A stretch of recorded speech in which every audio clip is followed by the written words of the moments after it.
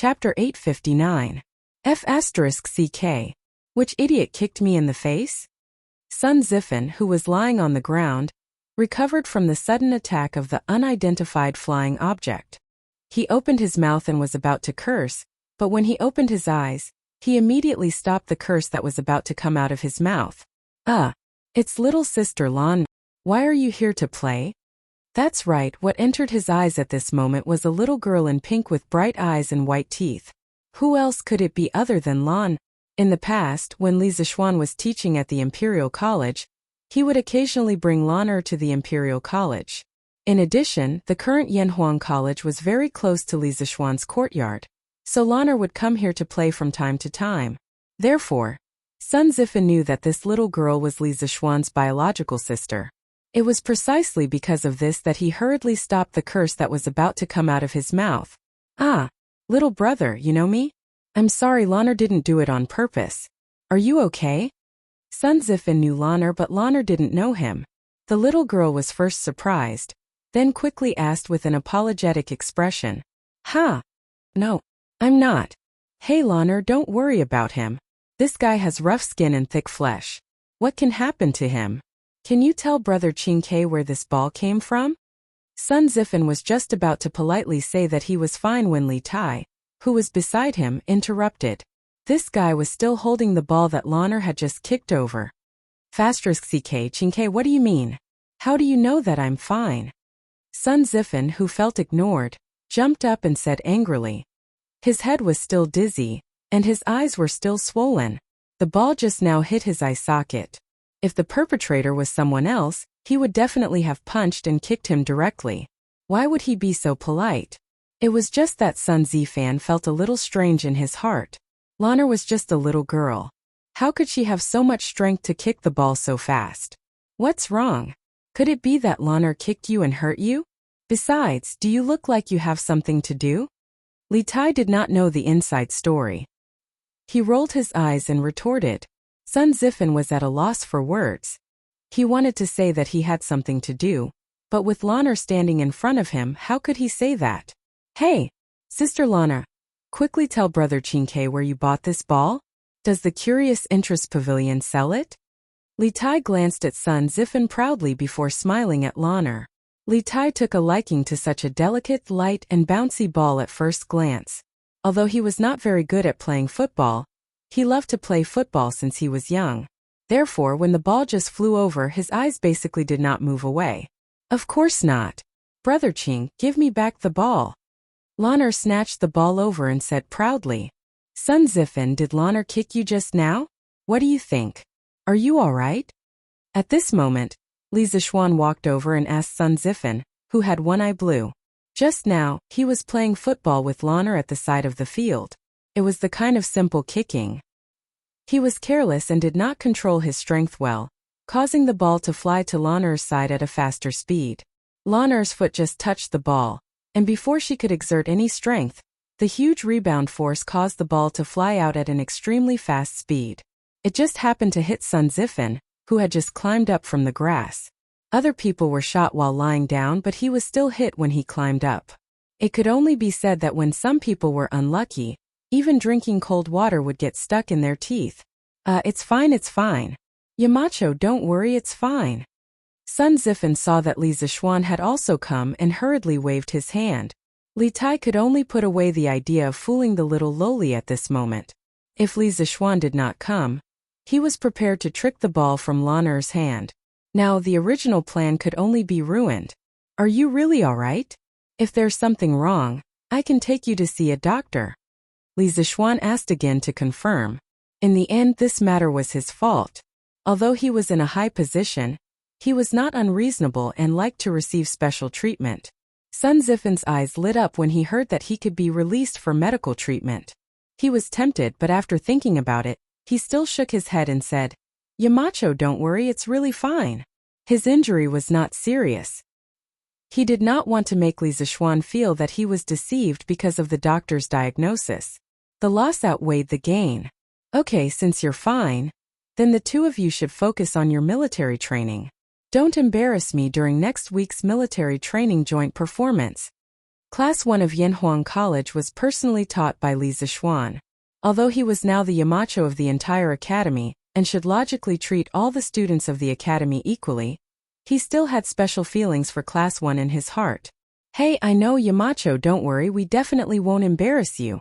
Sun Zifan smiled knowingly and hurriedly guaranteed when he felt the kindness in Li Zixuan's words towards Class 1. Li Zixuan smiled, took the football from Lan Er's hand, and was about to leave with the little girl. "Hey, Yamacho, where can this ball be sold? I want to buy one too." Li Tai did not expect Li Zixuan to leave so quickly. He hurriedly shouted behind him, "This thing is not sold outside for the time being. Qingke, if you want to play, wait until after school in the afternoon." Li Zixuan smiled. "Hey, this is good stuff, I want to play with it after school." Chang Chumo appeared out of nowhere and said excitedly, "Damn, Chonyo, why are you everywhere?" "Ooh. Lanner, wait outside for Big Brother for a while. Big Brother is going in to do something." Li Zixuan brought Lanner into Guanghua Building, gave Lanner some instructions, and then walked towards Yin Silu's office. "Yo! Yamacho is here?" Yin Silu, who was sitting in the office sorting out documents, hurriedly got up and said, "Yes, Mr. Yen, have the test papers been graded?" Li Zixuan nodded and walked into the office and asked, "Hee. Yamacho, you came at the right time. The results of this exam have just been compiled, and you came. Here, this is the summary of the results of this exam."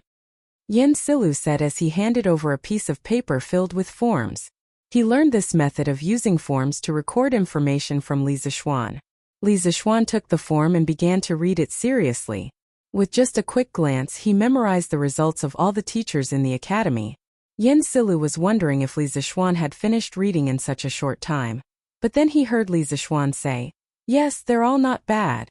Although the questions of this exam were difficult, there were still a lot of teachers who scored high.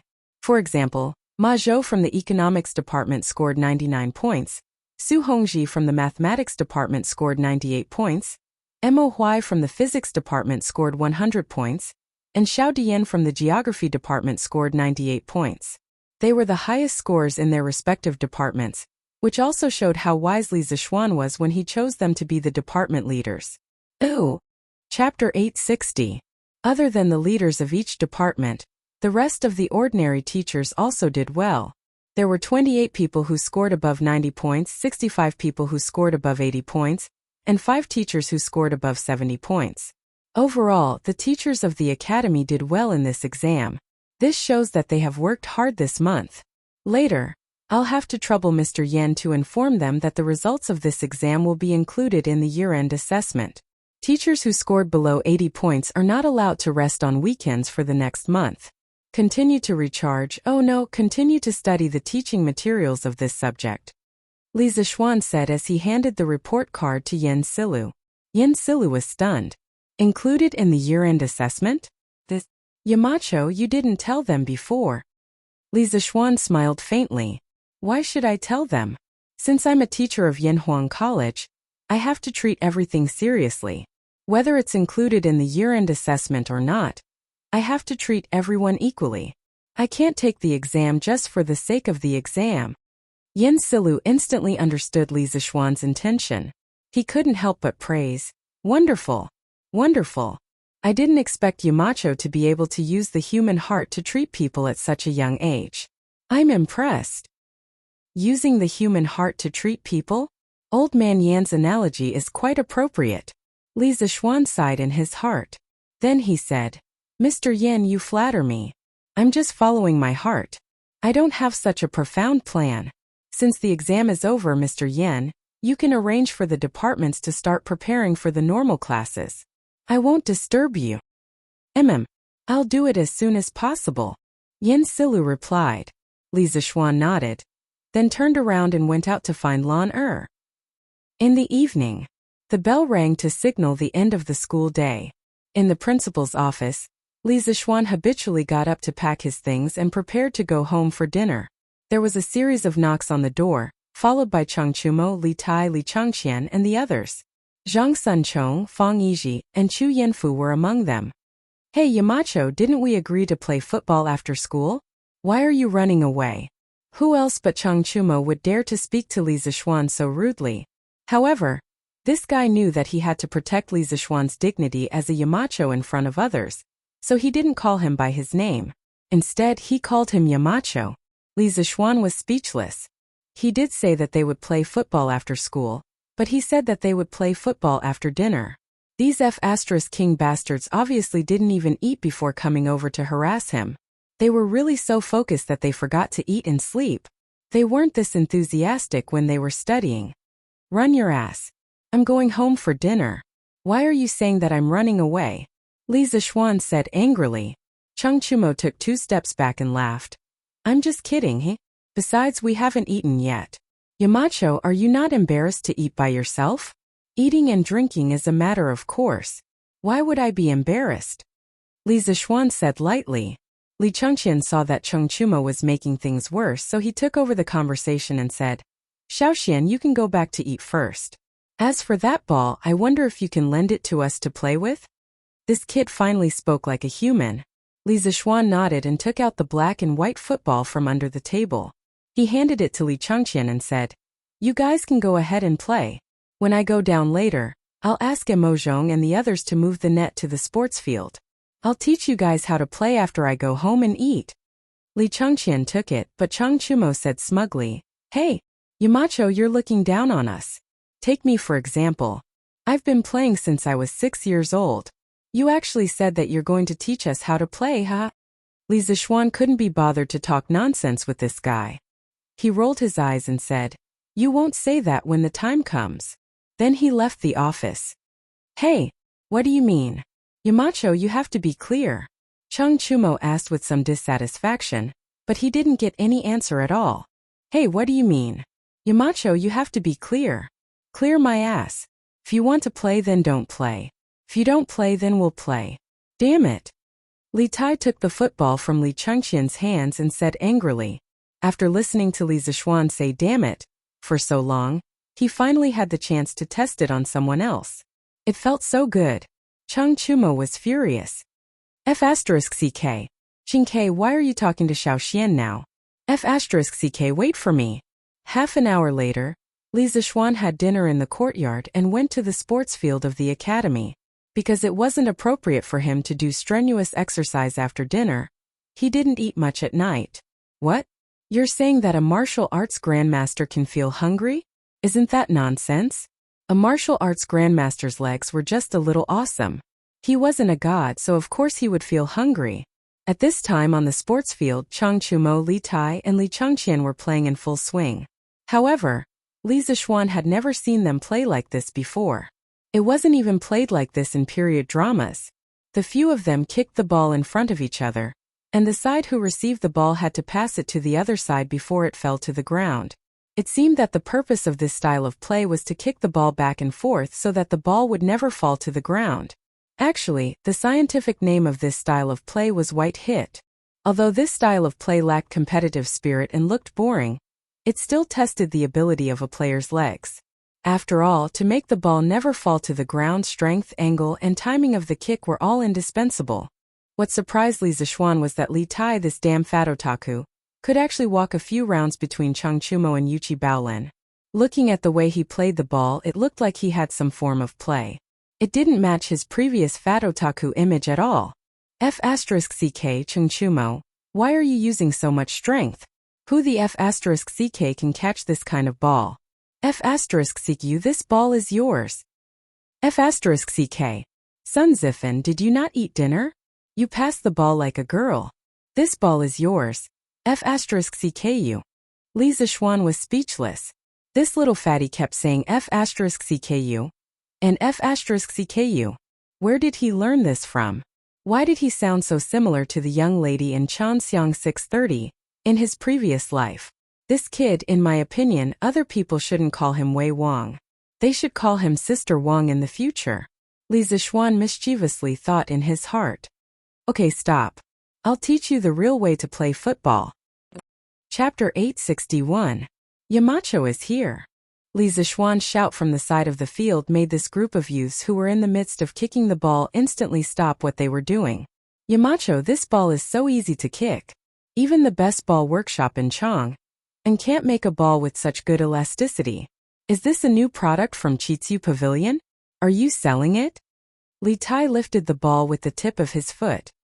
He moved closer to Li Zishuan and said with shining eyes, "Sell? You're thinking too much. This ball is not for sale at the moment." Currently, rubber was a non-renewable resource for Li Zishuan. He didn't want to waste it on football. At least, before he found a stable source of rubber, he wouldn't let the workshop mass-produce footballs to sell. Why not? Even if this thing is rare, you can sell it at a higher price.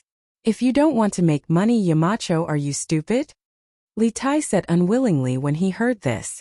Because he and Li Changqian owned shares in Chitsu Pavilion, their monthly dividends were comparable to their previous year's income. Therefore, the little fatty was not short of money now. Are you itching for a beating now? Do you want me to help you loosen your muscles? Li Zishuan glared at the little fatty and said angrily, Yes. Qing Ke is itching for a beating. Yamacho, help him loosen his muscles. Cheng Chumo shouted. Cheng Chumo was already unhappy with Li Tai's your sister. But he couldn't scold back because Li Tai's sister was Chengel. How could he scold her? Li Tai was furious. Damn, Chumo. Enough. I'm not here to listen to you bastards bicker. I'm here to teach you how to play football. Li Zishuan clapped his hands to signal the two of them to shut up. Then he said, No matter what you called this type of ball in the past, from now on it only has one name, and that is football. Football, as the name suggests, is a ball that is kicked by the feet. Under normal circumstances, it is not allowed to be touched by the hands. At this point, Li Zishuan snatched the football from Li Tai's hands and stepped on it. The way you play football is completely different from the way you played it before. In the future, Yanhuang College would hold football matches from time to time. The goal of the match was to shoot the ball into the opponent's goal, as much as possible. Every goal scored would earn 1 point. At the end of the match, the team with the most points would be the winner. If the score is the same within the legal time of the match, it would be decided according to the rules of the match. The winner could be decided by drawing lots, playing overtime, or shooting a 12-yard penalty shot. Li Zishuan saw the puzzled looks on the faces of the guys in front of him, so he turned around and pointed to the white net on the other side of the field. He said, There. That's the goal. Every side has its own goal. If you want to win the match, you must break through the encirclement and kick the ball into the opponent's goal. Do you understand? The goal was not technically difficult. The workshop made it in 1 day. Hey, this is interesting. Yamacho, is there a prize for winning or losing the match? Li Zishuan introduced this new way of playing football. Li Tai was enraptured when he heard Li Tai. He laughed. Prize. Damn, does this little fatty want to bet on the ball or win the match himself? Why does it feel like it's the former? Li Zishuan looked at him indifferently and said, Since it's a match, of course there will be a prize if you win. I say, you brat, aren't you focusing on the wrong thing? I'm talking to you about the rules of football. It's good that there's a prize. It's more exciting when there's a prize. Li Tai did not care about Li Zishuan's criticism and muttered to himself, Yamacho, how many people can each side have in this football match? Zhang Sunchong had been in the academy for a long time, and he finally spoke to Li Zishuan. Li Zishuan shifted his gaze to Zhang Sunchong's face. Of course, he knew that this ordinary-looking young man in front of him was the son of the current prime minister, the old fox who would have power over the court in the future. He had always been wary of Zhang Sun Wuji. As for Cui Shanfu, who often bit him, he had never taken him to heart, because a dog that did not bark was the most threatening. He would bite you if you were caught off guard. That's a good question. In this football match, each side can have a maximum of 11 players, including a goalkeeper who will stand in front of the goal to block the ball. In the football match, other than the goalkeeper who can use his hand to touch the ball in his own penalty area, every player on the field can only use their other body parts other than their hands to control the ball. Of course, it's another case for out-of-bounds balls. Other than that, once a player's hand touches the ball, it's considered a foul. Li Zishuan chuckled and answered, What happens if it's a foul? Chu Yanfu also asked. Li Zishuan pondered for a moment and said, As for the definition of a foul, it's more complicated. I'll explain it to you in detail later during the match. Let's talk about the referee first. In every match, there must be at least one referee. The referee's role is to take corresponding action when a player commits a foul.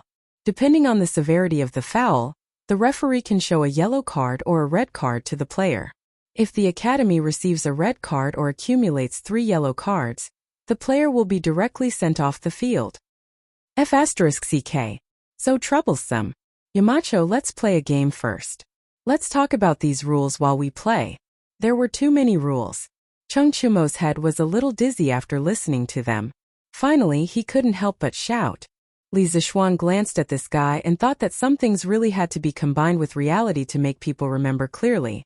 So he nodded and said, "Okay, then let's try to play a game first.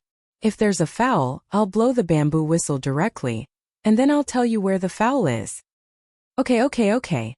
Let's play a game first. Sun Zifan shouted. He already had this idea, but he wasn't as brave as Chung Chumo and didn't say it directly. The others naturally didn't have any objections. Li Zishuan looked and said, "There are a total of 8 people here. You 4 can be a team. Divide into 2 teams and experience what football is like first." "Okay, I'll be in a team with Chung Chumo. I'll be in a team with Green Sparrow. In a moment, the 8 people were instantly divided into 2 teams. Chung Chumo, Sun Zifan, Yuchi Baolin, and Zhang Sunchong were in one team. Li Tai, Li Changqian, Li Ku, and Chu Yanfu were in the other team. This wasn't a regular game, and Li Zishuan didn't let them choose sides by tossing copper coins. Seeing that the 2 teams had chosen sides, Li Zishuan placed the ball in the center of the field, pointed at Chung Chumo and said, "You'll kick off." This is good. I'll do it. Chung Chumo excitedly came to the football as if he had won the lottery. He looked at the opposite goal, took a deep breath, gathered his internal strength and kicked out like lightning. Go for me. Li Zishuan didn't even have time to react before the football rushed directly from the midfield to the opponent's goal. To be precise, it flew directly to the opponent's goalkeeper, Chu Yanfu. F***ck. Are you F***king acting in Kung Fu football? Chapter 862. Huff. Chung Chumo had just made an unexpected breakthrough 2 days ago, and he was feeling smug at the moment. His kick was really powerful and he used up all the strength in his body. He wanted to see what kind of effect a kick with all his strength would have. The football whistled in the wind, and it even stirred up some leaves on the ground as it moved forward. It was like a tornado passing through. It was powerful and unstoppable. Oh wow, that's awesome. Sun Zifan, who was in the same team as Chung Chumo, couldn't help but be stunned. At this moment he could even imagine the following situation in his mind. With Chung Chumo leading them, they would be invincible, give the opponent a 5-0 score and finally win. At this moment, he was really glad that he had made a wise decision to team up with Chung Chumo. But Chu Yanfu, who was standing in front of the goal, was about to cry. "Damn it, I'm here to play football, not to play with my life." He wasn't stupid. He knew that if this ball hit him, he would definitely be seriously injured and would have to lie in bed for at least a few months. Dodge. Almost subconsciously, Chu Yanfu wanted to dodge this lightning-fast ball. But driven by Chung Chumo's immense inner strength, this lightning-fast ball arrived at a distance of 10 feet in front of the goal in the blink of an eye. How could Chu Yanfu have a chance to dodge? Bam! Just as Chu Yanfu was feeling a little desperate, a handsome young man suddenly flew in front of the goal. Yes, he did fly over.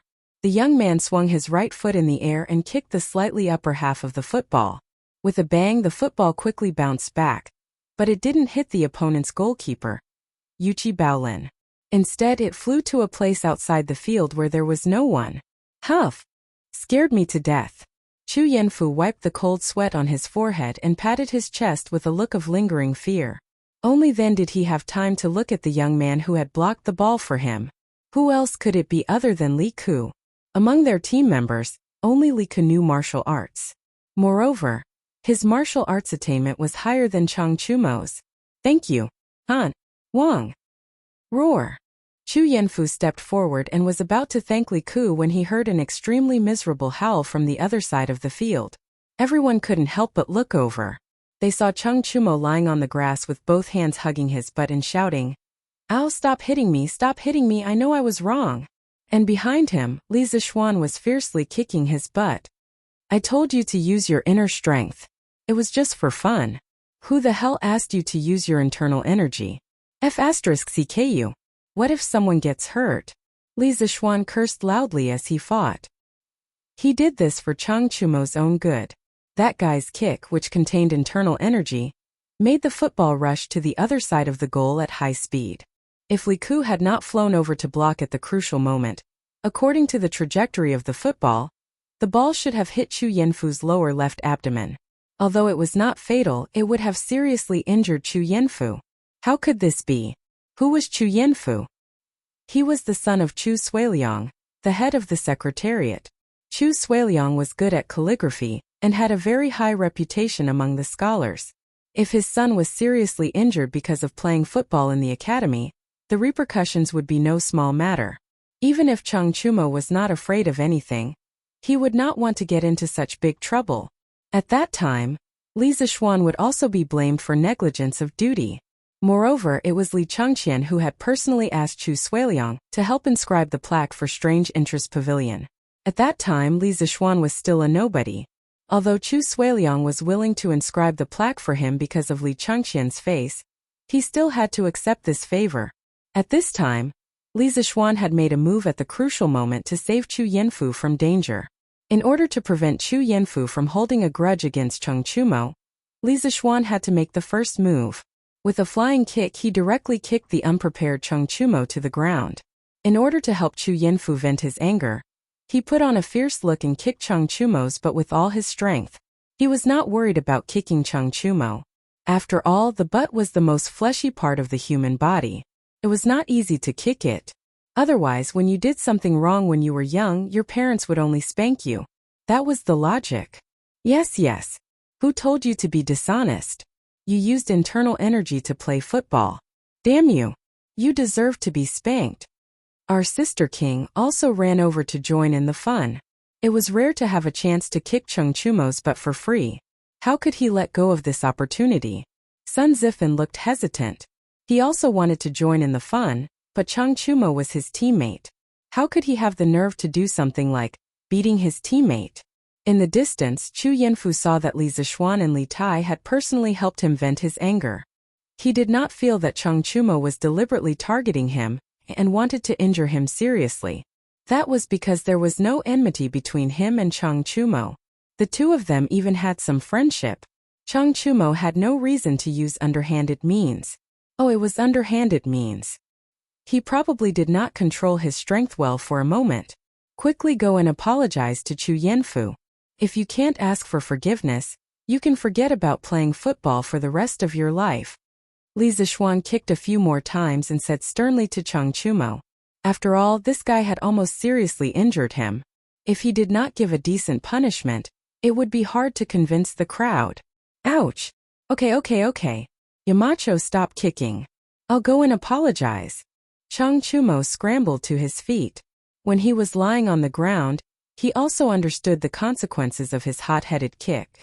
If he had seriously injured Chu Yanfu, Chang Chumo would definitely beat him to death when he went back. Moreover, with the label of harming a fellow disciple, he would not be able to stay in the academy in the future. Chang Chumo limped to Chu Yanfu and said sincerely, Yanfu, I was wrong just now. I just broke through 2 days ago and was excited. I didn't control my strength when I kicked you. I swear I didn't mean to target you. You. Before he could finish, Chu Yanfu waved his hand to stop him.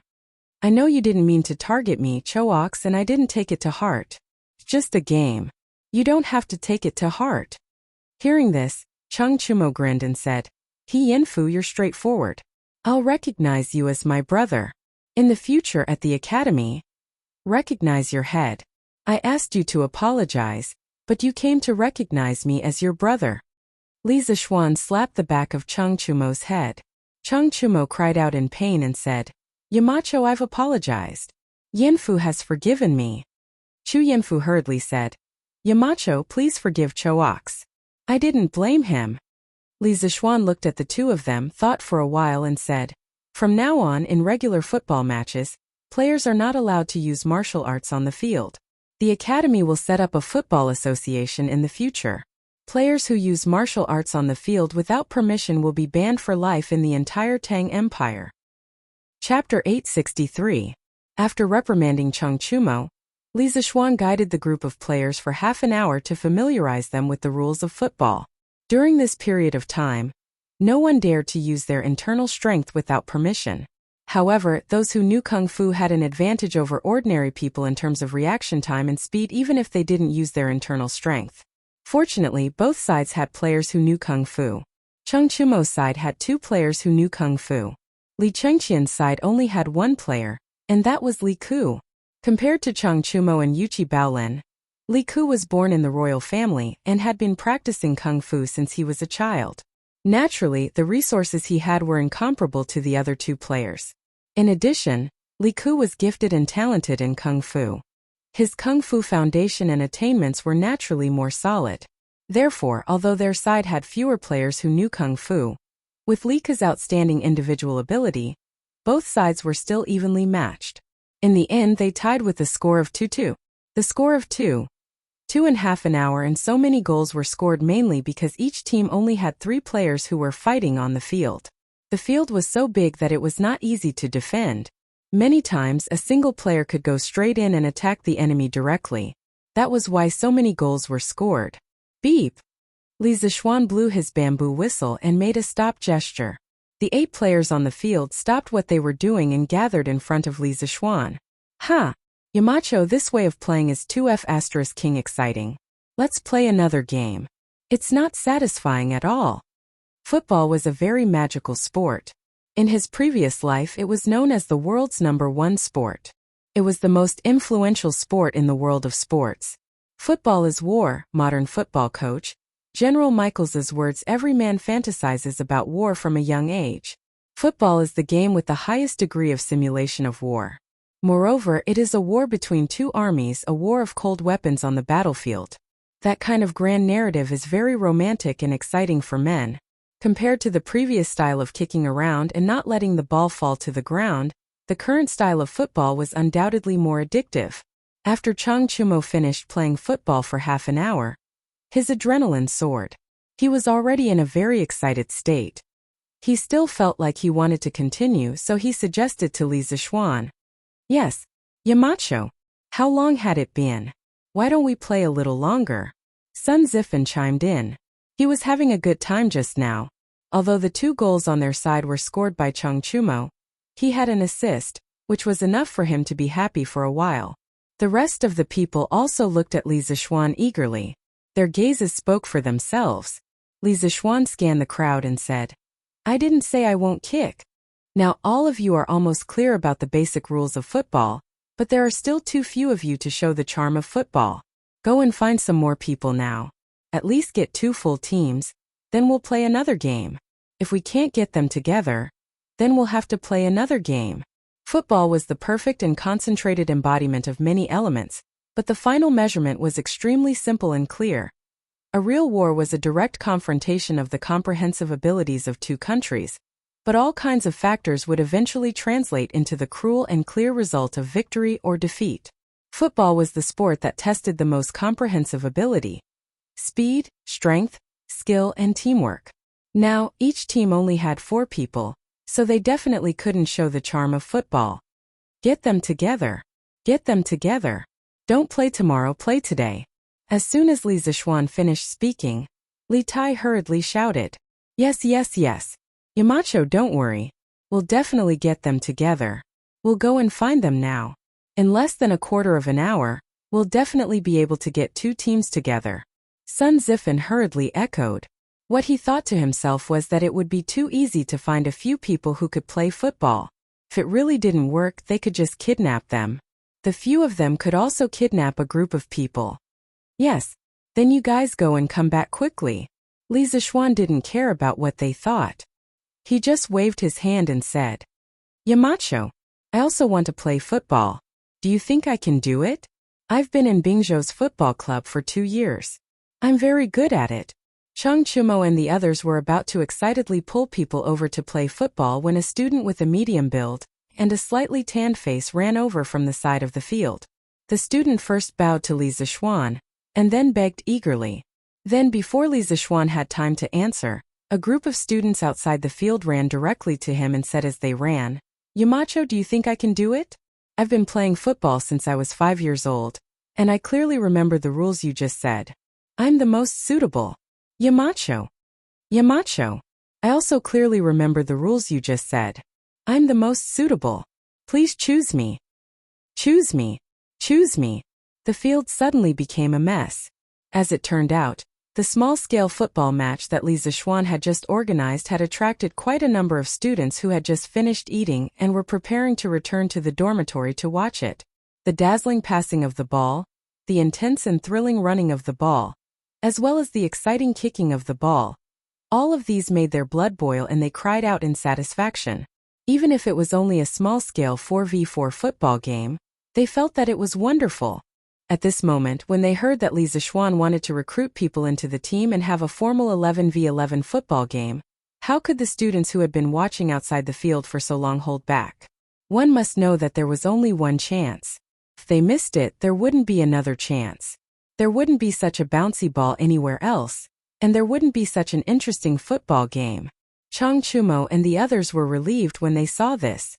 The group of people who came from outside the field could definitely make up 2 full teams. Li Zixuan was stunned.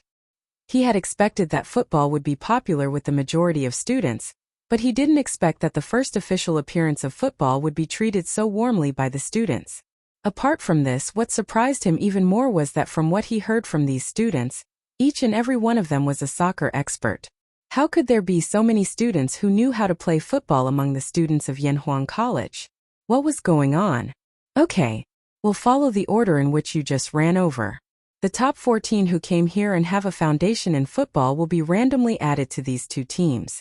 The captain of the first team will be Chang Chumo, and the captain of the second team will be Li Ku. As for the rest of the students who didn't make it into the team this time, please leave the field to watch the game. You'll have plenty of chances in the future. Li Zixuan didn't have time to think about why so many students knew how to play football. He looked at the sky and directly ordered, "Yes, Yamacho." Whether it was those who received the admission ticket, or those who wanted to leave, they all responded and began to carry out Li Zixuan's orders. Chapter 864. The Tang people actually loved to play football. The reason why there were so many students who were good at playing football was because of the Tang people's love for football. In the Tang dynasty, there was a traditional festival that had disappeared today, the Cold Food Festival. It was 105 days after the winter solstice and 1 or 2 days before the Qingming festival. It was said that it was to commemorate Jie Zichui, who would rather be burned to death in the mountains than accept rewards during the spring and autumn period. According to tradition, there was a ban on fireworks and only cold food on this day. In the Qin, Han, and Sui dynasties, there were more activities such as mourning, trekking, swinging, and kuju. In the Tang dynasty, the trend of cold food kuju reached its peak, and it almost became a legal football day. If you didn't go to the suburbs to play football, it would be as if the day didn't pass. In the Tang dynasty, Xuchang poet Wang Jian wrote in a poem, "Palace Ci. The night's makeup remains until tomorrow, always standing by the bright sunflower tree. Cold food kuju's wife long by, first scatter the money in the treasury." This poem had a high citation rate in many ancient sports research articles. The Baida in the poem was a very popular non-goal kicking game during the Tang and Song dynasties. It was played by 2 or more people. Bai Jui from Xinjiang also wrote a poem, Cold Food at Luoqiao. It described the scene on the football field. Kuju's dust doesn't rise, splashing fire on the rain. Other than that, famous poets such as Wang Wei, Li Bai, Lu Yuxi, and Wei Yinggu all mention cold food kuju in their works. Due to the widespread of cold food kuju in the Tang dynasty, Du Fu, who had been wandering all his life, wrote a poem, Qingming.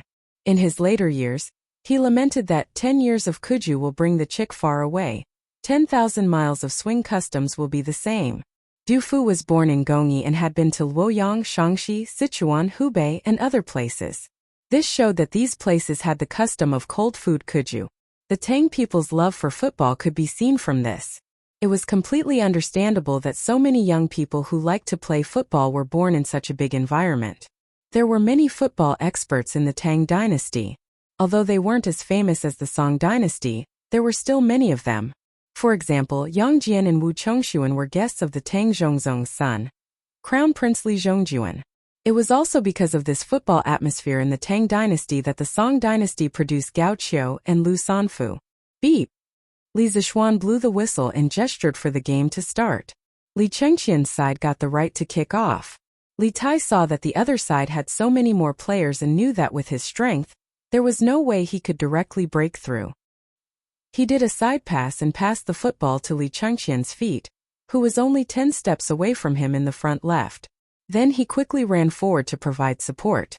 After experiencing Li Zishuan's teachings, Li Tai already knew that in a football match, one could not show off one's bravery. This was a game of 11 people. It would be difficult for one person to have the last laugh if he or she relied solely on one person's recklessness. After Li Chengqian received the ball, he did not dare to be careless because Chang Chuma was rushing towards him. With that speed, as long as he dared to dribble a few steps, Chang Chuma would definitely be able to catch up and intercept the ball. On the field, there was no such thing as a crown prince or a minister. Chang Chuma would definitely not be courteous to him. As a member of the royal family, Li Chengqian had the best and most exquisite ball to play with since he was young. He also loved to play football since he was young, so his basic skills were relatively solid. He looked up and aimed a direction. Then with a cross pass, he accurately passed the football to Li Huairen's feet. This was a method that they had just researched to deal with players like Chang Chumo, who had extremely strong individual abilities. It was to continuously pass the ball.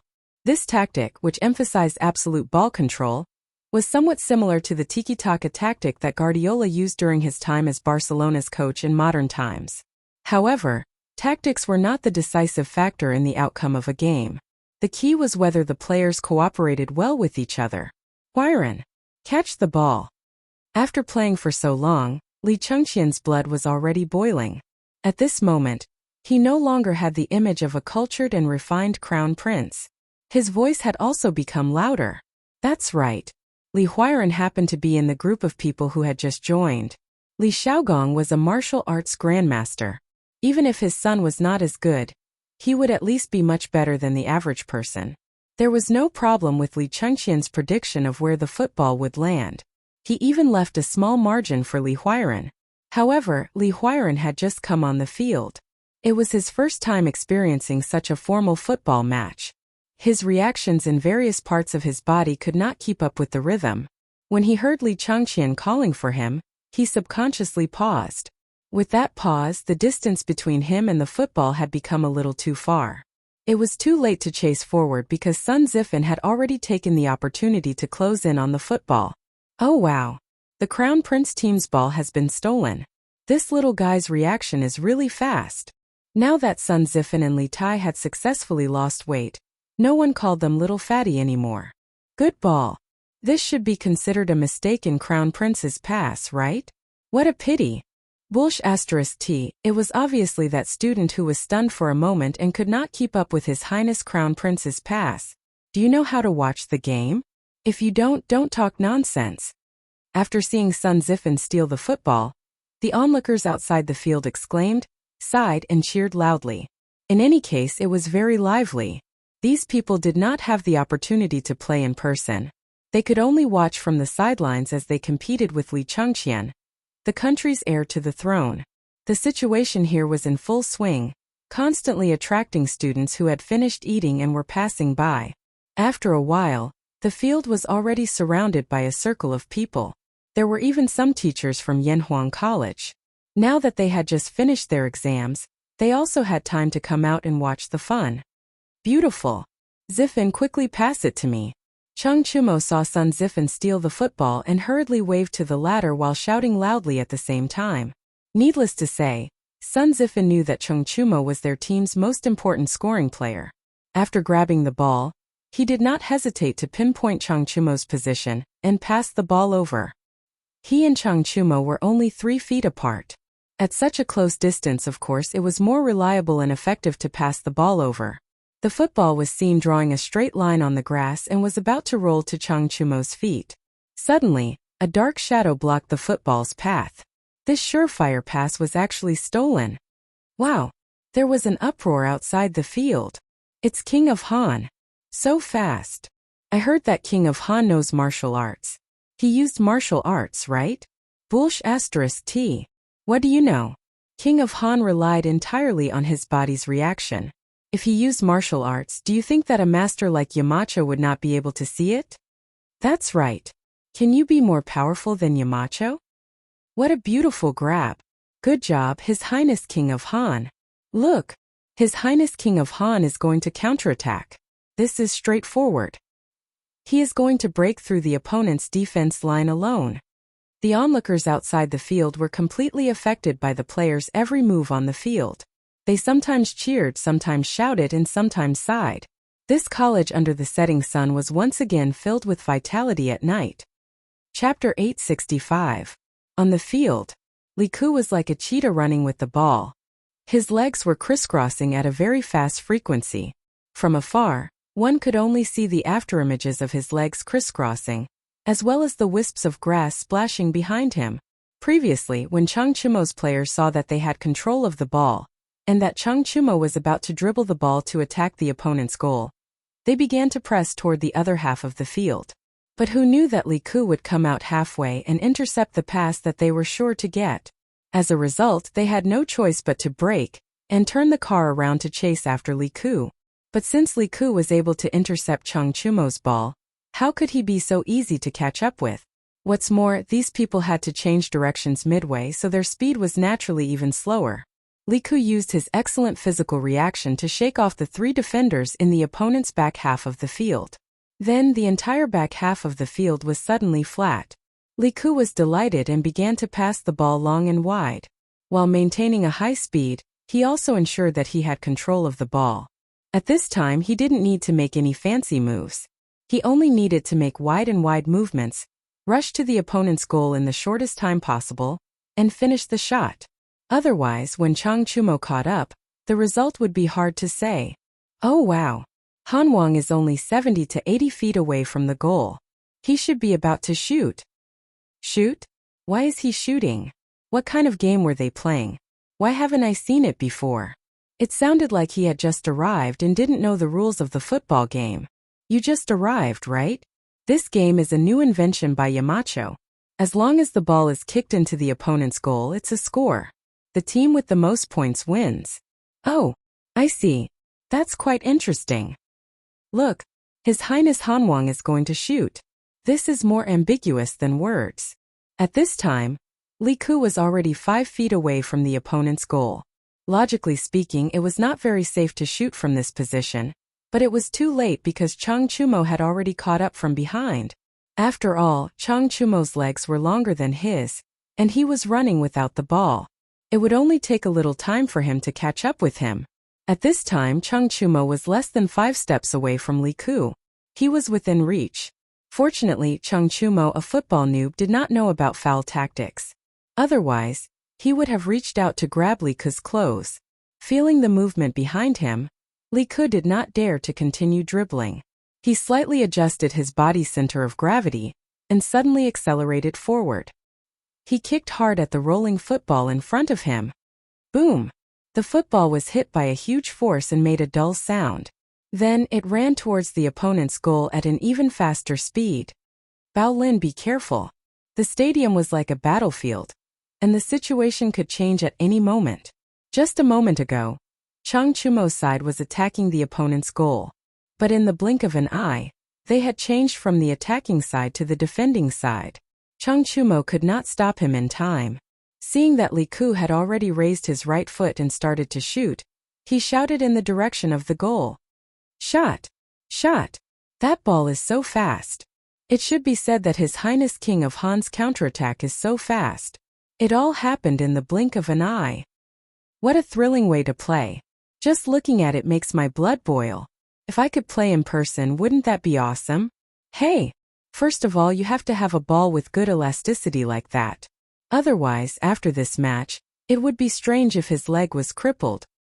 What's wrong? Can't you buy this ball? Since it was brought by Sir, it should be sold at Curious House, right?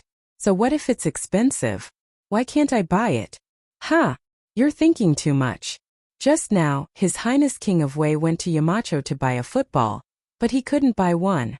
How can you be richer and more capable than His Highness King of Wei? Hey, stop talking nonsense. Look, King of Han is going to score. This ball is definitely going in. On the field, the goalkeeper, Yuchi Baolin, had already realized that something bad was going to happen after Li Ku bypassed the 3 players in the backfield. After all, he only looked honest, but he was not really stupid. At that moment, he was already prepared. In the face of Li Ku's sudden shot, his eyes were fixed on the ball flying in the air without blinking.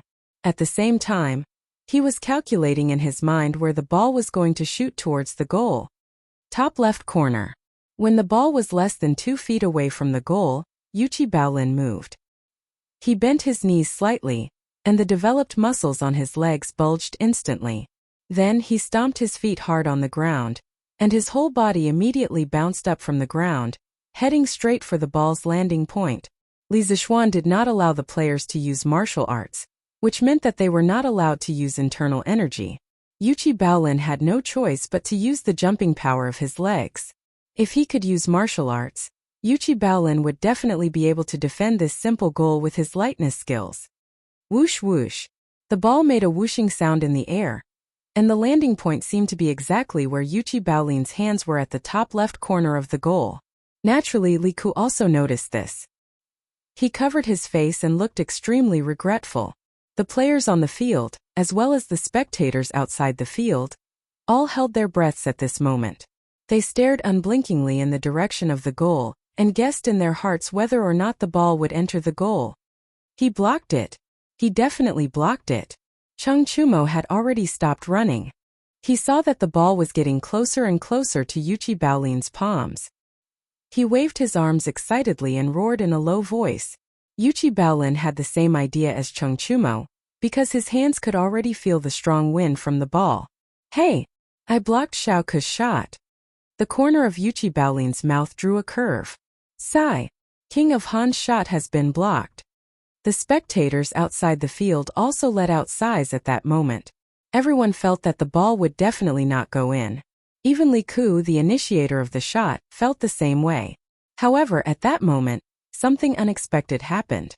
The ball that was about to touch Yuchi Baolin's palm suddenly changed direction in the air, and flew toward the bottom right of the goal at high speed.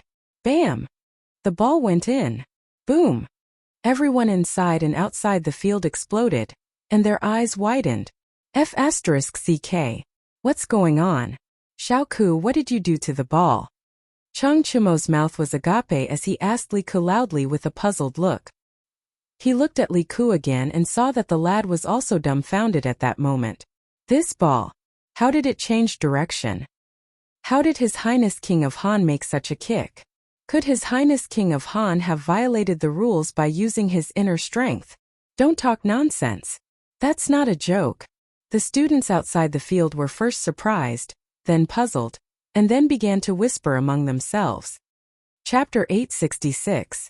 I didn't use my internal strength. The discussion of the surrounding students naturally reached the ears of the players on the field. Chung Chumo's players looked at Li Ku with strange eyes, but many people just looked and didn't dare to say what was in their hearts. After all, Li Ku was the son of the emperor. This identity was enough to make many people afraid. Hearing the discussion of the students outside the field and feeling the strange eyes of the other players next to him, Li Ku hurriedly defended himself with red eyes. But the players with strange eyes just looked away, and didn't say whether they believed it or not. Li Ku was so wrong that he was about to cry. After all, he was only a 7 or 8-year-old child. After all, he really didn't use his internal strength just now. Suddenly being criticized by the ring name, it was inevitable that his heart couldn't bear it. What's wrong? What do you mean by this?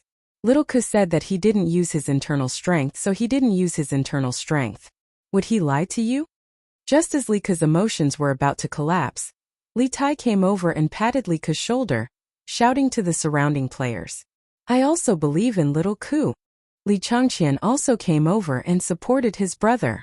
But most of the players on Chung Chumo's side, as well as the onlooking students outside the field, were still in disbelief, because the goal just now was really strange. If it wasn't for the use of internal strength, they really couldn't think of any other reason. I also believe in little Ku. At this time Chung Chumo spoke. Although he didn't understand why the football suddenly changed direction in the air, he believed that Li Ku wouldn't violate the rules just set by Li Zishuan for such an insignificant game. Even he, the captain, had expressed his opinion. The other players naturally couldn't say anything, but they still had doubts in their hearts. Beep! While many people were hesitant about this goal, Li Zishuan jogged over, blew the bamboo whistle and made a gesture that said, "The goal is valid." The field suddenly boiled over again. What does Yamacho mean by this gesture? Stupid! Yamacho is saying that Han Wang's goal is valid and doesn't count as a foul. Then, doesn't that mean that Han Wang didn't use martial arts just now? Aren't you spouting nonsense? If the king of Han used martial arts, how could Yamacho still make such a judgment? That's true. But if the king of Han didn't use martial arts, how can you explain the ball just now? F***ck. If you ask me, who should I ask? Li Zishuan's judgment completely shattered the guesses of some of the conspiracy theorist audience members. For Li Ku, it was a timely reign. Thank you, Yamacho, for your trust. Li Ku walked up to Li Zishuan and solemnly cupped his hands in thanks. If he hadn't experienced that moment just now, he would never know how important it was to have the trust of others. Li Zishuan smiled and said gently, "Little Ku, you didn't use any internal energy just now, so the punishment is reasonable. You don't have to thank me." Li Ku's goal just now was not a problem. Besides, even if Li Ku secretly used his internal energy, it was impossible to hide it from the eyes of a martial arts grandmaster. The goal just now was just a curveball. For Li Zishuan, who often watched football games in his previous life, this kind of curveball was not a rare phenomenon. But for Li Ku to be able to kick this kind of ball for the first time, he was still a little surprised. Li Ku thought for a moment and asked hesitantly, "But Yamacho, that ball just now." Li Zishuan couldn't help but laugh and said, "What? You don't know what happened to that ball just now?" Seeing Li Ku's expression, Li Zishuan finally understood. This kid didn't know how to kick a curveball. Just now it was just a blind cat running into a dead mouse. It was just a coincidence. Well, yes, Yamacho. Regarding that ball just now, I also have a lot of doubts in my heart. Realizing that Li Zishuan did not suspect whether he used his internal energy from the beginning to the end, Li Ku's mood gradually relaxed. He then gathered his courage and spoke his true thoughts. Li Changqian, Li Tai, Cheng Chumo, Sun Zifan and the others who were beside him also focused their attention. Obviously, they also didn't understand why the ball suddenly changed direction. Li Zishuan didn't want to waste any time. He organized his words and simply explained, "Little Ku, the reason why your ball changed direction was mainly because you didn't kick the ball in the center when you kicked it. If I want to explain it to you clearly, I have to use relevant knowledge of physics. Today I will only briefly explain it to you. When you learn physics in the future, you can naturally bring what I said to the books to verify it. Little Ku, your ball just now, I call it a curveball. This kind of ball appears mainly because the direction of your strength when you kick the ball did not pass through the center of the ball. The ball will produce a corresponding rotation. Under the effect of air resistance, the rotating ball will travel a distance around its rotation axis. When the ball is close to the goal or the opponent's player, there is a possibility that it will make a sharp turn. This has nothing to do with the use of internal energy. If the direction of your strength is wrong, even if you inject internal energy into the ball, it won't suddenly change direction like just now." This explanation made everyone confused. After that, many people were speechless. They didn't expect that playing a ball or watching a game could be related to learning. Li Zishuan, Yanhuang College's Yamacho, was a bit too competent? But this way, it could be said that Li Ku was completely cleared of suspicion, so the kid was smiling very happily at the moment. Okay, let's not talk too much. Continue to play. The score is now 1 o'clock. Cheng Chumo, you start. Hurry up. Li Zishuan looked at the sky and quickly said. Cheng Chumo immediately became spirited and quickly agreed. Then he shouted a few times behind him, nothing more than to let his team work harder and quickly equalize the score. In the following game there was nothing unexpected. The only thing worth mentioning was that the newly joined players, after a few minutes of practice, their cooperation with each other became smoother and smoother. Li Zishuan felt that with the strength and cooperation of these little guys now, it wouldn't be a problem for them to play in some school or city teams in his previous life. This could only be said that the Tang dynasty's football environment was too good, even better than modern China's. As a result, too many young people who were good at playing football were cultivated, so the quality of the players on both teams was quite good. In the end, the score of the two teams was 2-1. Cheng Chumo's team won with a 1-goal lead, mainly because Li Huiren gradually became more active towards the end. He and Li Ku formed a double striker strategy, which made it difficult for the defenders on Cheng Chumo's side to defend. Beep! Li Zishuan blew the whistle to end the game, then said, "Okay, everyone is dismissed. We'll play again in the future." Chapter 867. Tense, hot-blooded, exciting. This unique game left a deep impression on the teachers and students of Yanhuang College. Whether it was on the field or off the field, their hearts were surging at the moment. Compared to the goalless style they used in the past, Li Zishuan's current style of play was undoubtedly more competitive and more gripping. "Hoo-hoo, that's it? Yamacho, give us another quarter of an hour, and our team will definitely equalize the score." Cheng Chumo looked at the temporary scoreboard that Li Zishuan made on the sidelines and shouted unwillingly, "Hey, Toadyons, what a big tone. Even if I give you another half an hour, you won't have a chance to equalize the score because we have little Ku and Huiren, ha." As the winner, of course, he had the right to ridicule. How could Li Tai give up such an opportunity? "Damn. That's because I didn't do my best just now. If you have the ability, give us another quarter of an hour to tries." Cheng Chumo straightened his neck and said angrily with a red face, "After working hard for more than an hour, they finally lost by a goal." Of course, he was very unconvinced in his heart. "Shut up. I said it's over, so it's over. Is there any room for bargaining? Hurry up and go eat." Seeing that the two of them began to bicker again, Li Zishuan angrily rebuked, "Oh." The two of them responded sullenly, and could only obediently retreat to their respective teams. Li Zishuan took the football from Li Changqian and then prepared to go home. "Hey, Yamacho, how do I get a football?" Li Tai's eyes were fixed on the football spinning around. In the end, he couldn't help but chase after it and ask loudly. Immediately, the surroundings quieted down. Everyone shifted their gaze to Li Zishuan. Obviously, everyone wanted to know the answer to this question. Li Zishuan paused. He thought for a while and said, "In the next few days, the academy will introduce a batch of footballs. The students of the academy can rent them for free, but only within the academy. At present, all the footballs are only for rent and not for sale. It's impossible to buy them with money. However, in the future, the academy would reward the top 3 in the monthly exams and football competitions with a football. If you want it, go fight for it yourself." After saying that, he walked out of the field without looking back. F***ck. This trick again. Couldn't they just sell it directly? It's not like I'm lacking in money. Li Tai kicked the grass and complained gloomily. "Hey, isn't this exactly what you want? Qingke, your grades are so good. You even got first place in the entrance exam. What are you worried about?" Sun Zifen pursed his lips and said, F***ck, the academy is full of experts now. Who can guarantee that they will get first place every time? Zifen, you brat, it's easy for you to say that.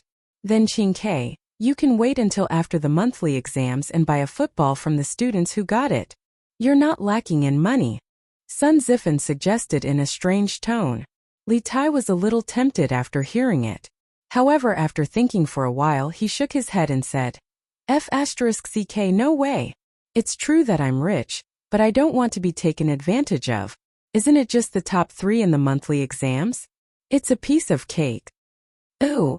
The football match ended. However, the exciting process of the football match had been passed around by the students of Yanhuang College. During the military training the day after, people could always be heard discussing the football match between classes. Moreover, the scene of the discussion was quite intense. In this era where there was a lack of entertainment, the appearance of football, which combined sports and entertainment, captured the hearts of many students and even teachers. Of course, the words that Li Zishuan had said before he left yesterday had stirred the minds of many students. The reward of being able to get a football for the top 10 in the monthly exam was really too tempting. Even those students who didn't like sports could sell the football to others if they got into the top 10. Li Zishuan also said that this thing was now a priceless item. If they really wanted to sell it, the price would naturally not be low. Therefore, this was a very generous profit. Many students who were confident in their own strength were holding back their anger. They secretly made up their minds that after the military training, they must study hard day and night and get into the top 3 in the monthly exams. This was the real books have their own houses of gold. Xiaomao, is your little shop almost ready? In the afternoon, Li Zixuan came to the academy. When he passed by a small fork in the road behind the bishop, he saw some people going in and out of a small house. When he walked over to take a look, he saw Gu Xiaomao inside.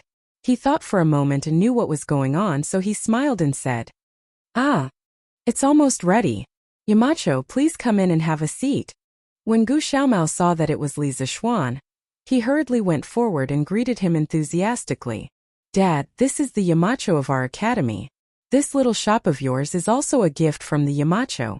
The old man next to him looked at Li Zixuan with a puzzled face. Gu Xiaomao hurriedly introduced him. The old man was shocked. He staggered 2 steps and went forward to bow and said, This old man greets the Marquis of Yong. Marquis has done a great favor for our Gu family. Everyone in the Gu family is deeply grateful to you." It was obvious that the old man was very emotional. He couldn't even speak clearly. "Uncle Gu, you don't have to be so polite. Gu Xiaomao deserves all of this. Who asked him to be so hard-working?" Li Zixuan helped the old man up and said with a smile. Gu Xiaomao was a little embarrassed by the praise and scratched his head. When the old man heard that his son was praised by Marquis personally, he was so happy that he couldn't close his mouth. "Xiaomao doesn't have any other abilities except for his strength. Marquis, you gave him such a high salary. If he doesn't work hard, I will break his legs." "Ah, look at my memory. Marquis, quickly come in and drink some water. How can you keep standing outside? Girl, quickly pour a cup of herbal tea for Marquis." A girl's voice immediately sounded in the house. "Yes, Dad." Li Zixuan smiled and didn't refuse. He knew that the girl inside should be Gu Xiaomao's sister. This kid had told him before. Because the Gu family was poor and Gu Xiaomao's mother was bedridden for many years, a large portion of the family's money was used to treat her illness. They couldn't even gather a decent dowry for his sister. That was why she was still unmarried at the age of 18. In the eyes of modern people, this situation would definitely be ridiculous. But that was the truth. In this era, it was common for girls to be unable to get married because they couldn't afford the dowry. It was the complete opposite of modern society. In modern society, it was the man who couldn't gather the dowry. "Marquis, quick, please come in." Chapter 868. The last time Li Zixuan saw Gu Xiaomao was a month ago. At that time, the second phase of the Academy's project had just started. Gu Xiaomao was still the vice-captain of the 8th team of the 1st Regiment. Li Tai had always been the captain. By chance, Li Zixuan found out about Gu Xiaomao's simple ideals. Therefore, after the second phase of the Academy's project was completed, Li Zixuan allocated a small house from the Academy, about 50 square meters in modern times. It was neither small nor big, for Gu Xiaomao to open a shop. Speaking of which, this small house was originally a small warehouse used to temporarily store equipment. It was located between the teaching building and the dormitory building. The location was not bad and was suitable for Gu Xiaomao to open a shop. It wasn't that Li Zixuan was stingy and didn't want to give him a big house, but with Gu Xiaomao's current wealth, even if he was given a big house, he wouldn't be able to fill it with goods. After entering the small house, Li Zixuan sat down and looked around. He saw that there were shelves with all kinds of goods on them. There were candied fruits, nuts, and other snacks. There were also daily necessities like soap operas, sweat towels, and wooden basins. The layout of this place was like a modern supermarket. This idea was also what Li Zixuan told Gu Xiaomao. A supermarket was a product that surpassed the times and could definitely make money in the Tang dynasty. When Li Zixuan had just transmigrated, he had also thought of setting up a supermarket. However, for a transmigrator like him, there were too many ways to make money. Therefore, he didn't have the time to do this. Li Zixuan saw that Gu Xiaomao was a rather down-to-earth lad, so he gave this valuable idea to him. "Uncle Gu, I heard that Xiaomao's mother has been sick. How is she now?" Li Zixuan looked around the furnishings in the house and asked with a smile. Being called Uncle Gu by Li Zixuan again and again, the old man was very flattered. He didn't know where to put his hands. At this moment he hurriedly replied, "What did my wife do to make Marquis remember her? Previously, Gu Xiaomao worked here and brought home a lot of money. This child has been filial since he was young." After he received the money, he ignored his mother's dissuasion and invited a doctor from Chang and city's Huichun Hall to help treat her. He even bought a lot of medicine. His mother's condition is basically stable now. We can only rest and see if the root of the illness can be cured. Li Zixuan nodded as he listened. He looked at Gu Xiaomao and said, "Xiaomao, your family is relying on you now. Oh, it should be your store. You have to do a good job in the future. Not only do you want your parents and sister to live well, but you also want to bring convenience to all the teachers and students of the academy. Do you understand? When Divine Dr. Sun comes to Chang'an again, I will ask him to take a look at your mother." A woman stood behind the door. She was Gu Xiaomao's sister. When she heard Li Zixuan mention her, she could not help but look up at Li Zixuan. It was not that she had any improper thoughts about Li Zixuan. It was just pure admiration. After all, which girl did not worship heroes? Li Zixuan was young, but his reputation had spread far and wide. He was a combination of wisdom, bravery, and handsome. He was simply an excellent candidate for a husband. This girl knew her own family. She knew that there was no possibility between her and Li Zixuan, so she did not have such thoughts from beginning to end. She only hoped that her brother could learn from Li Zixuan and become someone as powerful as Li Zixuan in the future. "Thank you, Yamacho. Don't worry. I will definitely do my best and make this store a good one," Gu Xiaomao promised seriously. "Marquis, don't worry. If Xiaomao does not provide convenience to the students and teachers of the academy, this old man will be the first to not listen to him." The old man also quickly promised. "Haha. Fine. It's not that serious. I still trust Xiaomao." Li Zixuan chuckled. After that, he chatted with the father and son for a while, then got up and said goodbye. After all, they still had to busy themselves with cleaning the store. "Hey, Yamacho, can you help me inscribe a few words on my store?"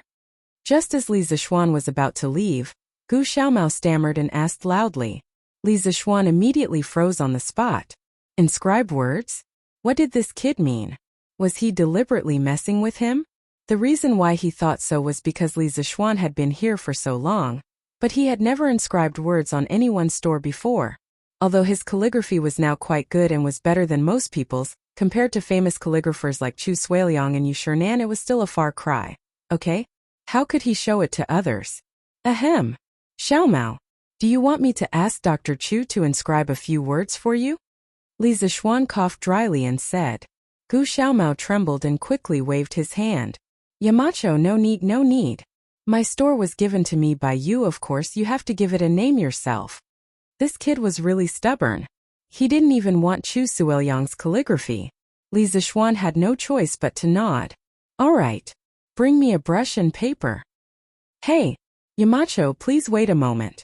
Gu Xiaomao agreed excitedly.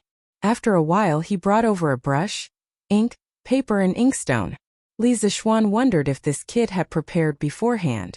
Li Zixuan picked up the brush and was stunned again. What should he write? At this moment the names of many modern supermarkets appeared in his mind. Walmart, RT-Mart, China Resources Wanjia, Bailey and Wumart. But it would be too much of a joke to write down these names because most of these names did not have any meaning to them. He couldn't harm Gu Xiaomao because of his whims. I got it. Li Zixuan's mind flashed with inspiration. He focused his mind and calmed his breathing. With a slight movement of his wrist, he wrote the 4 words Yoja Store on the paper. He was using regular script. In his previous life he had practiced more regular script, so he was relatively good at it. There's a small shop. Hey, Yamacho, that's a good name. After staying in Yanhuang College for a long time, Gu Xiaomao could recognize a few simple words. He carefully put away the paper and laughed. Li Zixuan said happily, Kid, tell me, what's so good about this name? Anyway, as long as it's Yamacho, it's definitely good. Gu Xiaomao stuttered for a long time but couldn't say anything. He could only laugh foolishly. Li Zixuan shook his head and said, Xiaomao, A real man should not let down the heavens, the earth, the parents, the wife, the children, and the brothers and sisters. I hope you can use this store to let your family live a good life. After saying that, Li Zixuan nodded to old Gu and turned to leave. Chapter 869. It was a cloudy Monday, October 22nd of the first year of Zhengguan. It was a refreshing autumn day. Suddenly, people realized that the sky was bluer and the air was colder. If one slept at night without a quilt, they would feel cold. It was already late autumn. Many trees on the cloud mountain had begun to shed their leaves. Some mountain paths were covered with a thick layer of leaves, giving the pedestrians a sense of desolation. Beep. 12121. Today was the day of the military training at Yanhuang College. Early in the morning, the students were gathered on the field by the instructors of each class after breakfast. For a moment, all kinds of slogans were heard. Feiji, are there any students absent today? Li Zixuan turned his head and asked in a low voice. Marquis, no students are absent today. Peng Feiji cupped his hands and answered. Okay. When the teachers of the college arrive, the military training exercise will officially begin. Inform Emozhong, Emoyun, and ask the guards of the college to stay alert. No outsiders are allowed to come in and make trouble today. Li Zixuan nodded and ordered. Peng Feiji smiled and said, Hey, Marquis, you worry too much. Third brother is now a guard of the college. Who dares to make trouble here? Third brother? Li Zixuan was stunned. It took him a while to remember who the third brother was. He couldn't help but find it funny and said, It seems that you are close to Mr. Zhang. You even called him third brother. In terms of experience in the martial arts world, you should call Mr. Zhang third master. You are so rude. Peng Feiji chuckled and didn't know how to respond to Li Zixuan's words. Uncle Chang? At this moment, Li Zixuan exclaimed. He quickly stepped forward and saw a man coming from the opposite side. Who else could it be but Chang Yang? Uncle Chang, shouldn't you be in the morning court now? How come you have time to come here? Li Zixuan stepped forward and asked in confusion. Today is not the imperial court's day off. Why did this old demon wander here? Cough cough.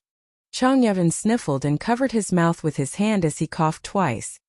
This old man caught a cold yesterday and has already requested for a day's leave from His Majesty. I also heard that your place is very lively today, so I came over to take a look. What? Don't you welcome me? Demonish Chang would catch a cold? Li Zixuan's eyes widened. Of course he was very suspicious, but he couldn't ask, right? He could only say, Uncle Chang, what are you talking about? Of course I welcome you with open arms. Little rascal. Chang Yaojin scolded with a smile and then said seriously, Chumo is here thanks to you, Xiao Xian. This little rascal used to be idle all day long and did not do anything serious. Only the academy can help him improve. Li Zixuan knew that Chang Yaojin was talking about Chang Chumo's breakthrough a few days ago with the help of Tai Chi. He smiled and said, Uncle Chang, you're too polite. The Chang and Li families are already inseparable. Why do you need to thank me? Chang Yaojin laughed and said, Haha, what a good inseparable. Then I won't thank you for giving me the recipe for the century egg. Otherwise, I'll think that I'm pretentious. You're right, our families are already inseparable. Chumo has made a good brother. In the end, Chang Yaojin couldn't help but feel emotional. When he first heard of Li Zixuan, it was because of the chicken that Chang Chumo brought back for him. After that, he saw that Li Zixuan was quite good at martial arts, so he thought that there would be no harm for his son to make friends with this young talent.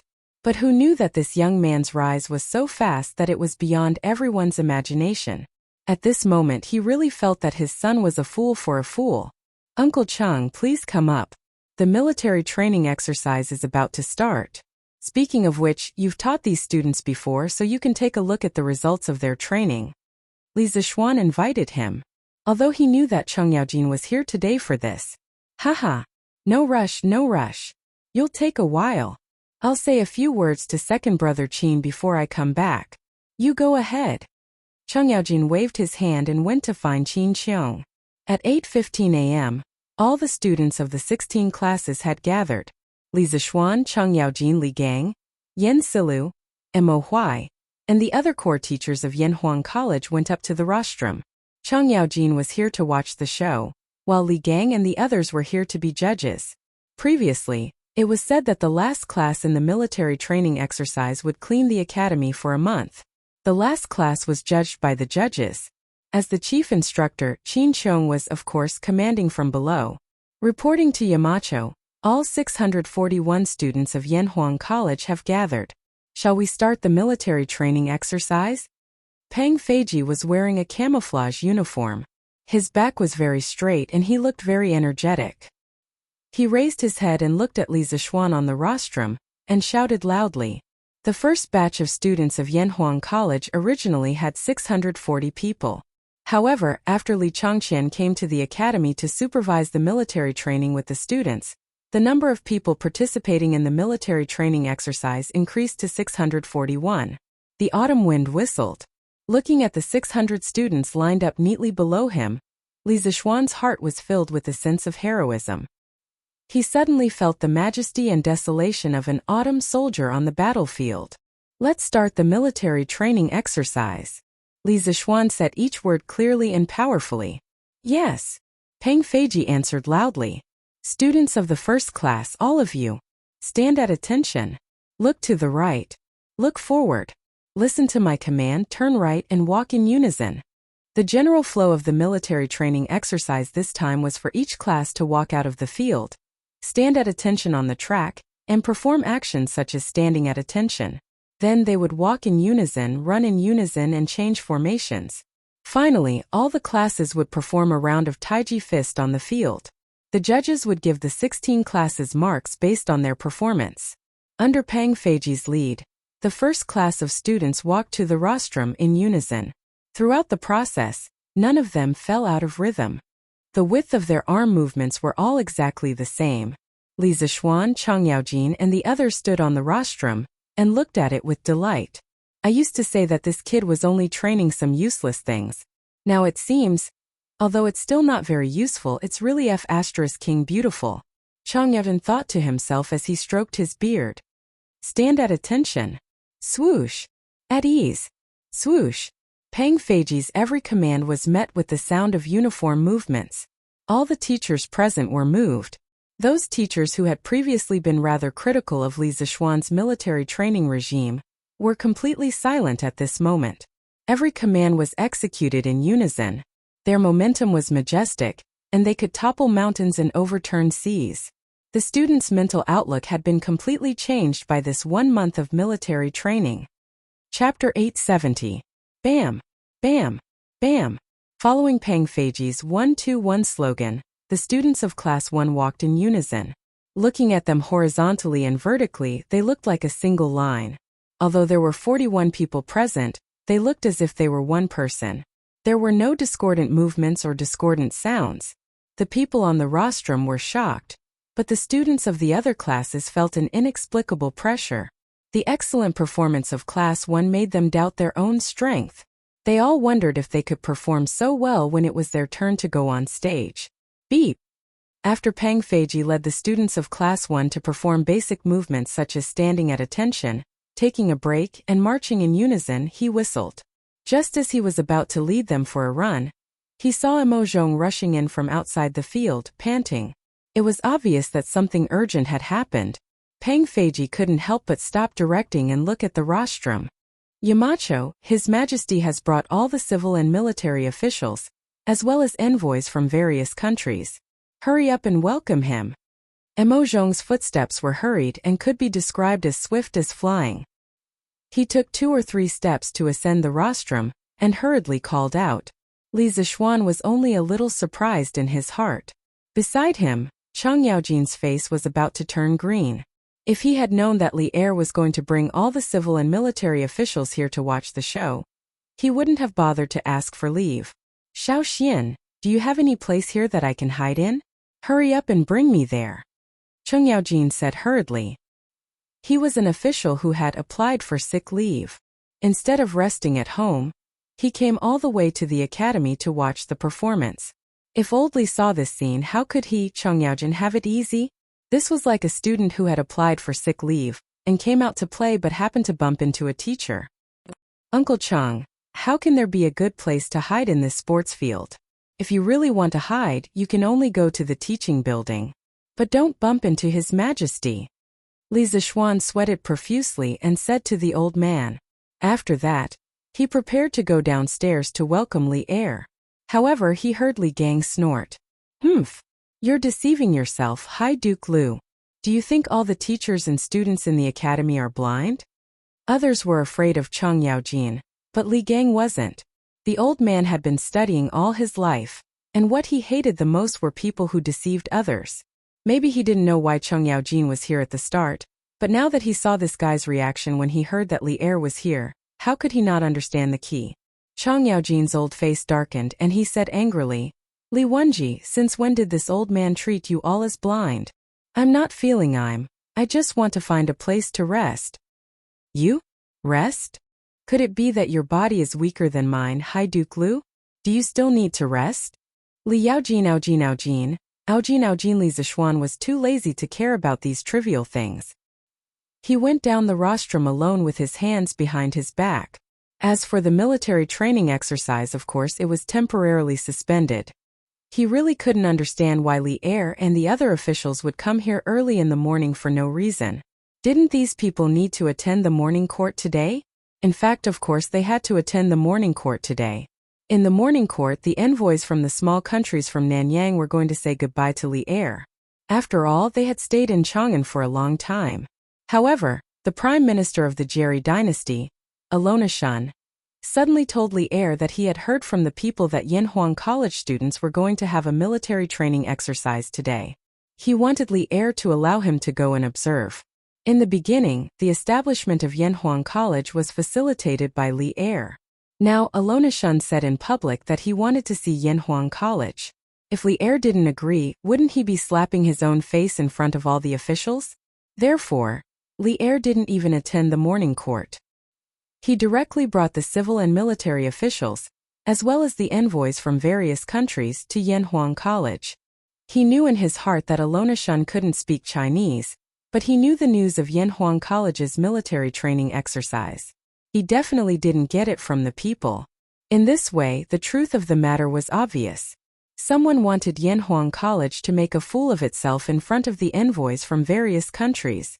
But now Li Er had full confidence in Yanhuang College. He wanted to take this opportunity to let the officials see the ability of Yanhuang College. So how could he not dare to come?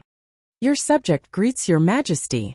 Your subject didn't know your majesty was coming and didn't welcome you. Your majesty, please forgive me. Li Zishuan came to the front of the mountain gate and bowed to Li Er. Today was an important day for the military training exercise. Li Zishuan was wearing a scholar's robe, which was more formal. If it was in the past, Old Li would probably scold him again if he saw the short-sleeved shirt and pants that he often wore at home. No need for formalities. I brought my beloved officials here on a whim. It has nothing to do with you. Li Er waved his hand and said casually. Then he changed the topic and said, however, as the dean of Yanhuang College's military training exercise today, why didn't I know about it? Bullsh *TUF *King raised so many spies. How could you not know? Li Zishuan cursed crazily in his heart. Your subject has failed in his duty. Your majesty, please punish me. Old Li was probably blaming him for not inviting him to watch the military training exercise. But could this be his fault? He didn't know that Old Li liked to watch this kind of thing? Has the military training exercise started now? Why aren't you bringing me and my officials in to take a look? Li Er smiled and said, Your Majesty, the military training exercise has just begun. Your subject will bring you to watch the ceremony. Li Zishuan responded, then called Li Er and the civil and military officials to walk in the direction of the sports field. As for the emissaries of the small Nanyang kingdom, they had long been shocked by the tall buildings, novel cement buildings, and cement roads in the college after entering the college. At this moment, they were being dragged by the interpreters of the Honglu Temple. Miracle! Miracle! When will such a miracle come to our Zhenla kingdom? Although the emissaries of Zhenla were being dragged, their eyes were staring unblinkingly at the Guanghua building of Yanhuang College, and they were still muttering to themselves in a low voice. This must be the Holy Land of Bliss. But why did Buddha place the Holy Land of Bliss in the Tang Empire? Did our Jianri dynasty do something wrong? Ever since Alonishun ascended Cloud Mountain, he had been in a state of absent-mindedness. Born in the Jianri dynasty, where the whole country believed in Buddhist precepts, he had been a loyal Buddhist since he was a child. Now these miraculous cement buildings of Yanhuang College reminded him of some descriptions of the Holy Land of Bliss in the Buddhist scriptures. Although it was not exactly the same, there were still many similarities. This made him feel a little uncomfortable. Chapter 871. Cough cough. This old subject greets your majesty. Chang Yaojin, who originally wanted to slip away, was pestered by Li Gang. As a result, he missed the best opportunity to slip away. When Li Er arrived, he just happened to see him. Chang Yaojin coughed for a while and bowed. At the same time, this old fellow had already thought of an excuse. As long as Li Er asked him why he was here, he would say that he was looking for Li Zishuan to treat his illness. This could be considered a self-justifying explanation. But who knew that Li Er didn't ask any questions? He only looked at him expressionlessly and walked past him to the rostrum. Duke Lu, how dare you? You are deceiving the emperor. Li Er couldn't be bothered to argue with Chang Yaojin, but that didn't mean that others didn't want to argue with him. As a matter of fact, when Wei Er walked past Chang Yaojin, he scolded him in a low voice. Chang Yaojin rolled his eyes, but he wasn't afraid. Deceiving the emperor? Old Chang, am sick. How is that deceiving the emperor? You Wei Xuanqing can slander others as you wish, but don't slander me, old Chang. You Duke Lu, don't go too far. When has this old man slandered others? Meeting Chang Yaojin, who wasn't afraid of anything and whose words could anger people to death, Wei Zhang could be considered to have 8 lifetimes of bad luck. Chang Yaojin's few words made him tremble in anger. These two people, one was a fighting spirit, and the other was an old bastard. Of course, there would be no end to their quarrel. Fortunately, they were standing at the back and their voices were relatively low. Li Er, who was in front, didn't notice them. Otherwise, these two people would have a hard time eating. Not bad. I haven't seen them for a month. But these students look even more energetic. On the rostrum, Li Zishuan's original excellent seat in the center was, of course, occupied by the bandit Li Er. Looking at the more than 600 students standing upright below, Li Er nodded and praised. Not to mention other things, just this spirit chi and spirit were comparable to the soldiers of many places. Humph! They are just strong on the outside but weak on the inside. They are just looks. Students were still students after all. Could training them for a month turn them into elite soldiers? This old man has already asked around. The students here usually just stand in line and run around. Today, I will let the civil and military officials and ambassadors see how ridiculous it is for you, Li Zishuan, to be so serious about military training. Cui Shanfu stood at the back and looked at Li Zishuan gloomily. He sneered in his heart. What he didn't know was that with Li Zishuan's current cultivation, his perception of his surroundings had long surpassed that of an ordinary person. Although he had only taken a glance, Li Zishuan seemed to have sensed something. Although there was no killing intent in Cui Shanfu's eyes, there was a strong resentment. Today, Old Li suddenly brought all the civil and military officials and envoys to the academy. Something was wrong. Li Zishuan's expression did not change, but he secretly thought to himself, Your Majesty is too kind. As the Emperor's students, of course they should act like the Emperor's students. Otherwise, what right do they have to continue staying in Yanhuang College? Li Zishuan went along with Li Er's words and flattered him. All right. Let the students continue. Li Er laughed in exasperation. Li Zishuan naturally did not have any objections. However, the officials all opened their eyes wide, waiting to see what kind of surprise Li Zishuan would give them. Class 1 students, continue the performance. Class 2 students, get ready. Li Zishuan walked to the side of the rostrum and said loudly, Beep. Peng Feiji received the order and blew a long bamboo whistle. Then he shouted in an even louder voice than before. Class 1 students, listen to my command. Start running. As soon as he finished, there was a whoosh, and all 41 students raised their arms in unison. Bang! Bang! Bang! Then the students' orderly footsteps could be heard. The footsteps of more than 40 people sounded as if they were made by a single person. There was not a trace of noise, and there was not a trace of sloppiness.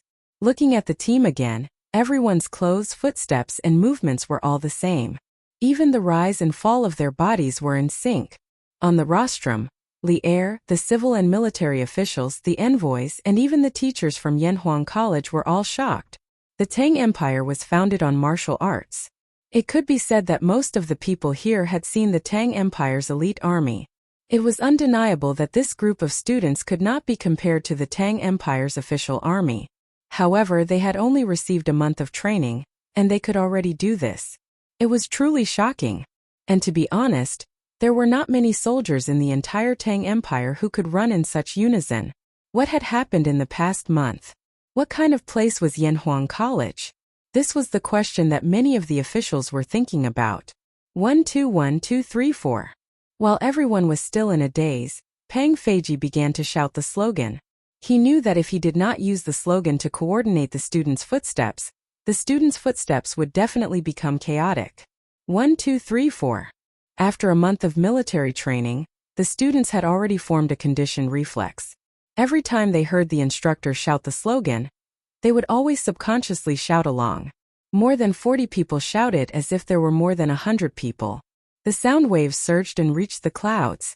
The people on the rostrum stared unblinkingly at the Class 1 students on the track.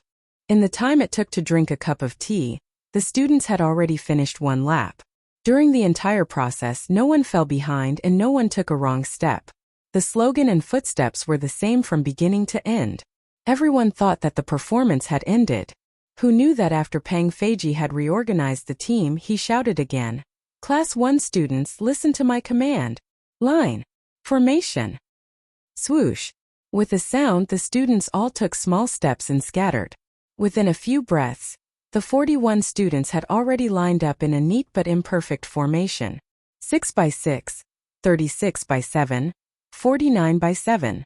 They were only 41 people, so it was impossible to form a perfect formation. Each of them stood upright on the field, like pine trees, motionless. They ordered their movements to be still, to stand like a pine tree, to sit like a bell, and to move like the wind. Although these students weren't soldiers, their actions were no different from those of the regular army. Are these people students or the Tang Empire's army? Aluo Shun stared and asked the translator beside him. The translator looked at Cui Shanfu awkwardly. After seeing the latter nod with a dark face, he replied, Great Minister, these are indeed the students of Yanhuang College. They are not the regular army of the Tang Empire. Are they really students? Aluo Shun was in a daze for a moment. After a while he muttered to himself, No wonder the Tang Empire is so powerful. Even the students of the college are so brave and disciplined. They are really the best country in the world. Ooh. Chapter 872. It wasn't that the students of Yanhuang College had high aptitude or powerful abilities, but that they had undergone extremely harsh training in the past month. Li Zishuan, Qin Xiong, and Chang Yaojin had given them a huge amount of pressure, prompting them to constantly transform.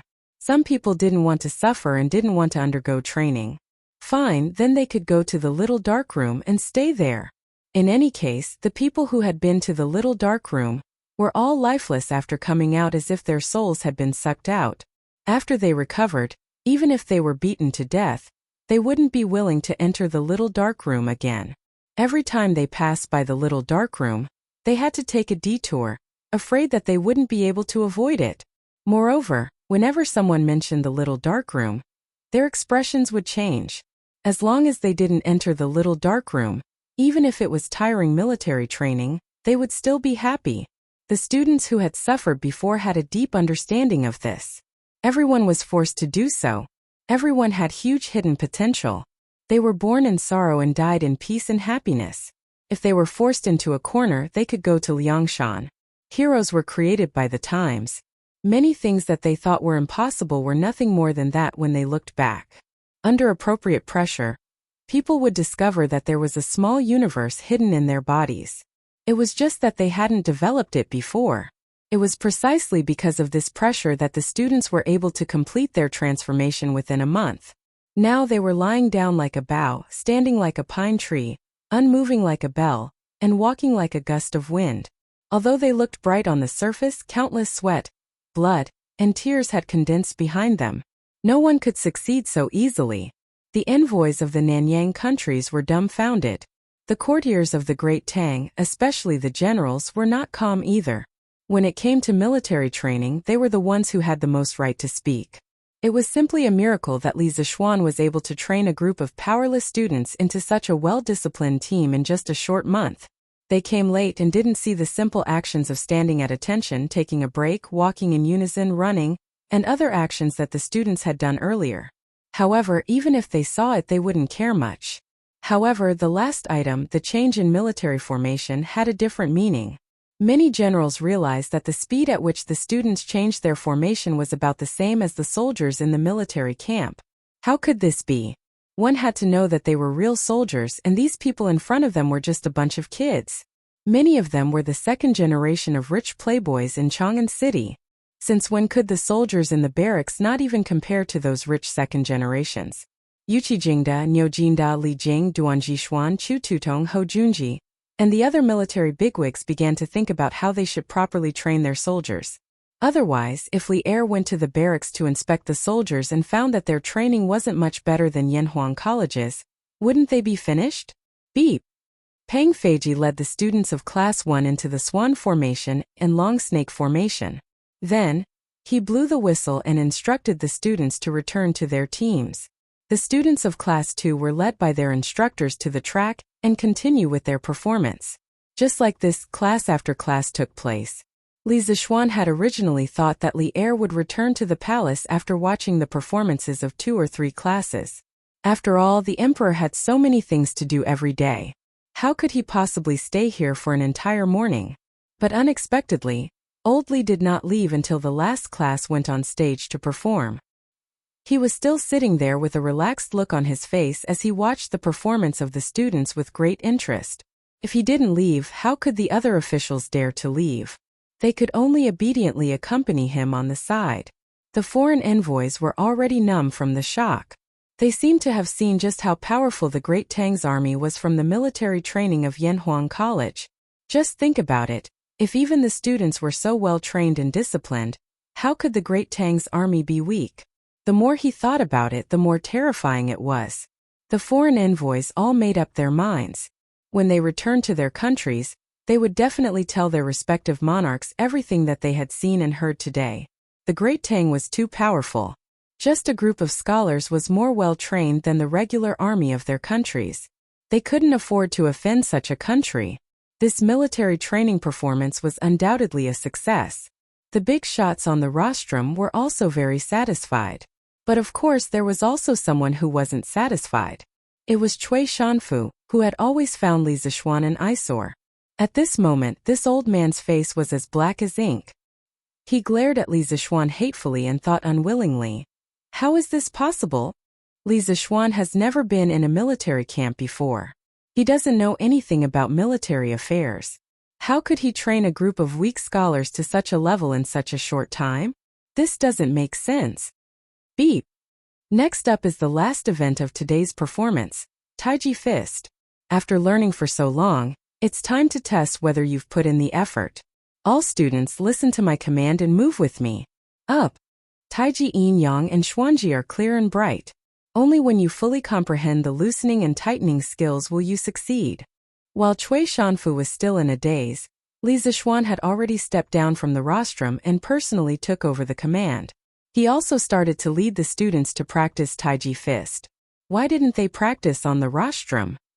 If they stood higher up, it would be more convenient for the students to see. Cough cough, did you think he didn't want to? There were too many people up there. He couldn't let go of his hands and feet at all. In fact, the students of the academy had only been learning Taiji Fist for a week. In terms of proficiency, it was definitely far from enough. In order to prevent people from dropping the ball midway and forgetting the movements, Li Zixuan decided to lead them to practice together at the last minute. This was not in his original plan. The main reason was that Li Er had brought all the civil and military officials and the envoys of the Nanyang countries today. The academy definitely couldn't lose face at this time. He chanted the rhyme and pushed his hands in a circle. His body was relaxed and relaxed. The students followed behind him and did the same. Although their movements were not as synchronized as when they were running earlier, they were still considered neat. More importantly, when they sensed Li Zishuan's Dao realm and entered the zone, their movements would become more and more orderly. When the military generals standing on the rostrum saw Li Zishuan and the 600 students start to practice Taiji Fist, they were all shocked. To the upper echelons, there were no secrets in Chang'an City. That day when Cheng Chumo used Taiji to break through the realm, they all received the news afterward. Now that they had the opportunity to see Li Zishuan practice Taiji Fist in person, how could they not seize the opportunity to observe and observe? Even Li Er couldn't help but narrow his eyes. After all, although he was an emperor, he was also a martial artist at the same time. Ooh! Chapter 873.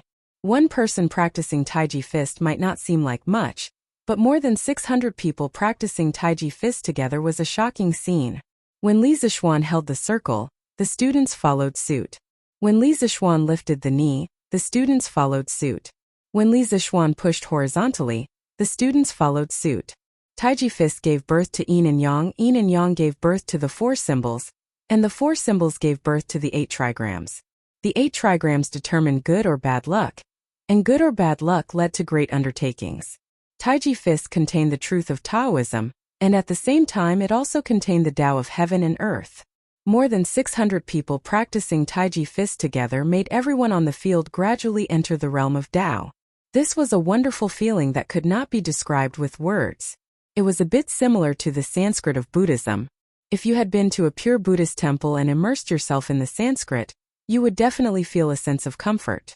Taoism did not have Buddhist scriptures, but Taoism had the Tao Te Ching and Taiji Fist, which contained the essence of the Tao Te Ching. Arms, knees, mind, and all. If you don't support yourself, support yourself, support yourself. Time passed slowly. As Li Zishuan recited the last line of the song, the performance of Taiji Fist finally came to an end. The students withdrew their legs and returned to their standing posture. Li Zishuan habitually wiped his forehead, but there was no sweat on it. With his current martial arts cultivation, he rarely sweated. Unless it was a life-and-death battle, he would definitely not use his full strength. Well, the military training performance is officially over. Of course, the military training that made you suffer for a month is also over. Congratulations, from today onwards, you are officially students of Yanhuang College. A brand new door of knowledge is open for you.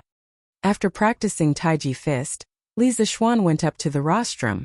The successful military training performance made this guy a little carried away. Before Li Er went up to speak, he directly shouted to the students below. Clap, clap, clap, clap. The students unconsciously clapped, because they finally heard the news from Li Zishuan that the military training was coming to an end. This feeling was even better than drinking a cup of iced tea. Nowadays, clapping had become a tradition of the academy. Whenever they encountered something that made them want to slap the table and cheer, they would just clap and be done with it. I hope that in your future studies, you will remember your unwillingness to endure hardships and perseverance during military training. The future of Yanhuang College needs you to forge, and the future of the Great Tang needs you to personally participate. Do you still remember what I told you at the start of school? As a disciple of Yanhuang, he had to establish his heart for the heavens and earth, and establish his life for the people. I hope you will always remember this. Do you understand? Understood. Over 600 students roared in unison. Alright, I know you're all tired. Starting from this afternoon, you'll have 3 days off. Go home and have a good rest.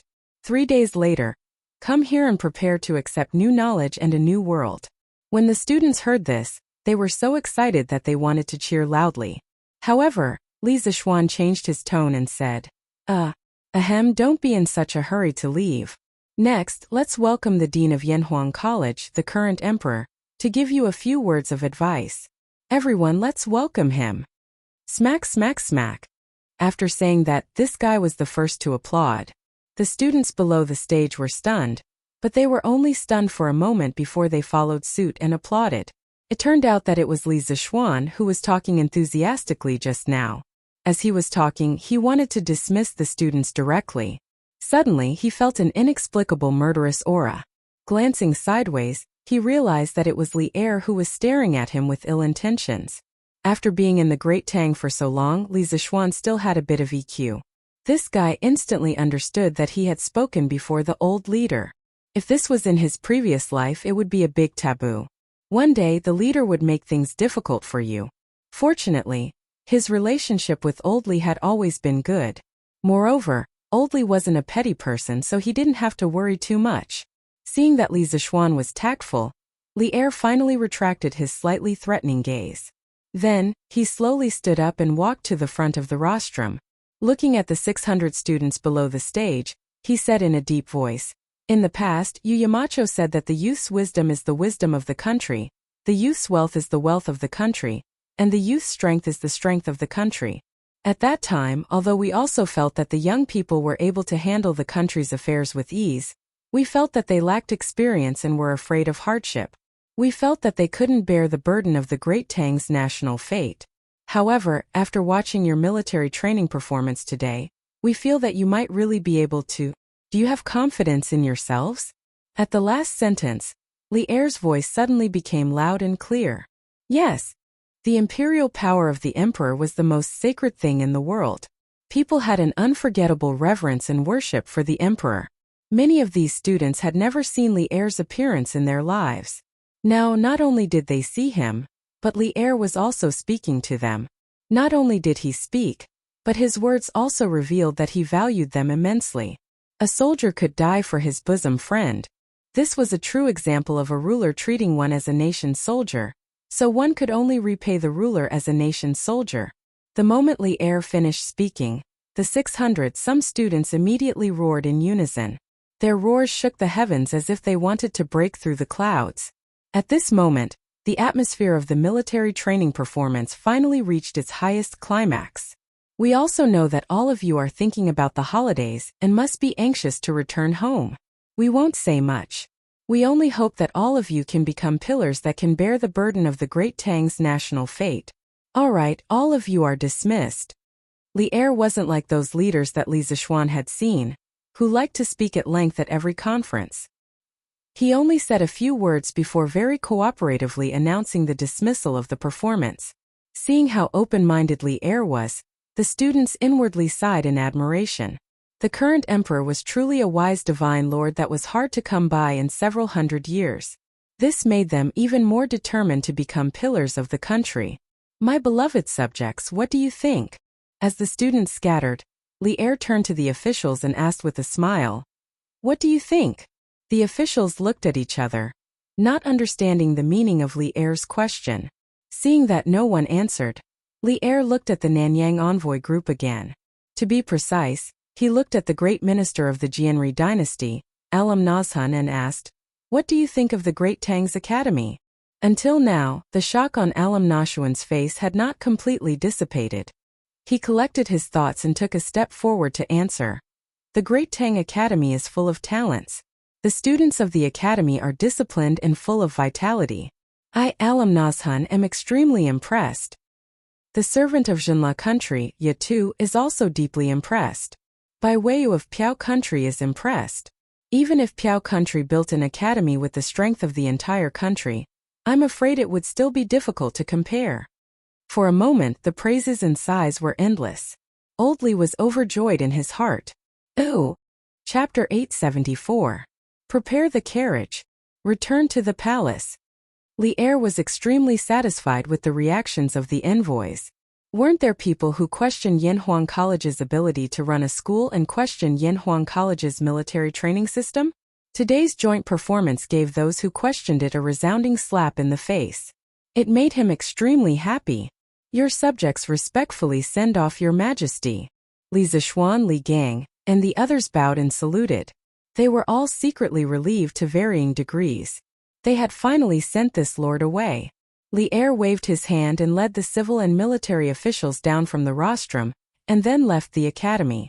Cui Shanfu hung at the back of the line, his old face very ugly. This time he urged the envoys of the Nanyang countries to visit Yanhuang College. Not only did he not discredit Li Zishuan, but he also helped Li Zishuan become more popular. It was like trying to steal a chicken only to end up losing the rice used to lure it. 10 days from now, I will inspect the 16 guards. I hope that the soldiers in the barracks will not slack off. Those who slack off in training will be dealt with according to military law. On the way back, Li Er casually instructed the generals on his left and right. The generals behind him were all shocked, thinking to themselves that the most worrying thing had happened. When they were watching the military training of the students of Yanhuang Academy, they were worried that Li Er would suddenly have the urge to go to the barracks for a review after watching it. Now it seemed that their worries had come true. It wasn't that their troops couldn't withstand Li Er's inspection, but a formal military inspection would definitely be completely different from the military training joint performance of Yanhuang College. Generally speaking, the military's daily drill was definitely not as good as Li Zishuan's military training joint performance. It emphasized more on actual combat. The generals were worried that Li Er would have preconceived notions after watching this military training exercise. When he went to the barracks to watch the soldiers practice, he would have a psychological gap. Then wouldn't they inexplicably become the scapegoat? Your subjects obey your orders. The generals felt bitter in their hearts and cupped their hands in acknowledgement. At the same time, they secretly decided that from today onwards, they would fiercely train the soldiers under them. Since they could not compare to the spectacle, they would let Li Er see their hard work. As for imitating Yanhuang College's military training model, it was better to forget about it. Not a single general thought about this. Firstly, they were not willing. Secondly, they did not dare. It should be known that Li Er was about to become the emperor. Who would dare to fool him with superficial projects in the military? Wasn't this courting death? Just after noon, the students of Yanhuang College were on holiday. The original 3-day holiday became 3.5 days, which made many students happy. The local students of Chang went straight home. As for the students from other places, the 3.5 days of vacation was enough for them to go out and have fun together. After all, he had suffered for a month. It was time for him to go out and relax. However, some people were unwilling to leave, such as Chang Chumo and Li Tai, who were the second generation of playboys in Chang. For them, even if they went home, they would be bored to death. It was better to stay at the academy. Big brother, can you go to the Yamacho and ask for a football for us? At this moment, this group of people was sneakily discussing something downstairs. Li Tai patted Li Chengqian's arm and urged him. Hey, that's right. This group of playboys did not want to go home because they wanted to play football together at the academy. It couldn't be helped. The new game of football was too attractive. They had only played one game that day, but they were already obsessed with football. When they went home, there was no football, no place to play football, and no friends to play football with. So why would they go back? Wasn't it just looking for trouble for themselves? Why me? Qingke, can't you go by yourself? Li Chengqian took 2 steps back and said with a speechless face. Li Tai laughed and said, Big brother, we are all students of the academy. This student is naturally afraid of the teacher, let alone the Yamacho. But you are not the same. You are not a student now. You are the crown prince of the Tang Empire, so... you know. I know? What the F***ck do I know? Li Chengqian almost spat out blood when he heard this, but in the blink of an eye, he saw Li Huairan, Sun Zifan, Chu Yanfu, Qin Huayu, and the others were all looking at him with burning gazes, so he could only brace himself and say, All right, I'll go. Then he ran upstairs. In the end, he also wanted to play football himself. Otherwise, how could he be so easily fooled by Li Tai? Oh, football? It's in the corner. Gao Ming, take it yourself. Li Zishuan, who was writing a lesson plan in the office, pointed behind the door and said after hearing Li Chengqian's intention. Then, he continued to write at his desk. Speaking of which, no one dared to command the crown prince to take things. Oh! Li Chengqian saw that Li Zishuan was very busy and did not say much. He picked up the football and was about to go out. When he was at the door, his footsteps suddenly stopped. He turned his head and said, Xiaoxian, didn't you say earlier that you wanted to introduce a batch of football to the academy? Why haven't you? Oh, the workshop is not done yet. I'll have them send it over when they are done. Li Zishuan patted his head and replied. The truth was that this guy only mentioned it that day and forgot about it after saying it. He did not even mention it to the workshop. I see. Li Chengqian nodded. He hesitated for a moment and said, Xiaoxian, Changel has loved to play football since she was young, but the rubber balls in Shi City are not as light as your football. Can you see if you can get one from your batch of football? This guy wanted to trick Li Zishuan's football. Now that the academy's military training was over, he had to return to the palace. Although he could come out in the future, it was still inconvenient. Therefore, he had a bright idea and came up with this idea. Li Zishuan stopped what he was doing and raised his head. Okay, since Chang'e wants it, then give her one from the academy's football. I'll have someone send it to you when it's done. Li Chengqian was delighted. Just as he was about to thank him, his expression suddenly became strange. Xiaoxian, are you interested in my sister? After pondering for a long time, Li Chengqian finally asked the question in his heart. Li Zishuan's old face darkened and he almost vomited blood. He pointed at Li Chengqian and was so angry that he could not speak.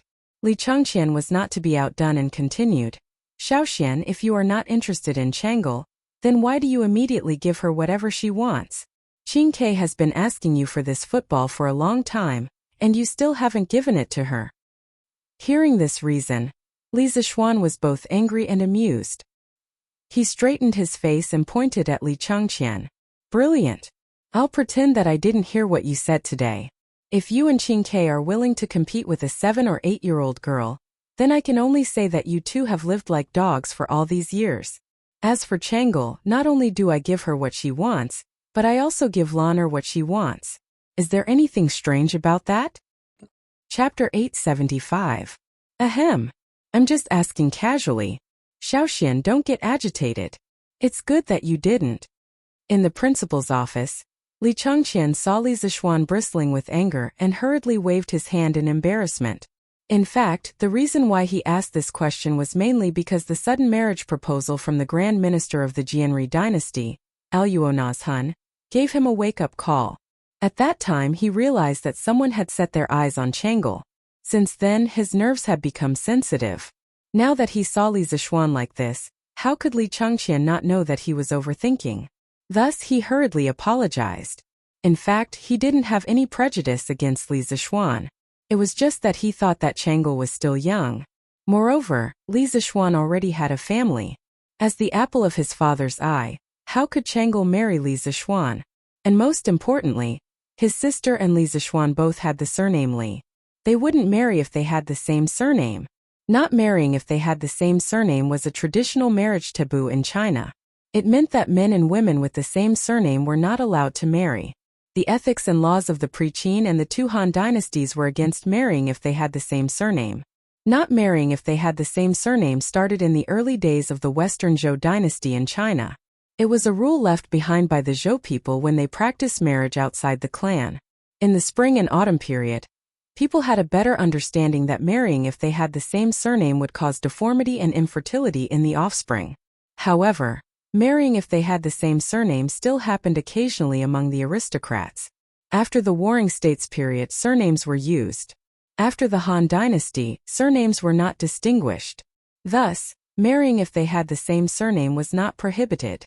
In the Tang dynasty, marrying if they had the same surname followed the ancient system. The Tang law stipulated that if they married if they had the same surname, they would be apprentices for 2 years. If they had the same surname and were of the same clan, they would be punished for adultery. The Ming and Qing law stipulated that if they married if they had the same surname, they would be beaten 60 times and divorced. However, surnames in ancient times were different from those in later times. In ancient times, people with the same surname must be of the same clan. In later times, people with the same surname might not necessarily be related by blood. Therefore, this rule was deleted in the Qing criminal law at the end of the Qing dynasty. In the Zhou system, marrying if they had the same surname, it might not be the same in the Han dynasty. There were also cases of marrying if people with the same surname. For example, the Tong Dian recorded that Empress Lu married Lu Yun. Therefore, after confirming that Li Zishuan really didn't have any thoughts about Chang'e, and only treated her as his younger sister, Li Chengqian heaved a sigh of relief. If Li Zishuan was interested in Chang'e, things would be too troublesome. Li Chengqian didn't want his younger sister to suffer. You've already taken the football. If there's nothing else, hurry up and leave.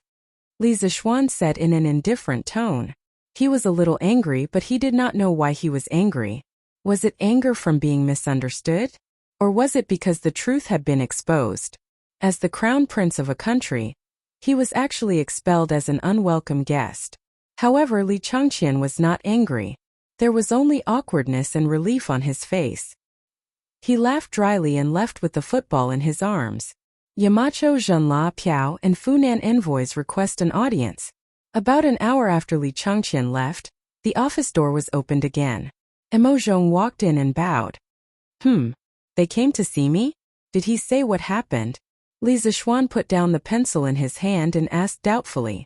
Emozhong shook his head and said, Yamacho, they didn't say. Do you want to see them or not? Li Zishuan frowned and thought for a moment. He nodded and said, Let them in. Yes. After a while, 3 middle-aged brown-skinned men in silk came in with 3 servants. Speaking of which, after these envoys arrived in Chang'an, they were naturally like Granny Lu entering the Grandview Garden. They felt that everything they saw was good, so they began to crazily buy mode. They naturally bought a lot of silk, satin, and exquisite porcelain, so these envoys were now all wearing silk clothes. Greetings, Marquis. After the 3 of them came in, they all bowed to Li Zishuan politely and then said in very stiff Chinese.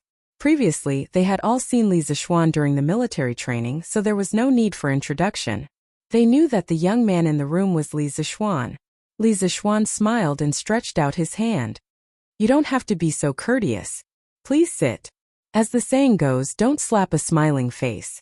These envoys were very respectful, and they even learned a sentence in Chinese in order to see him. This made Li Zishuan feel very comfortable in his heart. What was a celestial kingdom? Not only were you strong, but you also had to let the whole world learn your language. That was a celestial kingdom. Li Zishuan felt that in the future, his descendants should be able to escape the fate of learning English. He believed that with the combined efforts of himself and Yanhuang College's teachers and students, they could make Chinese the world's language. Of course, the envoys couldn't understand Li Zishuan's words. The 3 interpreters immediately helped to translate. The 3 envoys thanked them and carefully sat on the sofa next to them. They were all shocked when they sat down. What kind of chair was this? Why was it so soft? The envoys had thought that they were very knowledgeable after walking around Chang'an City in the past few days. However, after coming to Yanhuang College, which was full of high-rise buildings and glass walls, they found that their little knowledge was not enough. Everything here was so novel and luxurious, just like the heavenly palace of the divine kingdom. With these surprises, they were even more in awe of Li Zishuan, the founder of Yanhuang College. This young man was really mysterious and powerful. No wonder he was valued by the Tang Emperor, and was conferred the title of Marquis at such a young age. Thank you, Marquis. We came here this time to bring some specialties for Marquis. I hope you will kindly accept them, Marquis. Pu Yatu, the envoy of Zhenla, handed over a brocade box and said with a smile, Marquis, this is a little gift from our monarch. Please accept it. The other 2 envoys followed suit. They each took out a very beautiful box and handed it over. Even without a translator, Li Zishuan understood what they meant. He leaned back in his chair and narrowed his eyes. He did not take the gift box. If you have something to say, please say it directly. I don't like to beat around the bush. One who was unaccountably solicitous was hiding evil intentions. After taking someone else's money, he had to do things for them. Although Li Zishuan never thought of himself as an honest and upright official, he didn't want to accept people's gifts for no reason. Besides, he didn't lack money. Ahem. Marquis is indeed a selfless, honest, and upright person. We admire you. Seeing that Li Zishuan did not accept the gift, their hearts sank. Pu Yata coughed twice and said embarrassedly. Li Zishuan waved his hand and said, It doesn't matter whether I am honest or not. Let's talk about the matter. The 3 of them looked at each other. In the end, Pu Yata stood up and said, Marquis, His Majesty appointed you as the Commissioner of the Department of Shipping. In the future, our countries will inevitably have to deal with Marquis often. We came here in advance to get familiar with you.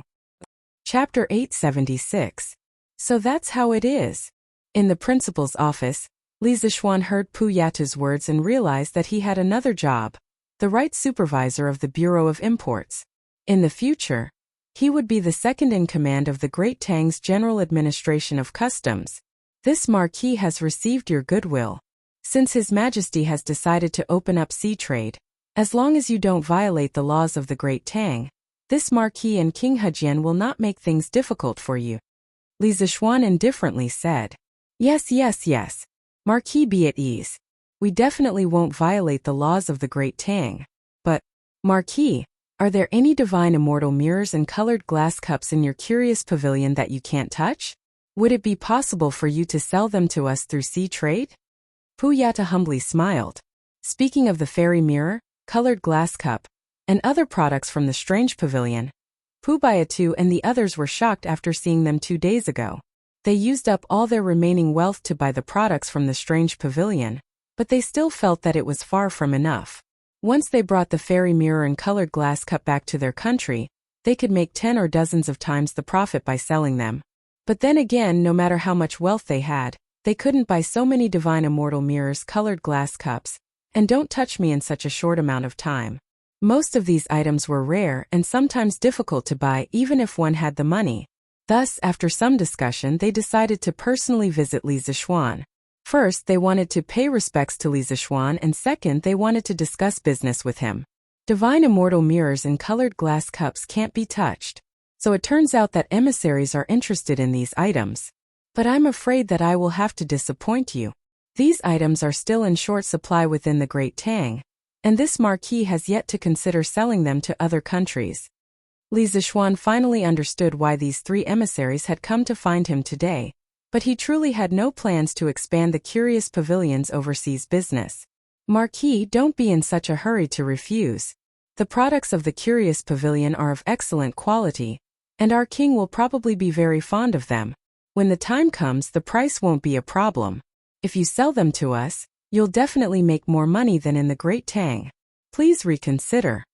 A trace of anxiety flashed across Puyatu's face as he said hurriedly.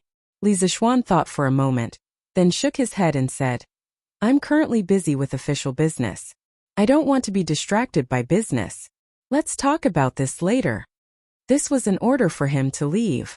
Puyata had stayed in Chang'an for a long time, and had some understanding of the culture of the Tangs.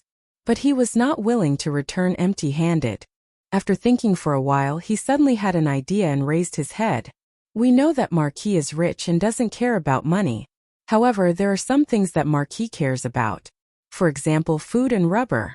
This one has heard that Marquis has asked someone to transport a large amount of rubber from an island in the south for the Tang Imperial Court's trade. It just so happens that the Jinla Kingdom also has a large rubber forest. As long as Marquis agrees to provide the Jinla Kingdom with some celestial immortal mirrors, colored glass cups, and don't touch me, our monarch will definitely be willing to exchange food and rubber belts with you. Of course, if you are not satisfied, we can also add some jade and the best quality ivory. Li Zishuan raised his eyebrows and his eyes lit up. He stared at Puyatu and asked, Are you serious? Does the Jinla Kingdom really have rubber forests? It must be known that if one wanted to build a modern industrial system, they absolutely could not do without rubber. Although synthetic rubber could also be used in addition to natural rubber, the synthetic rubber process was too complicated and difficult to complete with the current industrial base. As for natural rubber, Li Zishuan had not found a wild rubber forest in the Tang Empire, or a place suitable for rubber production. After the founding of China, in order to break the foreign blockade, large natural rubber plantations were built in Yunnan, Hainan, and other places. This showed that the climate there was suitable for the growth of rubber trees. Li Zishuan could follow suit and plant a batch of rubber seeds in the south of the Tang Empire to establish natural rubber plantations, but the problem was that he had no connections there. The heavens were high and the emperor was far away. Who would pay attention to a marquis' account over there? Now that he heard that there were rubber trees in the Jinla Kingdom, this was really unexpected good news. This one would never dare to deceive Marquis. When Marquis sent people to pick rubber on the island, I saw it with my own eyes, and I'm very sure that there are a lot of those trees in the Jinla Kingdom. Seeing that Li Zishuan was interested in rubber, Puyata hurriedly replied excitedly. This thing was worthless to him, but he could use it as a bargaining chip. It was simply a great deal. Marquis, the Piao Kingdom also has rubber trees, and it can also be used as an exchange. Please consider the Piao Kingdom, Marquis. Marquis, although the Funan Kingdom does not have rubber trees, it has a lot of food and jade. If Marquis really needs rubber, our monarch can also send people to plant a lot of it. The Funan Kingdom and the Jinla Kingdom are neighbors, and we can definitely plant the trees they have. Seeing that the Jinla Kingdom was going to get ahead of them, the envoys of the Piao Kingdom and the Funan Kingdom hurriedly said. After Li Zixuan understood their words, a smile finally appeared on his face. He pondered for a moment and said, "Since you are so sincere, it would be unkind of me if I don't give in. How about this? I will order the Strange Taste Pavilion to expand production as soon as possible, and then I will send a batch of goods to trade with you. If your monarch is really as you say and is willing to accept this deal, then we can cooperate for a long time in the future." In the end, the immortal mirror, the colored glass cup, and the untouchable were all luxury goods. Even if they were sold abroad, it would not harm the interests of the Great Tang. If these envoys asked Li Zixuan for compasses, plows, and new teaching materials that were related to people's livelihood and technology, Li Zixuan would not agree to sell them no matter how much they offered. "Thank you, Marquis. Marquis, rest assured. This one has absolute confidence in convincing our monarch to agree to this deal." Puyata was overjoyed and hurriedly bowed to express his thanks. The other two envoys also repeatedly promised Li Zixuan. "You are too polite." Li Zixuan picked up his teacup, took a sip of water and smiled faintly. As the saying goes, serve tea and send off guests. This Puyata could still understand. He exchanged glances with the other two and was about to get up and leave. Suddenly she seemed to have thought of something. She looked at Li Zixuan and said, "Marquis is so straightforward. Then this one will give Marquis a piece of news. May our friendship last for a long time." Oh. Chapter 877. What news? Li Zixuan originally thought that this matter was already over, but he did not expect that Puyata seemed to have something else to say. Today was really full of twists and turns. Puyata carefully glanced at the direction of the door. Li Zixuan waved his hand and said, "Messenger, if you have something to say, just say it. No one will eavesdrop outside the door." With his current skills, if someone was eavesdropping nearby, it would definitely be impossible to hide from his perception. But Puyata's attitude showed that what he was going to say next was definitely not ordinary. Puyata then opened his mouth and said, "I don't know if Marquis is wondering why we, the messengers, suddenly came to the academy to watch the military training exercise today?" Li Zixuan narrowed his eyes, crossed his arms, leaned back on the chair and said, "Messenger, if you have something to say, please say it directly." The other two messengers at this moment changed their expressions greatly. Puyata gritted his teeth and said, "The first one who proposed to come to the academy was the great minister of Jianri dynasty, Aluo Nazhun. Although I don't understand the reason, but 2 days ago Minister Cui often talked to Aluo Nazhun alone, so..." At this point Puyata stopped talking because everyone should be able to guess what he was going to say next. Li Zixuan's face darkened, and a cold light flashed in his eyes. The Cui family, they were really like maggots attached to bones. Previously, they sent people to assassinate him but did not succeed. Instead, their old nest was destroyed by him. He did not expect that these people would not stop, and now they were secretly playing tricks. It was really disgusting. "No. I will pretend that I did not hear what you said just now. The two of you are not allowed to spread it out." Li Zixuan turned his head to look at the two messengers from Piao Country and Funan Country, and said in a deep voice. He wanted to settle the score with the Cui family by himself, and did not want to complicate matters. Yes, we understand. We will definitely not spread it out." The two messengers quickly agreed. "Young master, why haven't we sold the rent we received this year?" At noon on this day, Li Zixuan had just returned from the academy when Xiao He, who was in the courtyard, ran over and asked. Li Zixuan's curiosity was piqued. He asked why. Has Xiao He also started to care about the important matters in the residence? The Li Zixuan had no intention of selling off the rent they had collected this year. Not only that, Li Zixuan had also bought a lot of food from other farmsteads. Everything was to prepare for the locusts next year. As the saying goes, as long as one has food to spare, one will not panic. Although he knew there would be a locust plague next year, he had never seen one before. God knows what the exact situation would be like when the time came. It was always better to be prepared. Of course, very few people knew about the locust plague. Xiao He definitely didn't know about it. Otherwise, she wouldn't have asked this question. Xiao He, who was not afraid of anything, was startled by Li Zishuan's casual words. She quickly waved her hand and said, No, young master, I didn't mean that. I just heard that the price of food in Chang and has dropped greatly recently when I was helping young madam to buy things in the West Market today. And there is a tendency for it to continue to drop. Only then did I remember that we haven't sold our food yet. She was just a servant girl. How could she be qualified to care about the important matters in the residence? If it were a more narrow-minded mistress, she would definitely be driven out of the house after hearing this sentence. The price of food has dropped greatly?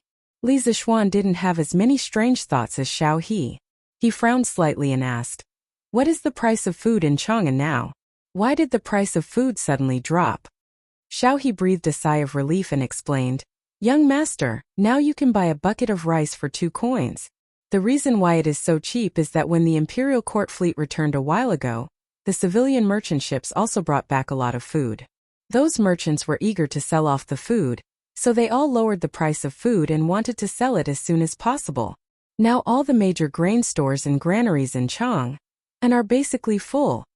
Previously, Li Er had decided to let the imperial court organize a fleet to lead civilian merchant ships to trade in Southeast Asia. The main purpose was to exchange for a large amount of food to cope with the locust plague next year. The more than 500 official ships of the imperial court were all full of food when they returned.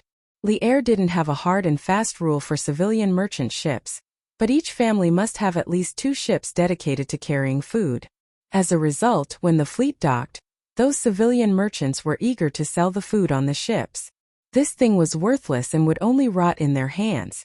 2 coins for a bucket of rice? Damn, a bucket of rice was more than 12 caddies. Li Zishuan suddenly felt that it was a waste of natural resources. Those grain merchants were really wasteful. How could they sell the food so cheaply? Well, okay, I know. Xiao He, you don't have to continue to worry about it. I naturally have my reasons for not selling the food. You can go do your own things. Li Zishuan sighed in his heart at the cheap price of food in the Tang Empire. At the same time, he was quickly analyzing the impact of the fall in food prices on the Tang Empire. In modern times, foreign food had always been cheaper than domestic food. Every year, large amounts of food flowed into China from abroad. As a result, domestic food prices were bound to fluctuate. As the saying went, cheap food hurt the farmers. Many farmers hoped that their food could be sold at a good price while having a good harvest. In order to protect the farmers' enthusiasm, the country could only buy the farmers' food. Most of the food bought by the country didn't enter the market.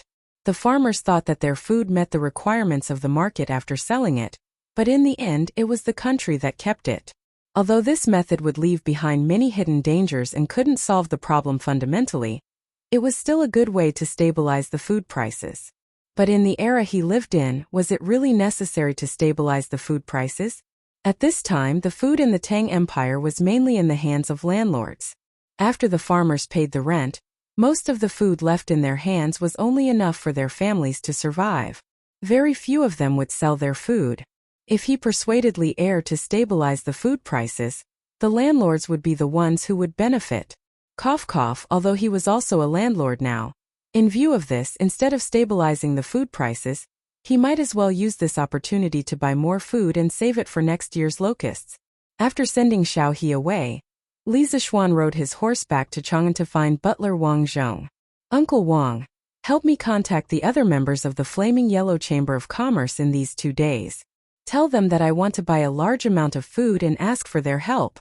At the same time, I will also get people to build a large granary at the foot of the Cloud Mountain. Li Zishuan found Wang Zhong in the front yard of the Li residence and went straight to the point. Chapter 878.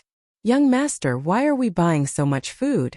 When Wang Zhong heard that Li Zishuan wanted to buy food, and it seemed that he wanted to buy a lot of it, he was immediately puzzled. Li Zishuan waved his hand and said, Uncle Wang, you don't have to ask. You'll know the reason when the time comes. Wang Zhong was still worried and said, Young master, if we buy so much food, won't the government find out and cause the emperor to punish us? It must be known that in ancient times, The government had always strictly prohibited ordinary people from hoarding food, which was a relatively important resource. Buying food without restraint like Li Zishuan did was still somewhat against the taboo. Uncle Wang, you don't have to worry. His Majesty won't blame us. Li Er probably couldn't wait for him to purchase more food for the disaster relief next year. Perhaps old Li was doing the same thing as him now. Wang Zhong had nothing else to say. He nodded and went out to make the arrangements.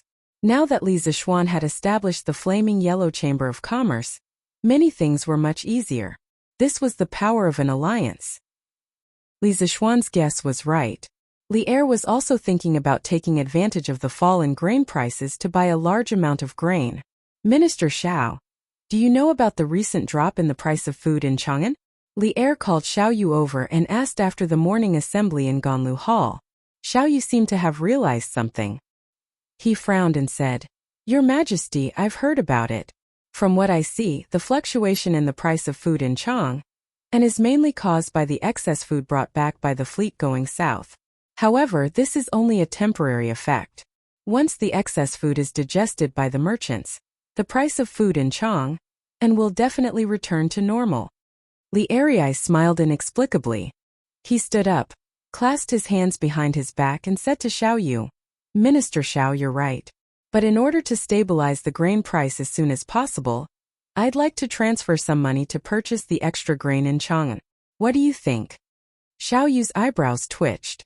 As expected, Li Er was thinking about the national treasury again.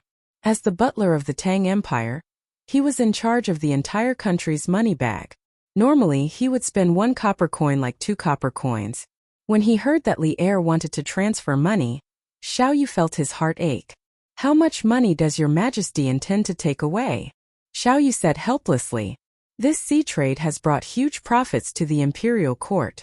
Now, there should be a lot of money left in the national treasury. I want to take out 50,000 strings of cash to buy food and stabilize the price of food. Minister Xiao, you must arrange this as soon as possible. Li Er calculated in his heart and ordered. The 50,000 strings of cash should not be underestimated. At the current price of 2 copper coins per bushel of rice, 50,000 strings of cash could buy more than 2 million don of grain. A month ago, the Great Tang's treasury wouldn't have been able to transfer so much money. Yes, Your Majesty. Xiao Yu inwardly heaved a sigh of relief. A month ago, the national treasury was indeed unable to take out so much money. But now 50,000 strings of cash was nothing. Where's Chengqian? In the afternoon, Li Er finished his work and let out a sigh of relief. He looked around and suddenly asked Zhao Song, Your Majesty, the Crown Prince should still be in the academy. Zhao Song bowed and replied, In the academy? What's he doing in the academy? A month ago, Li Chengqian had entered Yanhuang College in the name of a supervisor. He had gone through thick and thin with the students of the academy and had undergone military training together. But now that a month had passed, Li Chengqian should have returned to the palace to continue being the Crown Prince and do what he should do as the Crown Prince. However, it had been a few days since the end of the military training in Yanhuang College, and Li Er had barely seen Li Chengqian. After serving Li Er for so many years, Zhao Song had a rough idea of what Li Er was thinking. He hesitated for a moment and replied, The Crown Prince should be playing Kuju with His Highness King of Wei and His Highness King of Han at the academy. Kuju. Li Er was even more confused. In his eyes, Li Chengqian had always been diligent and eager to learn. How could he forget about work because of a moment of fun? He stood up and said, Come with me to take a look. These guys are not returning to the palace during the holidays. They're playing Kuju at the academy. This is outrageous. Zhao Song quickly said, Your Majesty, the Crown Prince and the others are playing Kuju. It's not the Kuju you saw before. It's a new type of ball made by the Marquis of Yong'an. It's very elastic. I heard that they call it a soccer ball. Soccer ball? Then all the more I want to take a look. Hearing that it was Li Zishuan's new toy, Li Er's interest was piqued. He was wearing casual clothes and did not need to deliberately change. He directly brought Zhao Song out of the palace. Go on. Cut off his ball. Wow, it's really broken. His Highness King of Han is too fast. What a good ball. His Highness King of Han may be young, But he's too ferocious when he plays. He's as good as 2 players. Oh no, Chengchumo is catching up.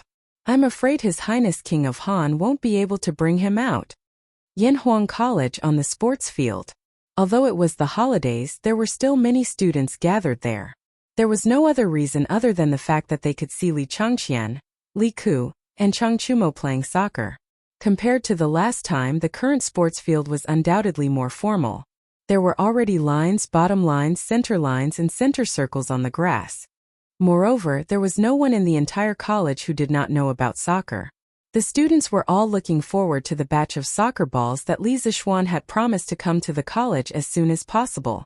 Before that, they could only watch Li Changqian and the others play for fun. At the same time, when one of them got tired of playing, perhaps they could go up and play for a while? Baolin, catch the ball. In the middle of the field, Chengchumo patted his horse and charged forward. With a feint, he skillfully intercepted the football at Li Ke's feet. Then, without stopping, he sent a flying pass directly to Yuchi Baolin at the back. Speaking of which, this was the advantage of having long legs. In a soccer game that did not allow the use of internal energy, apart from personal fitness, the most important thing was the length of one's legs. This was a natural advantage. Yuchi Baolin's reflexes were not as agile as Chengchumo's. He had just received the ball when he was already surrounded. Baolin, quick, pass it to me. Iron Egg shouted anxiously from outside the crowd. He did go home during the holidays, but the Han village was only a few hundred steps away from Yanhuang College. He could come here whenever he wanted. The field was in full swing.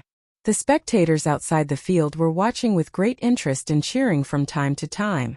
No one noticed that at this moment, a handsome middle-aged man came to the sidelines with a skinny old man. Then he stared intently at the group of young people playing soccer on the field. Chapter 879.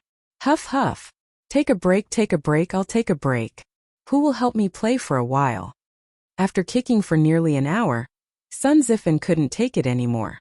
He panted and shouted loudly, "Let's go!" He used to be a fat otaku. In terms of stamina and physical fitness, he couldn't be compared to people like Li Ku and Chengchumo, who had martial arts. Hey, I'll do it. Di Jishuan didn't go home during the holidays. He was anxiously watching from the side. When he heard that Sun Zifan was going to find a substitute at the last minute, he was the first to react. He ran forward and volunteered himself. He had been drooling over football for a long time, but this thing couldn't be bought with money. He couldn't bring himself to borrow it from Li Zishuan. After all, his friendship with Li Zishuan hadn't reached that level, so he could only come here to be a spectator. He used to live in Bingzhou where he was quite successful. However, he was not familiar with the top foppish circle in Chang'an. As a result, he could only pitifully look for opportunities to be a substitute outside the arena. If Di Xiaoshu knew that his son was so useless, he would probably punish Di Jishuan again. Haha. Okay brother, help me play for a while. Sun Zifan stood on his tiptoes and patted Di Jishuan on the shoulder with a smile. Then he said a few words to his teammates and turned to leave the field. They were just fooling around now. There was no team uniform to hand over, so it was easy to change players. Of course, in this situation, it was easy to not distinguish between friend and foe. It was common for the football to be passed to the opponent's feet. Damn it, Your Majesty. Sun Zifan had just turned to leave the field when he inadvertently saw Li Er and Zhao Song outside the field. He was so scared that he almost peed. But even if he didn't pee, he was so scared that he couldn't walk. What are you talking about? Zifan, are you tired and muddle-headed? Chengchumo happened to be closer. He patted Sun Zifan on the back and wondered. Her Majesty is here. Sun Zifan took a deep breath and said. Chengchumo almost tripped. He looked in the direction where Sun Zifan was looking, and the expression on his face suddenly froze. After being stunned for a while, he hurriedly ran up with Sun Zifan and bowed to Li Er. Your Majesty. I am Chengchumo, Sun Zifan. Your Majesty? The students around Li Er turned pale with fright. One by one, they hurriedly took a few steps back and bowed to Li Er. Student greets Your Majesty. It was not their fault that they were slow to react and did not recognize Li Er earlier. Although Li Er was present at the military training demonstration, How many students dared to look directly at the dragon face? Most people only saw Li Er's figure and did not completely see his face. Li Er was now wearing casual clothes. How could they recognize him in such a short time? Furthermore, the football match on the field was so exciting that they did not have time to pay attention to what the people around them looked like. Your son greets father. With such a big movement here, it was impossible for the people playing football on the field not to notice. Li Changqian, Li Tai, and Li Ku hurriedly trotted over and bowed to Li Er. No need for formalities. I am just going out of the palace in casual clothes. You can play by yourselves. There is no need to pay attention to me. Li Er played the friendly card and smiled gently at the students around him. Thank you, Your Majesty. One was willing to hit and the other was willing to be hit. The students enjoyed Li Er talking to them like this, and the expressions on their faces suddenly relaxed a lot. Is this the football that made you addicted to it, and unwilling to go back to the palace during the holidays? After greeting the students, Li Er walked to the lawn and came to the front of the football. He turned his head and said with a smile that was not a smile, your son was just having fun for a while and missed the proper business. Please punish me, father. Li Changqian immediately reacted and hurriedly apologized. Without waiting for Li Tai and Li Ku to agree, Li Er waved his hand and said, All right, there will be no next time. Besides, I am not here to punish you today. He kicked the football at his feet and then said with a smile, The football that Li Zishuan made is indeed extraordinary. The elasticity is dozens of times better than before. No wonder you guys are reluctant to go back to Chang'an. Li Changqian and the other two stood on the spot and laughed dryly. Li Er said again, After watching you play for so long, I am also a little itchy to play. I have seen the rules of football for so long and have some understanding. The weather is good today, I will play with you guys. Your Majesty, you can't. Zhao Song was shocked and hurriedly stopped him. Li Er ignored him and took off the cloak on his back. He handed it to Zhao Song and said, Why not? Don't tell me you think you can hurt me with just the few of them? This old servant dares not. Zhao Song was sweating profusely. All right, all of you go on the field. I will replace Sun Zifen's position. Come, continue playing. A smile appeared on Li Er's face. He loved Kuju when he was young, but in order to fight for the world, he could not remember how many years it had been since he last played football. Li Zishuan's method of playing football made him somewhat unable to hold back, and wanted to try it out himself. It was just that the tragic Di Jishuan had fought so hard for a chance to be a substitute, but before he could touch the ball on the field, he was replaced again. The other party was the person with the highest power in the country. He could not be angry at all even if he was robbed. After the teams were regrouped, the two teams started a fierce competition again. As Li Er's sons Li Changqian, Li Tai, and Li Ku knew that Li Er did not like others to deliberately let him win. Therefore, when Li Er went on the field, not only did they not secretly let him win, but they also played even harder. At this moment, Li Er was dribbling the ball alone, trying to break through the opponent's defensive zone. Li Changqian and his brothers were desperately running toward Li Er, trying to intercept the football at his feet. Bang! In the end, Li Er was still inexperienced and was intercepted by Li Ku when he was 5 feet away from the penalty area. With the help of a strong force, the football flew rapidly to the back. Hey! You want to intercept the ball like this? How can it be so easy? Iron Egg at the back roughly judged the landing point before the football landed. He kicked his legs hard, jumped from the ground, and directly hit his head toward the football in the sky. Boom! Due to the momentum of the football, Iron Egg did not use much strength, but the football flew back in the direction it came from. Your Majesty, catch the ball. Li Er was overjoyed. He estimated the trajectory of the football in the sky, and then without saying anything, he exerted his strength and feet and spiraled from the ground to the sky. Watch me shoot for you guys. Li Er muttered. When the football was about to reach him, he happened to have reached the highest point. He bent his knees slightly and gave the football a hard kick. With a bang, the football flew toward the opposite goal like a cannonball. Li Er felt that this kick was very satisfying, and everyone on the field was stunned. Chapter 880. In the first football match, Chang Chuma was too excited and used all his internal energy. He kicked the ball in the air and almost caused Chu Yanfu to be seriously injured. At that time, Li Zixuan made a rule that in official football matches, all players were not allowed to use martial arts. Violators would be banned for life. Although Cheng Chumo and the others felt that playing in this way was not satisfying, they also felt that Li Zixuan's concerns were reasonable. If the ball was infused with internal energy and hit an ordinary person, it was completely possible to kill them. Therefore, they had always followed the rule set by Li Zixuan. This rule was also widely spread among the students of Yanhuang College. No one would have thought that after so many days, there would be another person who openly used martial arts on the field.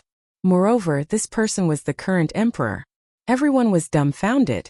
Moreover, Li Er's ball was like a dragon coming out of the sea. It rushed towards the goal with an indomitable will. The strong wind around the ball swept the air and even made a woo-woo sound. This power made the players in the path of the ball tremble in fear, afraid that they would not be able to avoid it. Today, the goalkeeper on Li Chengqian's side was Zhang Sunchong. When this kid saw Li Er's body flying in the air, he already knew that something was wrong. At this time, he did not care about the stupid goal and directly rolled and crawled to the side of the goal. Peng! Seeing Zhang Sunchong run faster than a rabbit and out of the goal range, Li Ku, who originally wanted to use martial arts to dodge the ball, immediately put away this idea. Therefore, the ball rushed into the net without any suspense. However, its momentum did not decrease. The net was brought along by the ball and wanted to continue to rush backward. Helpless under the restraint of the goal, it struggled for a while before stopping. Even so, the goal was still shaken a few times by the impact of the ball. Haha! Good ball! Li Er clapped his hands and stood on the spot, laughing. That kick just now released a lot of his depression and fatigue from so many years. Football really reduced stress. However, the expected cheers did not come. Instead, the previously noisy field suddenly fell into a mysterious silence. Li Er realized that something was wrong and could not help but feel puzzled. Zhao Song's old face flushed red. He wanted to say something, but he was afraid. In the end, it was Li Ku who ran over and whispered to Li Er. Father, Yamacho said earlier that martial arts are not allowed on the football field to avoid hurting people. Those who violate this rule will be banned from football for life. It was only then that Li Er understood where the problem lay. No wonder he had been watching from the sidelines for so long, but he had not seen Cheng Chumo, Yuchi Baolin, Li Ku, or any of the other martial artists using their martial arts. Thinking of this, he could not help but glare at Zhao Song. If there was anyone to blame, it was Zhao Song's fault for not telling him clearly before coming. Zhao Song, on the other hand, was full of grievances. When he came, he did not expect Li Er to suddenly become teenage maniac and play football himself. Cough cough. This rule was unreasonable. If you have kung fu, why can't you use kung fu? Besides, this is just a game, not a competition. Why should there be so many rules? I still intend to introduce this football into the army to help the Tang soldiers hone their martial arts. If I can't use martial arts, how can I train?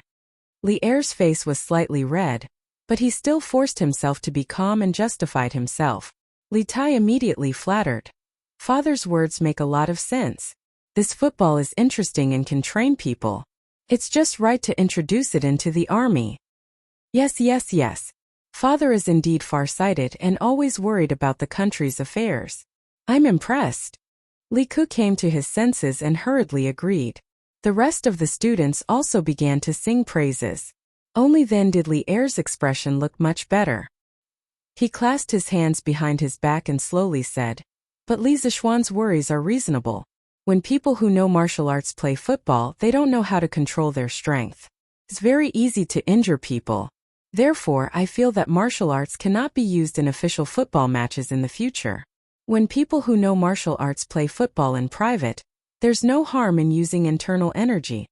The emperor's words were not to be taken lightly. Every word was an imperial edict. Li Er's words basically set the rules of Tang's football world. In official competitions, they would follow the rules set by Li Zixuan.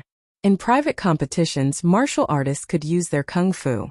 This meant that Tang's football would be divided into kung fu and civilian versions in the future. Your Majesty is wise. Zhao Song saw that Li Er had walked out of the awkward situation and couldn't help but heave a sigh of relief. He came over and bowed. "Father, your majesty, is wise." Li Chengqian, Li Tai, Li Ku and the surrounding students all agreed. Li Er smiled faintly and waved his hand saying, "There's no point in playing football like this.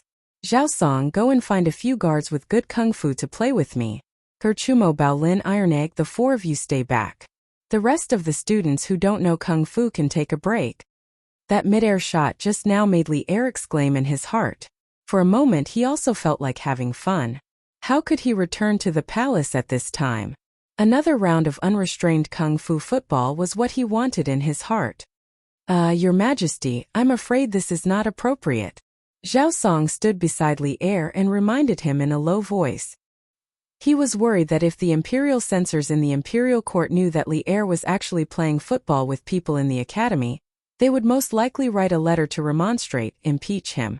Li Er frowned and said unhappily, "What's wrong? As the ruler of a country, can't I play football?" Zhao Song quickly said that he didn't dare. In order not to dampen Li Er's spirits, he could only find a few guards of the academy who were good at kung fu. Mo Zhong, Mo Yun and Pang Feiji were among them. He wasn't worried that these guards would hurt Li Er when they played football.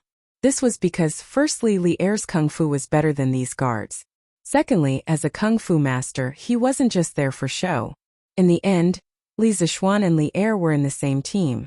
Mo Zhong, Mo Yun and the other followers of the school of Mo were in their team. Cheng Chumo, Yuchi Baolin and Iron Egg were in the same team as Pang Feiji. The remaining people in their team were mostly the personal guards of Li Zishuan. "Go all out and play well for me. Don't hold back. If you can beat me, there will be rewards."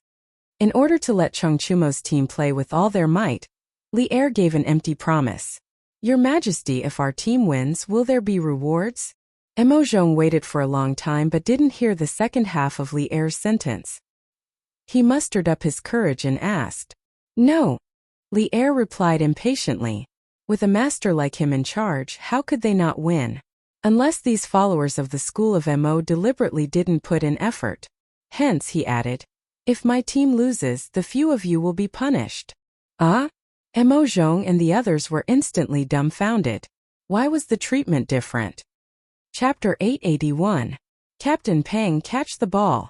22 martial arts experts, including Li Er, started a battle of the century on the field of Yanhuang College. Cheng Chumo's side snatched the right to kick off, and Yuchi Baolin was in charge of kicking off.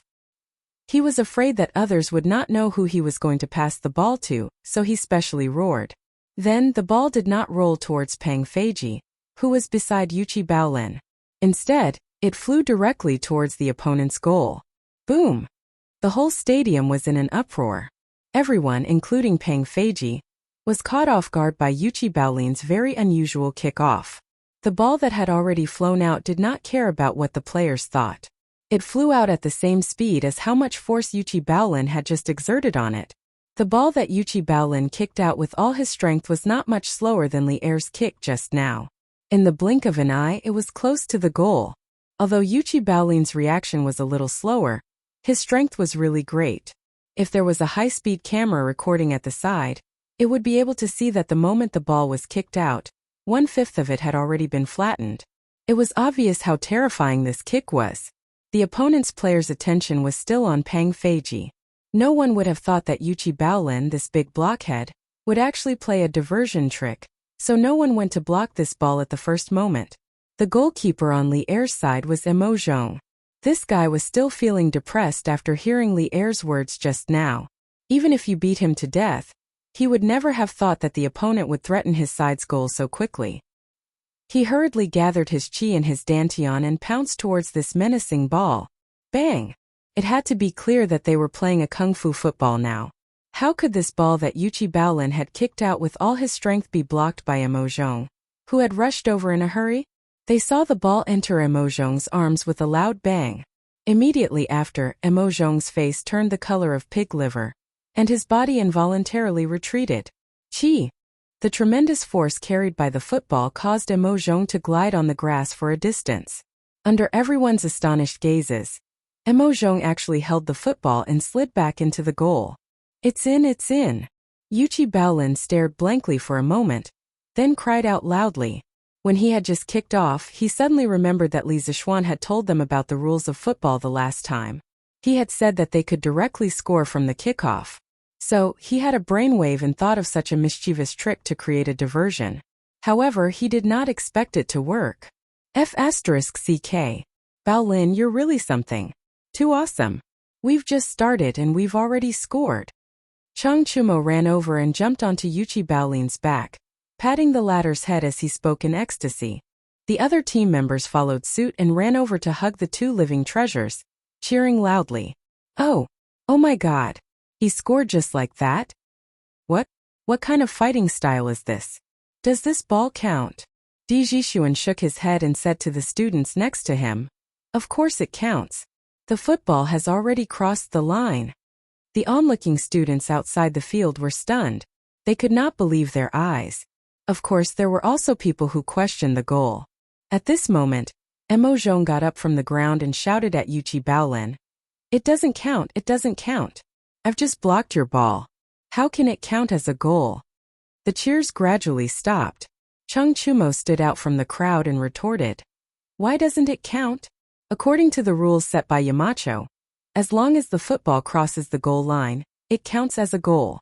So what if you've hugged the football? Chu Mo is right.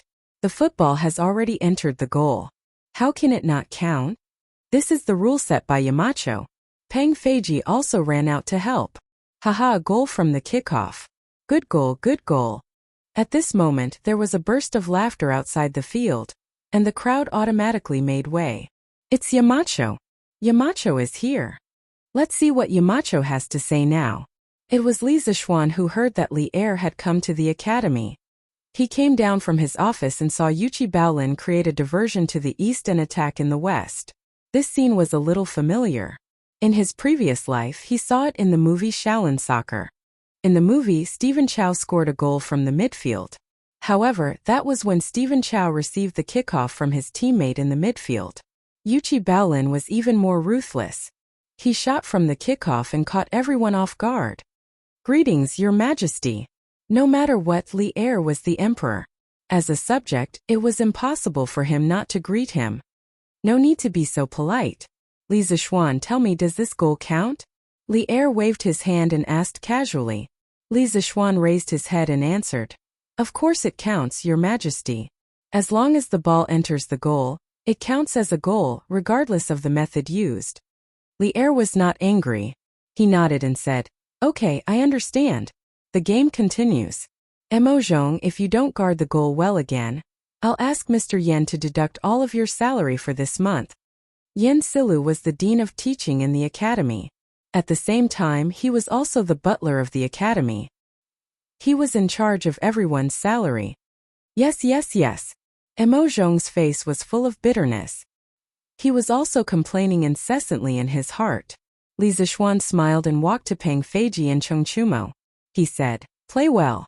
Let His Majesty see the glory of the Academy's football team. If you win, each of you will be rewarded with a football. Li Zixuan had just reached a foreign trade agreement with Jinla and Piao. He had temporarily found a source of rubber, so he became more generous. What the F***CK? Yamacho, is what you said true?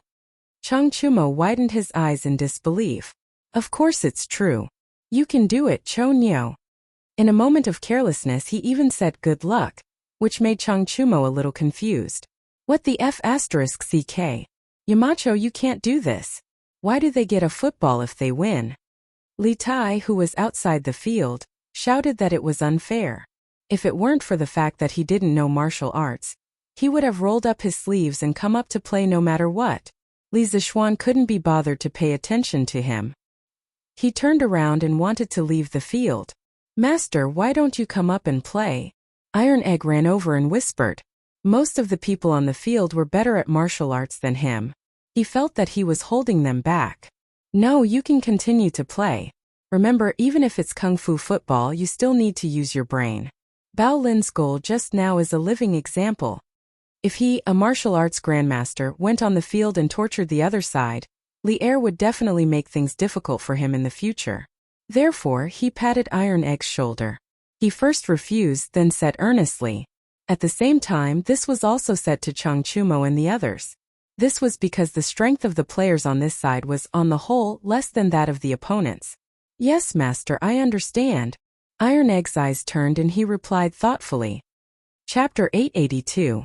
Have you ever seen a player fly into the air to intercept the opponent's pass? Have you ever seen a golden hook hanging upside down in the air? A whirlwind kick in the air? A backflip in the air? A scorpion swinging its tail in the air? Or a rock spreading its wings in the air? It doesn't matter if you haven't seen it before. Now you can finally see it. This is the legendary Kung Fu football. The players on both sides had a big stick hanging over their heads, punishment of deducting their monthly salary, and a big carrot hanging over their heads, reward football. In short, the players on both sides were now in high fighting spirit and enthusiasm. In the following game, the players on both sides gave it their all. With the support of internal strength and qigong, they constantly made some shocking body movements in the air. Although they were not as enigmatic and superb as in the movies, the Kung Fu football movements that were not processed by computer still made Li Zixuan, who was outside the field, amazed. The rest of the students outside the field naturally feasted their eyes and cheered. Damn! Football can be played like this? Why didn't I practice martial arts in the early years? As a prince of the Tang Empire, Li Tai had seen all kinds of scenes. However, he had never seen such a scene before. The players showed off their skills on the football field to their heart's content. He was simply envious of them outside the field. Li Changqian secretly curled his lips and thought to himself, Qingke, with your body size when you were young, you still want to practice martial arts? You can't even last a day. On the field, after a fierce battle, finally, when the first half was about to end, Li Ku, Mo Yun and Li Er, the three of them, did an aerial relay. In the end, Li Er scored and equalized the score. As the goalkeeper, Iron Egg was not only unable to block Li Er's shot in the air, but also suffered a little injury. This was the difference in strength. The players on Chang Chumo's side saw that the lead they had created with great difficulty was equalized and felt great heartache. However, no one blamed Iron Egg because everyone knew that no one on their side had the confidence to block Li Er's shot. After a quarter of an hour of halftime, the players from both sides came on the field again. As soon as Li Ku from Li Er's side kicked off, the players from Chang Chumo's side used all kinds of methods to snatch the ball. They wanted to create another lead. However, the followers were not stupid. As soon as they received the ball, they immediately passed the ball to Li Er's feet. Li Er's kung fu was much better than everyone on the field. When he sprinted, very few people could catch up with him. Chang Chumo and Pang Feiji were able to catch up with Li Er, who was dribbling the ball. However, Li Er had Li Ku and Mo Yun as his protectors. The three of them were running neck to neck. It would be difficult for Chang Chumo and Pang Feiji to catch up with them in a short period of time. It had to be said that Li Er's skills were quite good. He dribbled the football past three opposing defenders in the blink of an eye, and then directly faced the opponent's goal. The students outside the arena immediately let out cries of surprise. He's shooting! His Majesty is invincible! Back in the days when the 18 rebel kings were in a chaotic war, His Majesty pointed his spear and destroyed all the heroes. He was so brave and fierce. I didn't expect His Majesty to be so powerful on the field. Just by listening to this, one could tell that they were Li Er's true fans. His Majesty's political and martial arts skills are comparable to Qin Huang and Han Wu. What's so strange about that? After playing football for so long, Li Er was a little hot-blooded.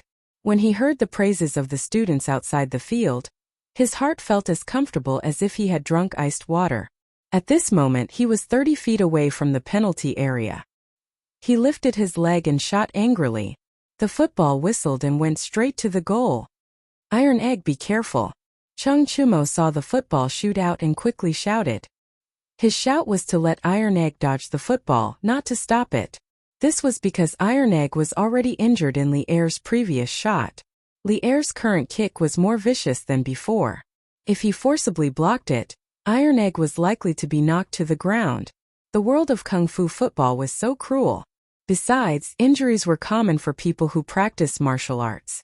There was nothing strange about it. But Iron Egg did not seem to realize the danger of this ball. He still stood at the goal and did not leave. When the football flew into the penalty area, Iron Egg slightly retreated his right foot and put on a Tai Chi fist starting pose. His eyes were fixed on the flying football. In the blink of an eye, the football had flown close to him. The fierce wind around the ball made his hair fly in all directions. The hearts of the students outside the field and the players on the field were in their throats. They saw Bruiser cut horizontally from the side of the football with a Taiji cloud hand. Then his arm bent and shook in a strange way. The speeding football gradually slowed down. Bruiser stood up. At this time, the football was already standing on the fingertips of his right hand, spinning rapidly on its own. Handsome. Too handsome. His movements were as smooth as flowing water. Everyone was dumbfounded by what they saw. Tai Chi. That was Tai Chi. It's Tai Chi. I didn't expect Tai Chi to be used like this. Iron Egg has really learned from Yamacho. He can use Tai Chi as he pleases. Tai Chi is so powerful. It can even block His Majesty's full kick. Oh, if I had known, I would have learned it seriously. The students were amazed. Damn. Iron Egg, you're too awesome. You can even do this. Chang Chumo stared and shouted excitedly. Iron Egg smiled slightly. He shouted to Chang Chumo. Brother Chon Yo, tell our people to pay attention to the ball. Don't dribble too much. We'll play the football the way His Highness played last time. Even if we can't score, we can't let them get the football. Catch the ball. After saying that, Iron Egg's left hand turned into a knife and chopped the rapidly spinning football. The football immediately flew in the direction of Chang Chumo. After listening to Iron Egg's tactical analysis, Chang Chumo felt that it was very reasonable. When he received the football, he immediately passed it to Peng Feiji and then shouted, "Everyone, run and pass the ball. Don't dribble too much. Don't let the opponent get the ball." The current situation was very similar to the previous game where he played with Li Changqian and his two brothers. At that time they were strong, but they were no match for the opponent. The reason was that Li Changqian's people had been playing possession tactics. Li Zixuan, who was standing outside the field, nodded with satisfaction. Although modern football originated in London in the 19th century, and the people of the Tang dynasty had never come into contact with it before, once he introduced modern football to the Tang dynasty, the people of the Tang dynasty did not need to deliberately guide them. They could figure out some tactics on their own. Some of the tactics were very similar to modern football tactics. This was the wisdom of the ancients. They were not stupid at all. Most of the time what they lacked was knowledge. On the field, Chang Chumo wanted to play possession tactics. Of course the players would cooperate. Under such circumstances the players ran more actively. Today's game was similar to the last time, but there were also differences. The similarity was that the two sides of the game were still one weak and one strong. The weaker side wanted to use possession tactics to defeat the stronger side. The difference was that the stronger side today was undoubtedly stronger. However, Chang Chumo was not afraid. Today, everyone can use their internal strength. They can run faster and jump higher. If the ball is passed over the top, it will be easy for you to jump in the air to intercept it. That's fine, we will use a short distance ground ball. At most we will need to run a few more steps. It doesn't matter if you are skilled in martial arts and can run fast because we can also use martial arts. Our running speed is not much slower than yours. At worst, we will pass the ball out before your players catch up, of course. The opponent's biggest threat was Li Er. Therefore, wherever Li Er was, Chang Chumo's players were determined not to pass the ball to their teammates who were closer to Li Er. They all avoided Li Er when they played. There was no other way. To defend against Old Li, they needed at least 3 people. They could not allocate so many people. As a result, the audience outside the field saw a dazzling passing game. No one dribbled the ball. Basically, the ball was passed out as soon as it touched the foot. No matter how fast Li Er and Li Ku were, they could not catch up. Bang bang bang. The sound of the football hitting the ground and the shouts of the players were endless. The scene was very lively. However, the second half played for nearly half an hour, and there was not a single goal. Damn! The ball is being passed around, but there is no goal. Yes, no matter how beautiful the ball is, it is useless if there is no goal. What are Chang Chumo and the rest thinking? Di Jishuan curled his lips and said, "What do you know? Until now neither side has scored. This is already a victory for Chang Chumo and the rest." On the field, Li Ku was somewhat anxious. He had never expected that the tactics he had used to deal with Chang Chumo would now be used against him and his imperial father. He found an opportunity to urgently say to Li Er, "What are you doing? Father, we can't go on like this. Time is almost up." Li Er's expression did not change. After all, he did not care about winning or losing this game at all. He was just here to play. Hearing Li Ku's words, he nodded and said, "Ke is right. I thought that with our strength we could crush the other side. I didn't expect the other side to bring so many surprises. Moreover, this football can also contain the art of war. It is really beyond my expectations." This was an unexpected gain for Li Er when he came to the academy today. Seeing that the football could be used as a battle formation, he was even more determined to bring the football to the army. At this time, looking at the situation on the field, he continued to say to Li Ku, "Could go and tell Mo Yun and the rest to keep an eye on the people on the other side. Our strength is stronger than the other side. Each of us will keep an eye on one person. Let's give them a one-on-one victory and make them unable to pass the ball." Li Ku's eyes lit up and he said happily, "Father is wise. This is really a good idea. I will go and inform them now." Therefore, under Li Ku's instructions, the players on this side gradually began to change their tactics. They no longer chased after Chang Chumo's people to pass the ball back and forth.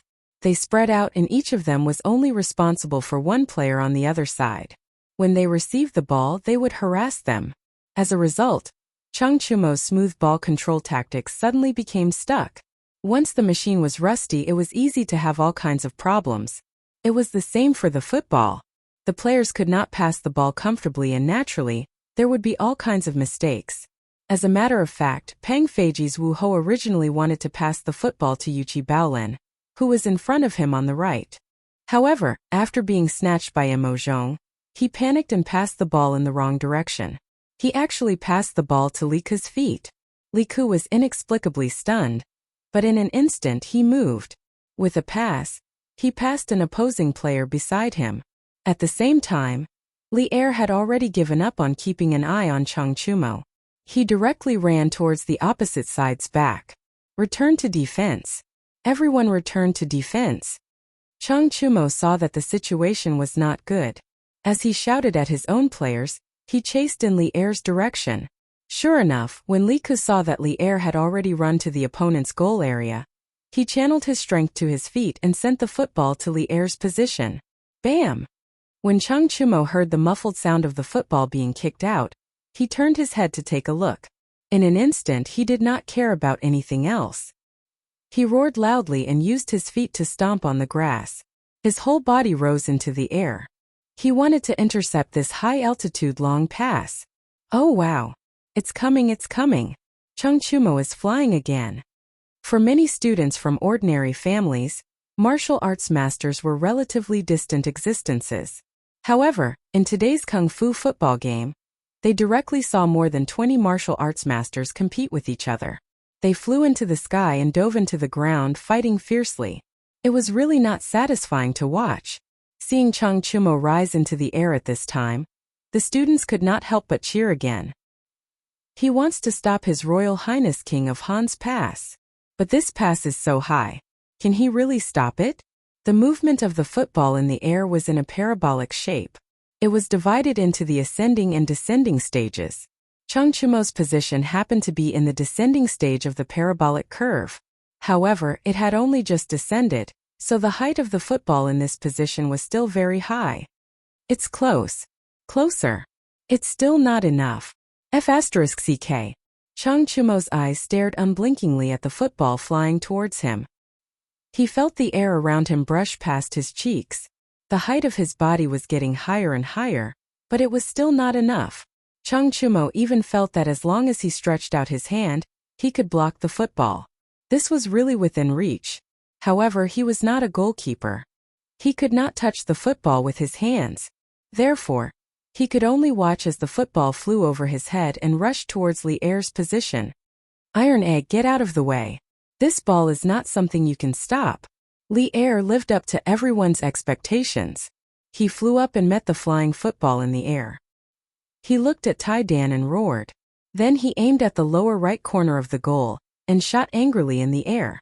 Bam! Bam! Two loud sounds rang out on the field. One was the sound of Li Er's foot colliding with the football, and the other was the sound of Li Er landing on the ground. The football whistled towards the goal. Its speed was much faster than the previous two goals. It could be seen that Li Er used more force this time. Iron Egg gritted his teeth. He did not listen to Li Er's words and chose to retreat. He put on a Tai Chi starting pose again, wanting to repeat the same trick and stop the football.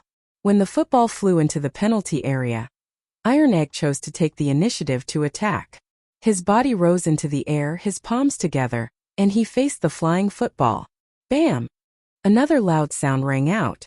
A trace of blood spilled from the corner of Iron Egg's mouth. He groaned and wanted to use the Tai Chi entanglement technique to entangle the football and neutralize the force in it. But at this time, he was in midair and had no place to exert force. The effect of the Tai Chi entanglement technique was greatly reduced. The force on the football was neutralized by less than 1/5. Then it hit him, causing him to fly backward towards the goal. Tai Chi could indeed allow the weak to defeat the strong, but there was a limit to everything. If the opponent was too strong, it would be useless no matter how well Tai Chi was used. Bang! Iron Egg was like a baby eagle that had been hit hard in the air. He crashed into the goal with the ball. The ball is in. Beep! At this time Zhao Song, who was acting as the temporary referee on the sidelines, blew the whistle to end the game. 2-1. Li Er's team won. However, the students outside the field did not cheer loudly. They looked at Iron Egg and Chung Chumo, Yuchi Baolin, and the others who rushed towards Iron Egg. Although they lost respectfully. Iron Egg. Good job. It's okay to lose. We'll try again next time. Yes. What a wonderful game. Winning or losing is not important. Amidst the encouragement of the students, this kung fu football game of gods fighting finally came to an end. The ending was within everyone's expectations, but the process was beyond everyone's expectations. Chapter 883. Hey Iron Egg, you're really a newborn calf that isn't afraid of tigers. I told you to move aside, why didn't you listen? It's just a game, why do you have to be so reckless? After the game ended, Li Er felt refreshed. He came to Iron Egg, who was being helped up by Chung Chumo and the others, and said helplessly. Iron Egg pushed away Chung Chumo and Yuchi Baolin's hands, forced himself to support himself, and cupped his hands towards Li Er. Your Majesty, I'm fine. I just don't want Brother Chonyo and the others to lose the game because of me. What are you talking about? Iron Egg, although we lost this game, it's definitely not your fault. It's us who didn't defend well. Besides, a loss is a loss, isn't it just that there's no football? Everyone doesn't care, right? Baolin? As soon as Iron Egg finished speaking, Chung Chumo came up and said, but why did his last sentence make his heart ache so much? Yes. Chonyo is right, isn't it just a football? Iron Egg, don't take it to heart. Yuchi Baolin hurriedly nodded and chimed in. Li Er saw that Iron Egg's injuries weren't very serious, and that Chung Chumo and the others were comforting and taking care of him, so he brought Li Zishuan out of the field. Li Zishuan, I want to promote football in the military. Firstly, it can ease the boredom in the military camp, and secondly, it can train the soldiers to work together. What do you think? Li Er asked as he walked. Li Zishuan was a little surprised. After thinking for a while, he said, Your Majesty, when you say to promote football, are you referring to today's Kung Fu football? Of course. This way it can also train the soldiers' martial arts. Li Er chuckled and said. Li Zishuan said seriously, Your Majesty, the reason why I forbade the players from using martial arts on the field was because I was worried that the players would get hurt. But now that Your Majesty wants to promote this kind of Kung Fu football, it's fine if it's a small fight like today. But if there's a grudge between the players, it's very likely that there will be deaths and injuries after the game. In this way, it's against my original intention of inventing football. So if Your Majesty decides to promote football in the military, we have to guard against this problem. After all, every soldier is a citizen of the Great Tang. Football was a highly entertaining sport, but at the same time it also contained violence. Even if it was an ordinary football game, it was easy for players to get injured. In his previous life, Li Zishuan had heard the news of a goalkeeper being kicked to death by the opposing team striker in the Swiss Serie B League. If a normal football game was already like this, then what was the difference between a kung fu game and a duel of life and death if the rules were not strictly regulated? Li Zixuan's main reason for introducing football was to develop football in the Great Tang, and not to let the Tang people fight and kill each other. So he needed to clearly explain the seriousness of the matter to Li Er in advance. Li Er frowned. In this era, population meant the strength of the country. Human life was very precious. After a long while, Li Er said, "Then in your opinion, what should we do? I still feel that kung fu football is still necessary. We can't give up eating for fear of choking." Li Zixuan smiled and said, "Your Majesty is right. We can't give up eating for fear of choking. In fact, even if we don't use kung fu, it's very easy to get injured in an ordinary football game.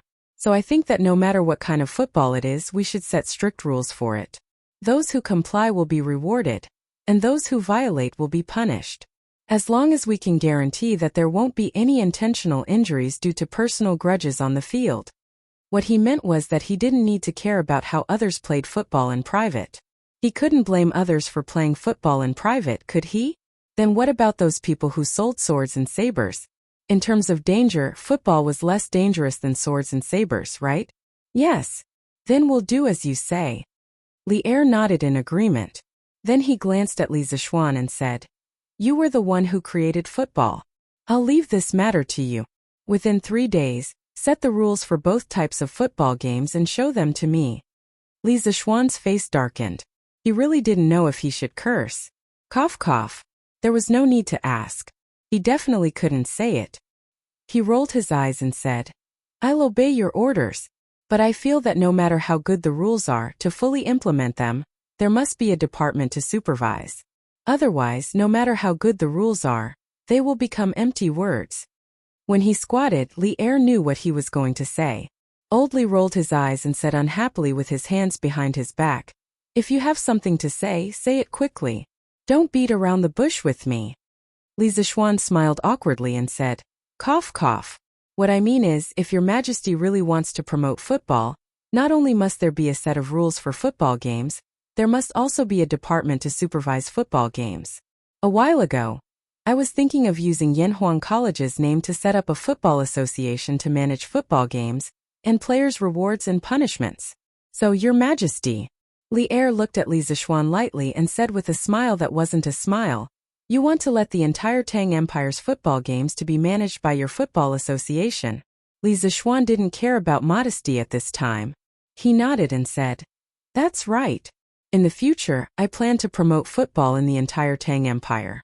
Every year, football leagues will be held regularly. When the time comes, as long as you are a football enthusiast, you can sign up to participate. As for people from other countries, if Your Majesty allows, they can also participate. After all, this way we can also exchange the feelings between the two countries." Li Tai, who was tailing behind the two of them, had a bright light in his eyes. He really wanted to shout, "This idea is great." The little fatty was undoubtedly excited.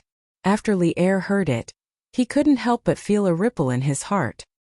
He pondered for a moment and said, "I didn't expect you to have such a comprehensive plan. I approve it. But now, the 6 departments of the Imperial Court have long been separated. I can't set up another department for football. Therefore, the Football Association will still be under Yanhuang College's name. I will have someone draft an imperial edict to order the Football Association to be in charge of football games in the world." Li Zixuan was delighted. Although Old Li didn't have a formal organization for the Football Association, he gave him an imperial sword.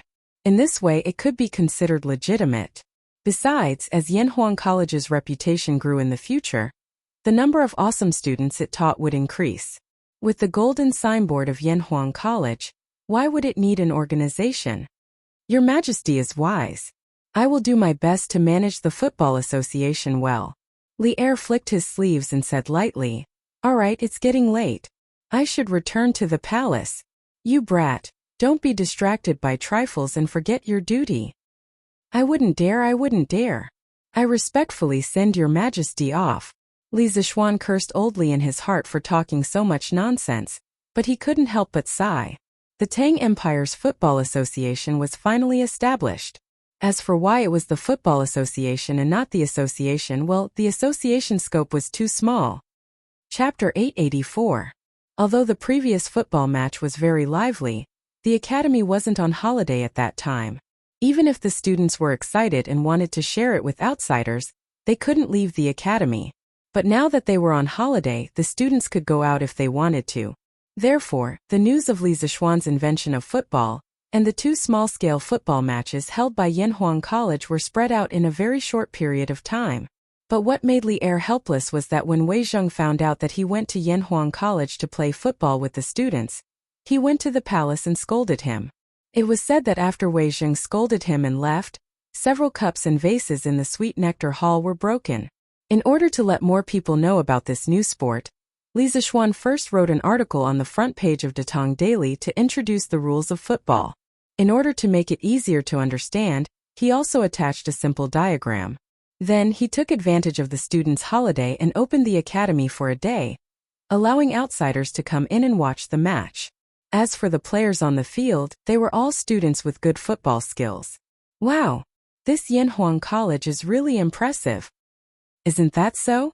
It's said that Duke Yong and spent hundreds of thousands of strings of cash for this academy. Hiss! So much money. Hey, don't make a fuss. We're here to watch the football match today. It's not too late to watch the academy after the match. At noon that day, people who saw the news from the newspaper came one after another. There were men, women, old and young. A total of thousands of people came, and there was an endless stream of people coming to watch the show. It was a hubbub of voices and an unprecedented grand occasion. Without exception, basically everyone who came to Yanhuang College was first shocked by the magnificent building of the academy. Then, under the guidance of the academy's guards, they came to the academy's field. There the football players were warming up. This is football. It looks similar to the football we used to play. What do you know? If you look carefully, you'll find that the football is more flexible. Didn't you see that the child flew high with a light kick? Yo, Shui, now that you mention it, Sage, this football is fun. Hey, I'll ask the servants to buy one later. Buy? Where do you want to buy it? Strange Interest Pavilion, of course. Since this football was made by the Marquis of Yong'an, it must be bought from Quirk Pavilion. Tisk. How long has it been since you last went out? Who told you that Strange Interest Pavilion sells footballs? Today was the first time Yanhuang College was officially open to the public. There was no lack of nobles present. Xiao Shui, the eldest grandson of the current Prime Minister Xiao Yu, was also present. This guy just got married not long ago. Recently he was so bored that his balls hurt. How could he be indifferent when he heard that Yanhuang College was going to have a good show? I haven't been paying attention to these things lately. Why? Shui, are you saying that Strange Interest Pavilion doesn't sell this thing? How is that possible? The other man said in disbelief. Xiao Shui curled his lips and said, why not? This football is so rare. Present, only the academy has them. It is said that His Majesty personally went to Li Zishuan yesterday and asked for 50 footballs from the military. He said that the military will also implement this thing in the future. There's going to be football in the military? Hey, that's great. I'll ask my father to get me one later.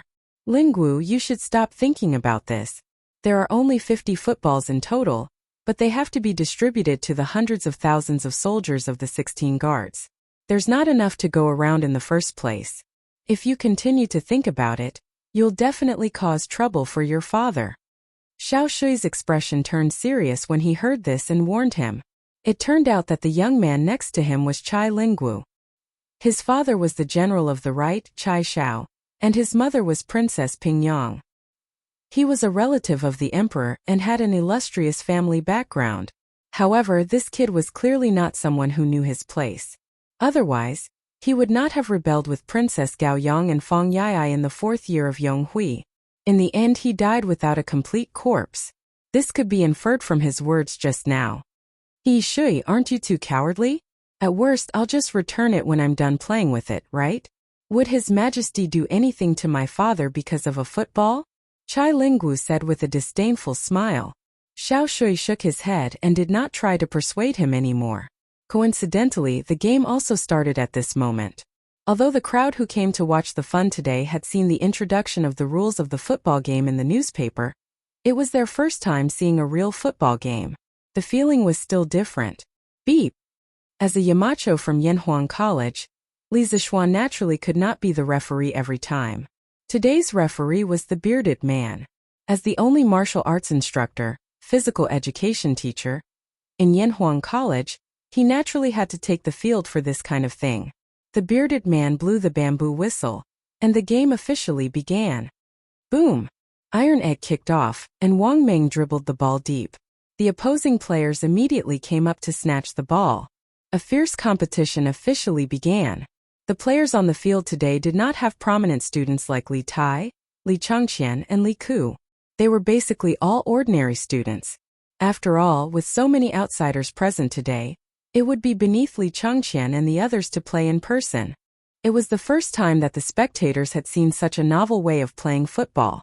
At first, they were not used to it, but after a while they could not help but cheer loudly. Good. This pass is too King beautiful. Wow. This pass is too awesome. Who's this student? The ball went in. Awesome. That kid is too good. He can kick it even from so far away. Godly. That pass is too accurate, right? It passed half the field and still reached his teammates' feet. Are all Yanhuang College students so good at football? The ball went in again. What? It was actually stopped by the goalkeeper? F***ck. I thought it went in. Haha. Speaking of which, this way of playing is more interesting than the way we used to play. Of course. F***ck. I also want to play a game. Sigh. If I had known, I would have gotten into Yanhuang College too. F***ck. Look at what you're saying. Even if you did get in, can you get in? Cheers and shouts filled the stadium. Yunshan, which was originally relatively quiet, suddenly became a sea of joy. It was already lunchtime, but no one was willing to leave for lunch. It was as if they had forgotten about this matter. It was only when the match officially ended at 4:45 p.m. that the crowd felt hungry. They were reluctant to part with the match and left in groups of 3 to 5 to go down the mountain to eat. Along the way, it was inevitable that they would talk about the game just now. As they spoke, they were beaming with joy and were very excited. That was not all. After these people went back to spread the news, this football game would set off a football craze among the people of Cheng. Chapter 885. Hey, did you hear? Yanhuang College held a soccer match yesterday. It was so lively. Soccer match? What soccer? Hey, old Wang, didn't you watch the Datang Daily yesterday? I was too busy yesterday. Old Zhao, can you tell me about it? Hey, that's too long. Let's sit down and talk. Sit down and talk. The next day, the news of the Yanhuang Academy's football match spread throughout Chang'an as expected. Many people's eyes widened as they listened to their companions' vivid descriptions of yesterday's football match. They secretly regretted that they had not been there to watch it in person. Unlike modern times where there were computers, mobile phones, televisions, and game consoles, there was a lack of entertainment in this era. Other than watching plays, drinking tea, walking dogs, and cockfighting, the only thing left was visiting brothels. Soccer was a very competitive and confrontational sport. It didn't take long for tens of thousands of people to chase after it. But when everyone calmed down, they realized a problem. What about soccer? Where could they buy a soccer ball? Many people went to Curious Pavilion to ask after returning from Yanhuang College, but they didn't sell any soccer balls there. But where could they buy a soccer ball if even Curious Pavilion didn't sell it? Fortunately, Li Zishuan didn't make them wait for too long. Look, today's Datang Daily said that Curious Pavilion will start selling soccer balls in 3 days. There will be a limit of 100 balls per week. What? Curious Pavilion is finally selling soccer balls? How much is one? 100 strings of cash for one. And soccer balls are temporarily not included in the membership card discount. Huh? 100 strings of cash for one soccer ball? Many people's eyes widened when they heard the ridiculous price. They wanted to say, "Sorry to disturb you. Hey, 100 strings of cash? That's a good price. With this, there will be fewer people fighting with me for the ball." Of course, there were also some rich young masters who didn't care about the sky-high price of 100 strings of cash. Instead, they were secretly happy. After all, there were only 100 balls per week. Cough cough. Under the influence of Yanhuang College, the people of Chang, and had gradually accepted the concept of a 7-day week. Ahem. The newspaper also said that His Majesty allowed Yanhuang College to establish the Tang Football Federation, referred to as the Tang Football Federation for short, which was in charge of all matters of the Tang Football Federation. Mark Hee-yong, and was the first chairman of the Tang Football Federation. The Tang Football Federation encouraged civil football fans to establish football clubs, which were football clubs, and encouraged businessmen to fund the football clubs. In March of next year, each state government would select the 3 strongest teams to come to Chang'an to participate in the ranking competition. The top 20 teams would be classified as First Division teams and could participate in the First Division League organized by the FIFA. The 20th to 50th teams would be classified as Second Division teams and could only participate in the Second Division League in the future. From the end of August to May of the following year, each team would participate in the corresponding league tournament according to their own team's level. The champion of League One would be awarded with a trophy and a prize of 5,000 strings of cash by the Tang Football Association. The runner-up would be awarded 3,000 strings of cash, and the runner-up would be awarded 1,000 strings of cash. At that time, the players of the top 3 teams would enjoy the privilege of traveling around Chang'an and in special carriages. At the end of every season, the bottom 3 First Division teams would automatically be relegated to the Second Division League of the following year, while the top 3 teams of the Second Division League would be promoted to the First Division League of the following year.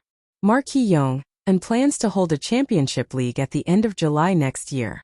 The top 10 teams of First Division teams would be able to participate. The champion would be awarded 10,000 strings of cash, the runner-up would be awarded 5,000 strings of cash, and the runner-up would be awarded 3,000 strings of cash. They would also be able to enjoy the privilege of being paraded through the streets. In the future, a championship league would be held every year, and the prize money would increase year by year. When this news came out, it was no different from a sudden clap of thunder that shocked everyone. Hiss! 10,000 strings of cash? Did I hear wrongly just now? Are you crazy? You can make money by playing football? Isn't this nonsense? Isn't that obvious? If football doesn't earn money, where did the sky-high transfer fees come from? Many businessmen were tempted when they saw the news. Only then did they realize that there was such a huge business opportunity in football. Should they form a team to try their luck? Those rich young masters' faces darkened when they heard this. If they did that, it would attract even more people to go to the Strange Taste Pavilion to snatch the football. Then, their chances of getting it would be even lower. However, they thought about it again. According to what the newspaper said, wouldn't there be a lot of football matches to watch in the future? Wonderful. It's simply wonderful. Hey, don't worry, it's not over yet. The newspaper also said that in the future, all football teams in the Tang Empire must be registered and recorded by the FIFA. The registered teams can directly receive a football from the FIFA at a discounted price of 50 strings of cash. There's no need to rush to buy it. In addition, the Strange Taste Pavilion will provide a batch of football for rental. The rental is about 100 copper coins a day, and they must be returned on time. If they are lost, they will be compensated at the original price.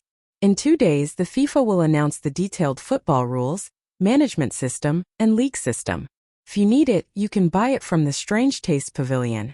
The main reason for introducing these 2 systems was that Li Zishuan wanted to promote football to every place in the Tang Empire as soon as possible. Although the raw materials for football were not easy to obtain, he also wanted to let the majority of people be able to afford football. Besides, now that he had the support of the rubber supply from Zhenla and Piao, he had the confidence to mass-produce a batch of football. By then, they would be able to watch football matches. Moreover, football could also stimulate the local economy. This was a great thing that would benefit millions of people. Sure enough, after hearing the news, many people cheered. When the rich kids heard that they could directly receive a football from the FIFA, they were immediately tempted. In their opinion, how much could it cost to raise a football team? Not only could they directly receive a football, but the team could also bring them some entertainment. If they were lucky enough to become a League One team, they would be very proud. They could also brag to their friends when they went out, right? Hey, hey, hey! Don't miss this opportunity. My young master wants to form a football team to participate in the ranking competition in March next year. Those who are below 30 years old and above 12 years old, who can play football can come and sign up. As long as you are chosen by my young master, your monthly salary will be at least 500 copper coins. Come and sign up. As a matter of fact, some of the more quick-witted people had already instructed their servants to start recruiting people on the streets. Strike first and gain the upper hand. Hey, isn't this Master Chen's servant? His young master wants to form a football team. Hey, that's a good place to go. Unfortunately, I don't know how to play football. Tisk TSK 500 copper coins a month. You don't have to do anything except play football every day. This is a great job. I want to sign up. For a moment, there was a craze for forming a football team in Chang'an City. As the news spread, this wave was about to sweep across the entire Tang Empire. Ooh! Chapter 886. While the people of Chang'an were talking about football, the students of Yanhuang College in Yunshan, outside of Chang'an City, finally welcomed their first class after coming to the academy. The previous 3.5 days of vacation had ended. This was also the first class of engineering after being brought to this world.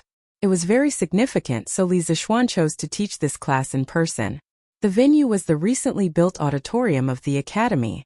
The architectural style of the auditorium was designed by Li Zixuan by imitating the Beibei building in his previous life. It was a magnificent palace-like building, and the second floor could accommodate more than 600 people at the same time. This was also the reason why Li Zixuan chose to teach here. His class was for all the students. More than 600 students and more than 70 teachers gathered together, making the newly built auditorium very lively. Li Zixuan saw that Emozhong had brought the tools over.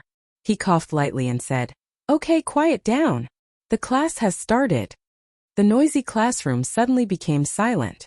Currently in the academy, no one dared to challenge Li Zixuan's prestige. Li Zixuan stood on the podium and looked at the more than 600 students below. After a moment of silence, he said, "From the day you decided to enter Yanhuang College, I believe you already have some understanding of engineering. But that was just a simple introduction I made on Datong Daily. What you understood was just the literal things. Today, I will let you see what real engineering is like with your own eyes. Everyone brace yourselves and open your eyes wide. You are about to enter a new world." Seeing that Li Zixuan was so serious, the students all raised their spirits and stared at the podium without blinking, afraid that they would miss some magical phenomenon.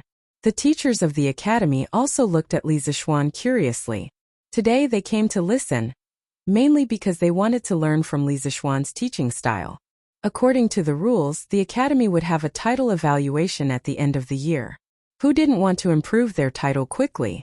On the podium, Li Zixuan smiled unhurriedly and asked first, "Everyone here has learned mathematics.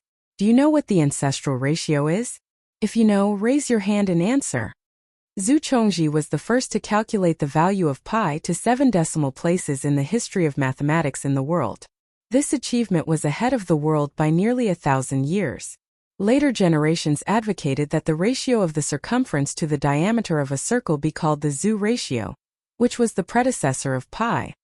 As soon as he finished speaking, 40 to 50 students below the stage immediately raised their hands. Li Zixuan casually pointed at a skinny student and said, "This student, why don't you say something? By the way, tell me your name." Although he had the ability to remember everything he saw, he had never taught a class before. How could he know the names of all the students? When the student was pointed out by Li Zixuan, he didn't have stage fright.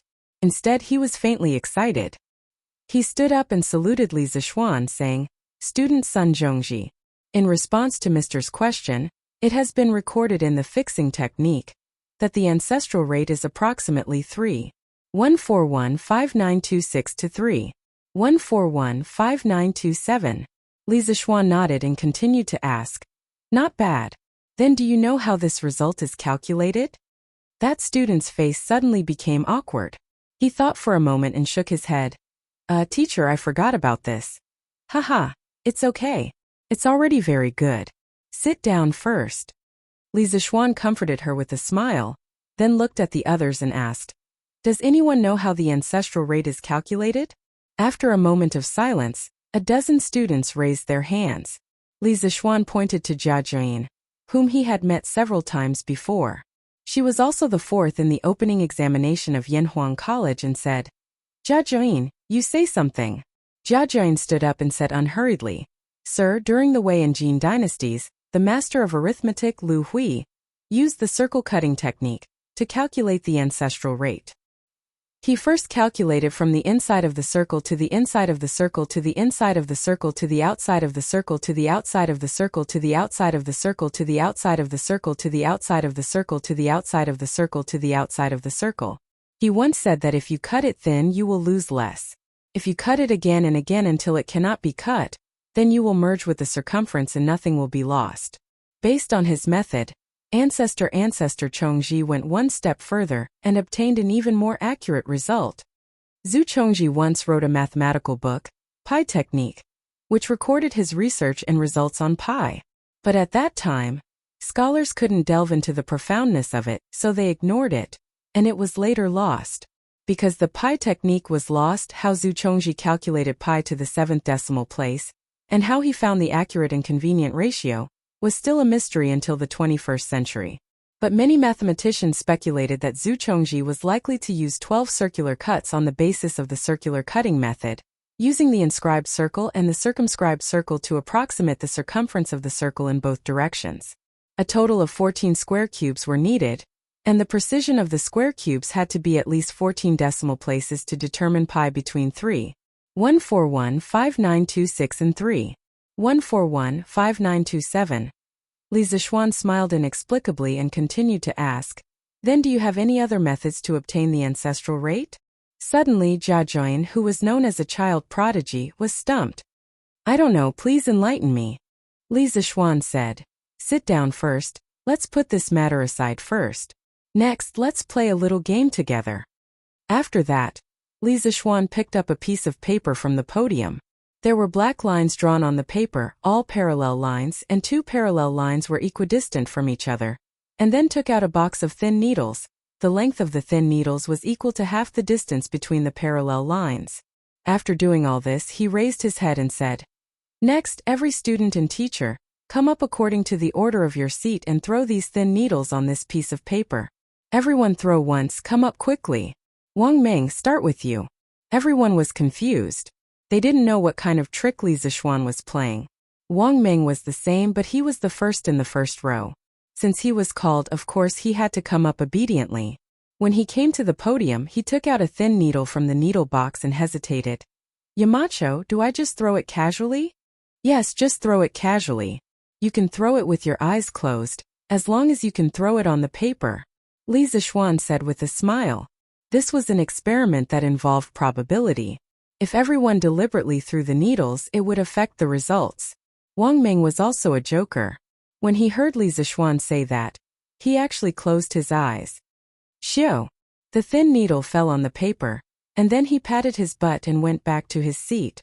The students in the audience suddenly burst into laughter. Li Zixuan shook his head and said, Next, continue. In this way, it took more than half an hour for everyone to go up and throw the thin needles one by one. The students and teachers who returned to their seats all looked at the podium. They saw Li Zixuan with his head down as if he was counting something. Although they were curious, they didn't disturb him. The whole classroom was so quiet that you could hear a pin drop. Not long after, Li Zixuan raised his head. He picked up the chalk and wrote on the blackboard as he said, I just calculated the results of your needles. The total number of times you threw the needles is 713. And the number of times you intersected with the black line is 227. The ratio of the total number to the number of times you intersected with the black line is 3.1496. At this point, he deliberately paused for a moment and then said coolly, This is the approximate value of the ancestral rate. Chapter 887. Boom! Li Zixuan raised his hands and made a gesture of embracing the world. His posture was extremely dashing. However, what he had just said was tantamount to dropping a deep-water bomb, causing everyone in the auditorium to lose their composure. The ancestral rate. This was the ancestral rate that had troubled the ancestors for who knew how many years. Even now, there were very few people who could accurately calculate the ancestral rate. However, Li Zixuan had easily obtained an approximate value of the ancestral rate just by playing a small game with everyone. This was simply a miracle. How is this possible? It should be a coincidence, right? But Yamacho mentioned the ancestral rate to us first. If it really is a coincidence, then wouldn't all the things that Yamacho said before be in vain? It's definitely not a coincidence. Yamacho's expression was that of certainty from the beginning to the end. How can it be a coincidence? The students discussed animatedly below the stage, all of them feeling incredulous. In fact, it wasn't just them. The academy teachers present also felt incredulous. How could the ancestral rate, one of the biggest problems in the field of mathematics, be calculated so casually? Li Zixuan thought to himself. No one guessed correctly, because the answer he got was both a coincidence and not a coincidence at the same time. This experiment was the famous Buffon needle-throwing experiment in his previous life. On a day in 1777 AD, the French scientist D. Buffon invited guests to do the same experiment that Li Zixuan had done previously at home. In the end, the guests threw in a total of 2,212 needles, of which the needles intersected with parallel lines 704 times. The ratio of the total 2,212 needles to the number of intersections 704 was 3:142. He said loudly to the guests, "Gentlemen, this is the approximate value of pi." The guests were in an uproar, and there were doubts for a while. Everyone was baffled. Pi. This game has nothing to do with circles at all. The appearance of pi on such a chaotic occasion was really unexpected, but it was absolutely true. Since the problem of the needle-throwing experiment was first proposed by Mr. Buffon, it was called the Buffon problem in the history of mathematics. The general result obtained by Buffon was, if the distance between two parallel lines on the paper was d, the length of the small needle was l, and the number of times the needle was thrown in was n, so the number of times the needle intersected with the parallel lines was m. Then when n was relatively large, it was pi is almost equal to 2ln dm. The needle length L used here was exactly half of the distance d between parallel lines, so substituting the above formula was simplified to be pi is almost equal to nm. This formula could be completely proven using the knowledge of probability and geometry, so I won't go into detail here for the time being. It was worth mentioning that later, many people followed Buffon's footsteps and used the same method to calculate the value of pi. The most amazing of them all was the Italian mathematician. In 1901, he claimed to have conducted many needle-throwing experiments. The number of needles thrown in each experiment was 3,408 times, and the average number of intersections was 1,808 times. Substituting it into the Buffon formula, he got pi is almost equal to 3:1415929. The needle length L he used was not equal to half of the distance d between parallel lines. Compared with the accurate value of pi, the difference only appeared up to the 7th decimal point. Using such a simple method to obtain such a high precision value of pi, this was really a work of God too beautiful. If Zhu Chongji were still alive, he would be flabbergasted. However, people had always criticized Lazrani's results, but it was not unreasonable to get such a result because it could be proved in mathematics that the fractions closest to the true value of pi, but with a smaller denominator were sadface 22/7 almost equals 314 probability, 333, 106, is almost equal to 31415 355, 113, is almost equal to 3:1415929 probability, 103993, 33102, is almost equal to 3:141592653, and Lazrani actually threw the probability. For a throw within 10,000 times, it was impossible to get a better result. No wonder many people doubted. Could it be such a coincidence? But most people thought that Lazrani was really lucky, because he had been diligent and cautious all his life. As for the truth, there was no way to investigate it now. Therefore, the result that Li Zixuan had just obtained was both a coincidence and not a coincidence. If he had been unlucky, the error in the result would have been slightly larger, but not by much. This was a probability problem. In the auditorium, Su Hongji, who had been studying mathematics for most of his life, was the most shocked person. At this moment he did not care about being polite. He instantly stood up from his seat and walked directly to the podium. Halfway there he realized that he had been rude. He quickly bowed to Li Zixuan and said, "Yamacho, can I go up and take a look?" "This. I don't mean anything else. I just want to go up and take a look with my own eyes." The second half of his sentence seemed to be a cover-up. After all, if he had not seen such a miracle with his own eyes, he would never have believed it. Li Zixuan was amused. "Is this old man still suspecting that I cheated?" So he laughed and said, "Mr. Su, if you want to take a look, please come up and take a look. Not only that, other teachers or students who have doubts can also come up and take a look. Be careful not to touch the podium and mess up the position of the thin needles." "Thank you, Yamacho." As soon as he finished speaking, a few people immediately came up from below. There were students and teachers from the academy. Li Tai was also among them. Several doubters quickly came to the podium and began to count the thin needles that fell on the parallel lines on the paper. 1, 2, 3, 225. 226. 227. There are exactly 227 thin needles on the black line. After a quarter of an hour, 4 or 5 doubters walked up to the podium and counted the numbers. They could not help but exclaim. Su Hongji was completely convinced at this moment, but he still could not understand how a simple game could be related to the ancestral rate. So he looked at Li Zixuan next to him and said excitedly, "A few years ago, my teacher had also used the circle cutting technique to calculate the ancestral rate. However, after 3 days of calculation, only the first 4 digits after the decimal point were exactly the same as the ancestral master's calculation. Many times, if one careless miscalculation was wrong, it would lead to a complete miscalculation. Today, Yamacho casually played a game and accurately calculated the first 3 decimal places. I am deeply impressed. I wonder if Yamacho can explain the principle to us?" At this moment, everyone's eyes were on Li Zixuan. Obviously, they also wanted to know the theory behind this. However, Li Zixuan smiled and said, "Everyone, please go back to your seats first. Let's put this question aside for the time being. I will play a small game with you. F***ck your game. We want to hear the truth." When everyone heard this, they almost vomited blood. They were all going crazy in their hearts. However, Li Zixuan was the one who spoke. If he did not want to say it, they could not find someone to beat him up and force him to say it, right? Who in the auditorium had the guts to do that? Besides, who could beat him? Therefore, they could only sit down obediently and wait to see what Li Zixuan would do next. Ooh! Chapter 888. Emozhong, come here. Li Zixuan, who wanted to play a new game, didn't move immediately. Instead, he called out to the dumbfounded Emozhong next to him. "Here." Emozhong quickly recovered from his shock and ran to Li Zixuan's side. He bent his back and looked like he was all ears. Li Zixuan leaned over to Emozhong's ear and whispered something. Then, Yamacho, this.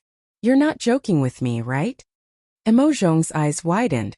His mouth was open so wide that an egg could be stuffed in. Who has the time to joke with you? Hurry up and go. Li Zixuan said in annoyance. Everyone was a little confused when they saw this. They didn't know what Li Zixuan had instructed to make Emozhong show such an expression. However, their doubts didn't last long. About half a cup of tea's time after Emozhong ran out, the crowd noticed something unusual, and cries of surprise rose from all directions. Emozhong had actually run up to the roof and started to peel off the tiles. There was a saying that went, "If you don't teach me a lesson for 3 days, I'll peel the tiles off the roof." The teachers and students in the audience couldn't help but wonder in their hearts. Did Emozhong lose his mind? He actually dared to go up to the roof and peel off the tiles? Yamacho, do you think it's okay to peel off this tile? Emozhong, who was on the roof, leaned over and shouted to the people below. It was only then that the students and teachers in the auditorium understood that Li Zixuan had instructed Emozhong to peel the tiles off the roof. They couldn't figure out what Li Zixuan meant by this and couldn't help but discuss it among themselves below. No. Move it a little further back. Li Zixuan glanced sideways and then replied, yes. Emozhong, who was on the roof, had no choice but to cover the tile that had been peeled off. He then peeled off another tile and asked, Yamacho, is this okay? It's okay. Then I'll go down. Stay up there first. I'll need you later. The strange conversation between the two shocked everyone. Fortunately, after saying this, Li Zixuan finally became normal. He took out a piece of bright triangular glass from a box on the podium and said to the people in the audience, This is the first time I've heard of your name. I've heard of your name before. Does anyone know what color the sun is? The Academy's first volume of physics textbooks didn't cover optics. Do you still need to ask? Of course the sun is white. Cheng Chumo couldn't help but laugh. It's obviously red. The sun in the morning, how can it be white? Another student retorted immediately. What red? It's obviously yellow. Can't you tell the difference between red and yellow? After a while there was an uproar. Li Zixuan coughed softly and said, Okay, quiet down. There's no need to argue. Next, I'll show you what color the sun is. The students immediately quieted down. They held their breath and stared intently at the podium. Li Zixuan first set up a stand on the podium with white paper pasted between the stands, acting as a white screen. Then he faced the sun with the triangular glass. At this time, everyone understood why Emojong went to the roof to remove the tiles. It was to let the sun in. A magical scene appeared. Okay, do you see what it is? Li Zixuan pointed at the white screen on the podium and laughed. Wow! The teachers and students were in an uproar. They actually saw a 7-colored light spot appear on the white paper. Wasn't that a rainbow? A rainbow? It's not raining. How can there be a rainbow? Yes, it's still sunny today. It's a miracle. Yamacho can actually create a rainbow? No, Yamacho must be trying to tell us that the sun is 7-colored. How is that possible? Why is the sun white when I see it? What white? It's obviously yellow. It's red. The students were amazed for a while. Then a few of them began to argue again. Li Zixuan said, Quiet down. Through this little game I want to tell you that many times, what you see with your own eyes may not be true. Take sunlight for example. Some of you think it's white, red, yellow, or even transparent. But what about the truth? He was a mixture of 7 different colors. Another example, have you ever thought about what kind of substance light is? Is it as illusory as sound? Or is it like the rice and flour that we eat? Is it a substance that exists? When everyone heard this, they all fell into deep thought. After a while, a skinny student stood up and asked, My name is Li Yan. I'm Yamacho. What is light? Li Yan, this is Li Chuanfeng's son. Li Zixuan's heart skipped a beat. He had seen Li Yan on the entrance exam's report card, and knew that this kid was Li Chuanfeng's son. However, this was the first time he had met Li Yan. But, that's a good question. But let's put this question aside for now. Next, I'll play a little game with you. It was Li Zixuan who revealed a mysterious smile again, and then said with a cheap tone, Li Yan. Even as a Taoist, Li Yan, who had been cultivating his body and mind for many years, could not help but jump up and down at this moment. He opened his mouth wanting to curse, but after thinking about it he sat back down. If he was like this, the rest of the students would be even worse. Yamacho, please explain it to us first. That's right. Explain it clearly before we play the game. F***ck this again. You only know how to play games. Play your sister's game. This was what Li Tai, the king of younger sisters, muttered in private. Li Zixuan's face turned serious as he gestured with his hand and said, Quiet down. A good meal isn't afraid of being late. Haste makes waste. What's the hurry? All of you take a good look and learn. Seeing that Li Zixuan was about to explode, the students wisely shut their mouths. Emoyun, pass this to Emojong. Li Zixuan took out a wooden board. There was a small hole in the board, and passed it to Emoyun as he ordered. Then, he ordered the students to close all the curtains. There were glass windows in this hall. At this time, Emoyun had already brought the wooden board to the roof and passed it to Emojong. Emojong, use the wooden board to cover the hole in the roof. Li Zixuan ordered again. Emojong did as he was told. Suddenly, the entire hall was plunged into darkness. Only Li Zixuan's side had a very thin beam of light, which looked very conspicuous. Then everyone heard Li Zixuan say, I'm holding a piece of paper in my hand now. There are two narrow slits on the paper that are very close to each other. I'll put the slits under the beam of light later. See what happens. The students and teachers were all puzzled. What kind of phenomenon can there be? Isn't it just one beam of light turning into two beams of light? However, reality once again slapped everyone in the face. In the dark, there were bright and dark stripes on the white screen. There were more than two bright stripes. However, everyone clearly saw that the paper that Li Zixuan held above only had two beams of light. Why are there so many stripes below? Ooh! Chapter 889. In the early days of the development of optics, the interpretation of color was particularly difficult. Before Newton, the Aristotelian view of color prevailed in Europe. Aristotle believed that color was not an objective property of an object, but a subjective perception. The formation of all colors was the result of the proportional mixing of light and darkness, white and black. At the beginning of 1666, Newton made a triangular glass prism and used it to study the color of light. For this purpose, he painted the room black and made a small hole in the window to let in the right amount of sunlight. He then placed the prism at the entrance of the light, so that the refracted light could be projected to the opposite wall. Through this experiment, he obtained a colored spot on the wall. The arrangement of the colors was red, orange, yellow, green, blue, indigo, and violet. Newton called this color spot the spectrum. Later generations called this experiment the dispersion of light experiment. In 1830, the British doctor and physicist Thomas Young made a small hole in the window to let light pass through, and used a mirror to reflect the light that passed through. Then he used a piece of paper about 130 inches thick to split the light into two beams. The result was that he saw the intersecting light and shadow. This was the famous Young's double-slit experiment, which showed that two beams of light could interfere with each other like waves. This experiment also played a crucial role in the creation of quantum science a century later.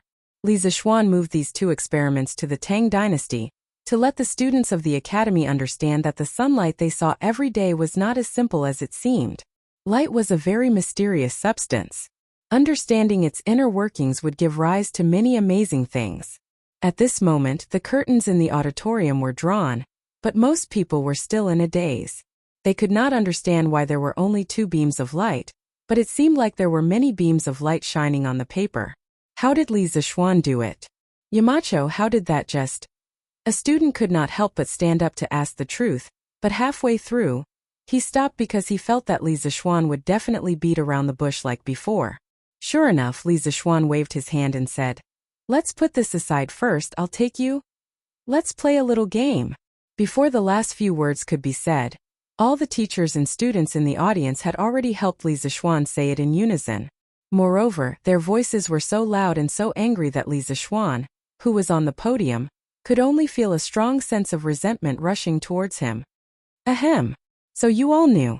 Li Zixuan's forehead sweated and said awkwardly. Then he took out two iron boxes and shouted to the side. Emo Zhong, Emo Yun, you two come here. The two brothers had already come down from the roof, but when they heard that Li Zixuan had something to do again. Both of you carry one box each. Pay attention to the string in the middle. Don't be too far away from each other. Otherwise, I won't forgive you if you break the string. Yes, yes, yes, Yamacho. The two brothers quickly agreed and each took a box. Now you two stand over there. Li Zixuan pointed to the last corner of the auditorium and said. The two brothers did as they were told. Everyone was confused, but there were two exceptions. Li Tai and Chung Chumo. Not only had they seen this thing before, but they had also played with it before. Li Zixuan took out two more iron boxes. One contained a voltaic battery, and the other contained a telegraph. After the wires were connected, he looked up and said, "The next little game is going to be even more interesting. Have you ever thought that one day, two people thousands of miles apart will be able to send messages to each other?" Sun Zifan. Send a letter. Wang Meng. You can also send a letter by pigeon. Li Zixuan shook his head and said, "How long would it take to send a letter and a pigeon over a distance of 1,000 miles? The two things you see today will be able to instantly send messages across 1,000 miles in the future." Wow. How is this possible?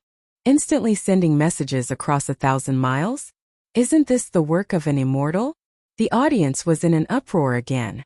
Speaking of which, the number of times they were shocked today was more than the previous days combined. Li Zixuan was always full of surprises. Due to the limited space, let's first do a message transmission experiment with a distance of 10 feet. Next, whatever sound my box makes, Mo Zhong's box will make the same sound. Li Zixuan opened the iron box and started to send the telegraph. Beep beep, beep, beep, beep. 2 short sounds and 3 long sounds. Almost at the same time, Mo Zhong's iron box also made beeps. Beep beep, beep, beep, beep, 2 short sounds and 3 long sounds. Although the students and teachers felt that it was very magical, most of them could not understand it. Yamacho, how do we send messages with these beeps? A student stood up and asked. Haha, good question. Student, think carefully about the sounds you heard just now. Are there long and short sounds? That student frowned and thought for a moment before replying, yes, Yamacho. Then think about it again. If I combine these long and short sounds with each other, and each combination corresponds to a word. For example, the 2 short and 3 long sounds correspond to the word Li. Then, can I send a message through this? As soon as he finished speaking, exclamations of surprise rang out everywhere. Wow, why didn't I think of that? Yamacho's idea is really amazing. I just don't know how far this thing can be transmitted. Li Zixuan said again. According to my current preliminary tests, this thing can transmit messages within a distance of 15 kilometers. If it's improved in the future, it won't be a dream to transmit messages across 1,000 miles. Wow, more than 15 kilometers? That's amazing. Amazing. Too amazing. An iron box can transmit messages across 1,000 miles. The auditorium was once again in an uproar. The older generation of teachers from the academy looked at each other in shock. At this moment they really felt that they were old and could not keep up with the times. Okay, let's put this aside for now. There's more to come. Mo Zhong, Mo Yun, please tidy up these things. Li Zixuan once again revealed a mysterious smile and ordered. It was impossible for him to explain the principle of the telegraph machine in detail now. The students all had an as expected expression on their faces. However, they were too lazy to complain now, so they remained silent and watched Li Zixuan's performance quietly. Li Zixuan brought a basin of water from under the lectern, then took out a box and 2 tubes of colored glass. Then he looked at the crowd and said with a smile, next, it's time to witness a miracle. You will see the real meaning of making something out of nothing. Chapter 890. Creating something out of nothing? Why does it sound like a magic trick? But then again, everything that Li Zixuan said in class today made the students feel like he was performing a magic trick. The casting of needles, the splitting of sunlight, the double slit turning into stripes, and the iron box message just now made them feel like they were dreaming. It was very unreal. At this moment, Li Zixuan put the wire from the iron box into the basin. This basin was not made of wood but of glass. Then filled the 2 thin glass tubes with water, pressed the mouth of the tubes, and put them into the basin upside down. Then, Li Zixuan inserted the 2 enameled wires into the 2 glass tubes. Everyone look carefully. There will be some interesting phenomena in a while. Li Zixuan raised his head and smiled. Then he called Mo Zhong over and whispered a few words in his ear. Mo Zhong obeyed and went out. Li Zixuan pressed a button on the iron box next to him. Suddenly, the students in the auditorium found that the enameled wires in the glass tubes began to bubble. Hey, is Yamacho performing bubble blowing for us? Chang Chuma was happy when he saw this and whispered in the audience. The ancients also knew how to blow bubbles. Soak the honey locust in water and cut a thin piece of bamboo, and you can play with bubbles. However, honey locust was too expensive, and not many parents would let their naughty children waste natural resources like this. However, Changchumo played with it a lot when he was a child. After about 10 breaths of time, the water in one of the glass tubes in the basin had been completely drained. This tube was filled with hydrogen, but the other glass tube was still half full. Li Zixuan ignored it and let the gas in the glass tube overflow. When the water in the other glass tube was completely drained, Li Zixuan pressed the button on the iron box again, and the enameled wires in the basin stopped bubbling. Yamacho, is this electrolyzed water? Someone in the audience stood up and asked. It was Wang Ji. The experiment of electrolyzing water was mentioned in the first volume of Chemistry of the Academy. However, he had only read the description in the book and had never seen a real person demonstrating it. He had never done it himself because he didn't know where to get electricity. Therefore, it was only now that he felt that he looked somewhat familiar. Mr. Wang, you have a good eye. This is the water electrolysis experiment, Li Zishuan praised and then said to the students, the gas in the 2 glass tubes in my hand was formed by the water I just used. It's different from the air you breathe every day. Tisk, what's the difference? The students shook their heads in disbelief. In their eyes, the 2 glass tubes in Li Zishuan's hands were colorless. Weren't they just filled with air? What was so strange about it? Li Zishuan didn't make any more excuses. At this time, Emozhong came in with a brazier. Wherever he went, the students all avoided him because it was hot. Li Zishuan didn't mind the heat. He went forward and wrapped his left hand with a wet cloth. He pulled out a red thin iron wire from the brazier, and then put his right hand into the brazier. He held the glass tube filled with gas with his thumb and took it out. He said, "Now it's time to witness a miracle." Hearing this, the students all widened their eyes and stared at him. They saw Li Zishuan's right hand releasing his thumb from the glass tube, and his left hand quickly put the red-hot iron wire into it. Tisk tisk. The red iron wire suddenly burned in the glass tube and emitted a bright fire. Damn, iron can also burn? Am I seeing things? Chung Chumo shouted. The other students were also shocked and felt that it was incredible. After the fire went out, Li Zishuan smiled a little mischievously, and then took out the other glass tube. His left hand took the small burning wooden stick from Emozhong. The students didn't know what was going on, but the teachers of the Academy's chemistry department all buried their heads and covered their ears. Boom! The students saw Li Zishuan place the wooden stick with a flame at the mouth of the glass tube. Then they heard an explosion that wasn't particularly loud, but definitely not soft either. Damn! Except for the teachers of the chemistry department who were already prepared, everyone in the auditorium was shocked. Li Zishuan put down the test tube, clapped his hands and waited for the crowd to quiet down. He said, "Now do you believe that I turned water into 2 different kinds of gas?" The students were speechless. They thought to themselves, "How could we believe you? Why didn't you tell us in advance before playing with the explosion?" So the electrolysis experiment recorded in the teaching materials is actually real? This old man is convinced. Yamacho is really a genius, Wang Ji said with emotion. Li Zishuan smiled and said, "Mr. Wang, you flatter me." Then he gave Emozhong a look, and the latter quickly nodded and turned to go out.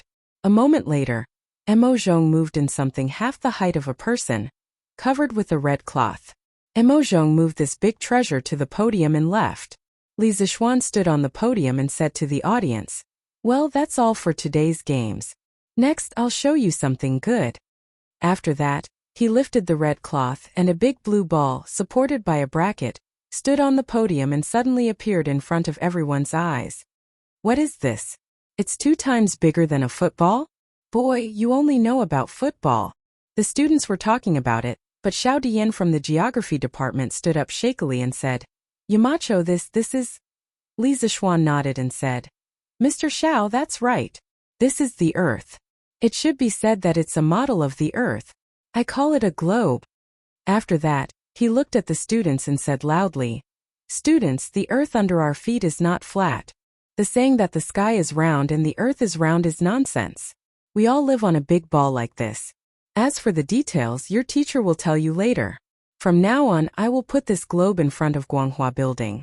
Every time you pass by, you must take a good look at it and see the world we live in. This is definitely a new world that you have never known before. Also, the little games that I played with you earlier had a deep meaning. Don't ask me about the specific principles. I hope that by the time you graduate from the Yanhuang Academy, you will be able to fully understand these questions. Then, the painstaking efforts that I and the teachers of the Academy have put in for you will not be in vain. Okay, class dismissed. Go and rest. Today's class is over. Clap, clap, clap, clap."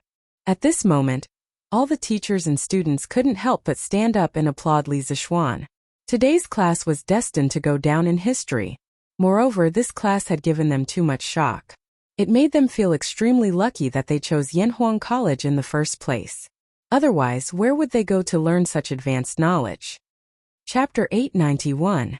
This was the students' first class after entering Yanhuang College, and it would be the class that would leave the deepest impression in their lives. Li Zixuan chose some of the more classic experiments from mathematics, physics, chemistry, and geography. These experiments opened the door to a new world for these students who had been influenced by Confucianism for many years. The charm of engineering was displayed incisively and vividly. At the same time, Li Zixuan's teaching style had given all the teachers in the academy a great inspiration. They realized that when Li Zixuan was teaching, all the students' attention was focused on Li Zixuan. After half a day of class, there was not even a single person who went to the toilet, let alone someone who was absent. Did the students not want to go to the toilet? Obviously not, because after Li Zixuan announced the end of class, the toilets in the auditorium were all overcrowded. Many students had no choice but to rush to the school building to use the toilets. What did this mean? It meant that the students were unwilling to miss a single bit of Li Zixuan's teaching. This could be called a miracle in the history of teaching. Most of the teachers in the academy used to be teachers in local government schools or schools in the countryside. But what was the situation like when they taught students? Other than a few students who really wanted to excel through studying and listening attentively, the rest of the students were either absent-minded or sleeping. They were all hoping that the class would end early. Compared to Li Zixuan's class, the effect of their teaching was like the bottom of the abyss, while the other was above the clouds. Therefore, after Li Zixuan's class, Yan Silu, who was in charge of teaching in the academy, did not even eat lunch. He immediately gathered all the teachers in the academy and held a teaching method improvement and learning meeting. He asked all the teachers in the 5 academic departments to reflect on their teaching methods and improve them within a time limit. The teaching team of the academy would organize teachers to take turns attending classes every week. At the end of the semester, the teacher's teaching ability would play a large role in the final evaluation. Therefore, no one would ignore this matter. Of course, Li Zixuan also sat in on the meeting, but he didn't say a word from beginning to end. He was quite impressed with Yan Silu's ability to discover the problem and react quickly. At the end of the day, Yanhuang College couldn't be supported by him alone. He needed all the teachers to exert their subjective power. After the meeting, many of the teachers who had classes in the afternoon didn't even bother to eat lunch and hurriedly went to prepare for class. It had to be said that the competition for teaching in Yanhuang College was really great. There was the most awesome teacher in the Tang Empire, Li Gang, as well as famous people like Yan Silu, Wang Ji, and Xiao Dian. When working with such outstanding people, one would feel embarrassed to slack off. Li Zixuan didn't have any classes. In fact, he didn't substitute for any classes in the past 2 semesters because there were enough teachers in the academy. As the principal, how could he roll up his sleeves and compete with others for a job? When the next batch of students enrolled next year, if there weren't enough teachers, he might consider substituting for the students if he had time. Therefore, he went straight back to the courtyard for lunch. In the afternoon, he still had to go to Chang'an City. Previously, someone from the Ministry of Personnel sent him a letter to collect the official seal of the Ministry of Shipping. It was said that this thing couldn't be collected by others, so he had to go personally. After lunch, Li Zixuan brought Peng Feiji and 2 other bodyguards. The 4 of them rode down from the Cloud Mountain and headed straight for Chang. It was now late autumn, and the weather wasn't as hot as before. He didn't like to take a carriage when he went out. Although Don't Touch Me was comfortable, he still liked the carefree feeling of riding on a horse. Hiya! Make way! The people in front, please make way. The 4 of them quickly arrived at Chang'an City and entered the city from the east side of Yanqing Gate. Li Zixuan could gallop on his horse outside the city, but he deliberately slowed down the moment he entered the city. The 4 of them walked on the main road between Xinchang Square and Shengdao Square. Not long after, they heard the rumbling sound of carriages and horses behind them, and a man's request. Li Zixuan heard that the man behind them sounded polite, so he brought Peng Feiji and the rest to the side of the road. Then he narrowed his eyes and looked at the huge group of carriages that rolled past them. There were about 40 to 50 people in the group, all dressed in black armor. They were all tall and strong, and their hair was disheveled. They looked ferocious. The leading carriage had a large flag hanging on it, and a majestic Feng character was written on it. The caravan whizzed past, and in the blink of an eye, it had left Li Zixuan and the others far behind. Feng? Is there a family of generals with the surname Feng near Chang'an City? Li Zixuan looked in the direction where the carriages disappeared and asked softly. Pang Feiji thought for a moment and answered, Marquis, although there are generals with the surname Feng in the family of generals, I have seen most of them before. From the way they are dressed, they don't seem to be from around Chang'an City, and they are not even from the Central Plains. Li Zixuan raised his eyebrows. Not from the Central Plains? Then why was there such a big group of people traveling? Since he was not in a hurry to go to the Ministry of Personnel, he ordered, Feiji, go to the city gate and ask around. Find out where these people are from. Yes. Pang Feiji accepted the order and rode his horse towards Yanqing Gate, which they had just passed by. After about the time it took to brew a cup of tea, he turned around and returned. Marquis, I have just asked the general at the city gate. The group of people just now came from Lingnan. It is said that Duke Gung of Lingnan sent his second son to meet His Majesty. The person in the leading carriage should be Duke Gung's second son, Feng Zhidai. Pang Feiji cupped his fists and answered, Duke Gung? Who is Duke Gung? Li Zixuan frowned and asked. He had heard of the few dukes in Tang Dynasty, but he had never heard of one called Duke Gung. Pang Feiji was sweating. He looked around and explained to Li Zixuan softly, Marquis Duke Gung is the chief of Lingnan Fengong. Fengong, chief of Lingnan. Li Zixuan muttered and suddenly realized. His expression changed slightly and he asked softly, Do you know why Fengong sent his son to Chang'an? Although Pang Feiji was no longer working in the Wuhou government, he still frequently looked for his former colleagues to drink. Thus he was still relatively well informed. He looked around, then went to Li Zixuan's side and whispered, Marquis, in April this year, the provincial governors of Lingnan accused the chief of Gaozhou Fengong of gathering troops to rebel. Duke Gung must be sending his son to the court to show his loyalty to His Majesty? Chapter 892. At the beginning of the new year, Fengong was fighting with Tandian and hadn't entered the court for a long time. The various prefectures reported Fengang's rebellion more than 10 times. Li Er planned to send the general of the Right Guards, Lin Mu, and the others to the Jiang and Ling provinces to suppress him. Wei Zheng advised. The Central Plains has just been pacified. Lingnan is far away and the terrain is dangerous. There is miasma and plagues, so we can't station a large army there. Also, Fengang's rebellion hasn't formed yet, so it's not good to mobilize a large army. Li Er said. There is an endless stream of people reporting Fengang's rebellion. How can you say that the rebellion hasn't formed yet? Wei Zheng replied. If Fengong rebelled, he would have split up his troops to occupy the strategic areas and attack the neighboring provinces. It's been a few years since he's been reported, but the Feng troops haven't left the country yet. There are no signs of rebellion. The various prefectures already suspect that the Feng family is rebelling, but His Majesty hasn't sent an envoy to appease them. The Feng family is afraid of death, so they don't dare to come to the court.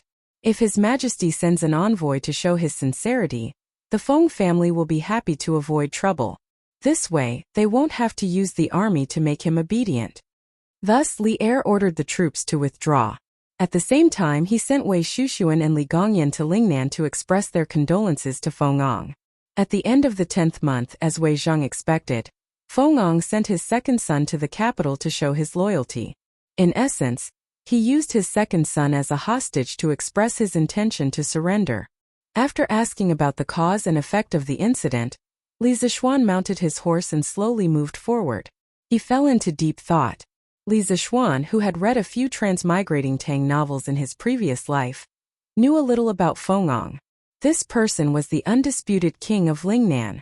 The so-called Lingnan referred to the 5 ridges, Yueqing Ridge, Dupang Ridge, Mengzhu Ridge, Qitian Ridge and Dayu Ridge in southern China. It included all of modern Guangdong, most of Guangxi, southeastern Yunnan, and northern Vietnam. Fengang's father used to be the governor of Gaozhou. At first, he used his ancestors' merits to become the county magistrate of Song Kong. In the second year of Renshou's second year, Chao Cheng and the other provinces rebelled. At that time, Fengong personally went to the capital to ask for an imperial decree. Emperor Wen summoned his left servant Yang Su to discuss the enemy's situation with him. Feng Ang's analysis was clear and logical. Yang Su was very surprised. Thus he ordered Feng Yi to lead the Jiangling troops on a crusade. After the rebellion was quelled, he was given the title of Golden Purple Guanglu Daifu and Hanyang Prefect. In the 7th year of Dai, Fengong followed Emperor Yang to Liaodong, and was later promoted to general of the left Wuwei. In the 2nd year of Yining, the Sui dynasty was destroyed. Fengong and his second son, Feng Zhidai, fled back to Lingnan. They gathered the chiefs of the various tribes and had 50,000 soldiers to guard the land and prevent chaos. Not long after, Fengong used Kangwu, Gaoliang, Zhuya, and Panyu regions to rely on Lin Shihong, who had set up a separatist regime in Lingnan. In the 3rd year of Tang Wuda's reign, Gao Faqing and Xian Baoche of Panyu and Xinzhou rose up and killed the officials of the imperial court. Fengong led his troops to quell the rebellion of Gao and Xian. Later on, Xian Baoche's nephew Xian Jichen gathered his troops at Xinzhou and refused to fight. Fengong led his troops on an expedition. During the battle, Fengong took off his armor and shouted, "Do you know me?" When Xian Jichen's soldiers saw that it was the famous Fengong, they immediately put down their weapons and knelt down to surrender.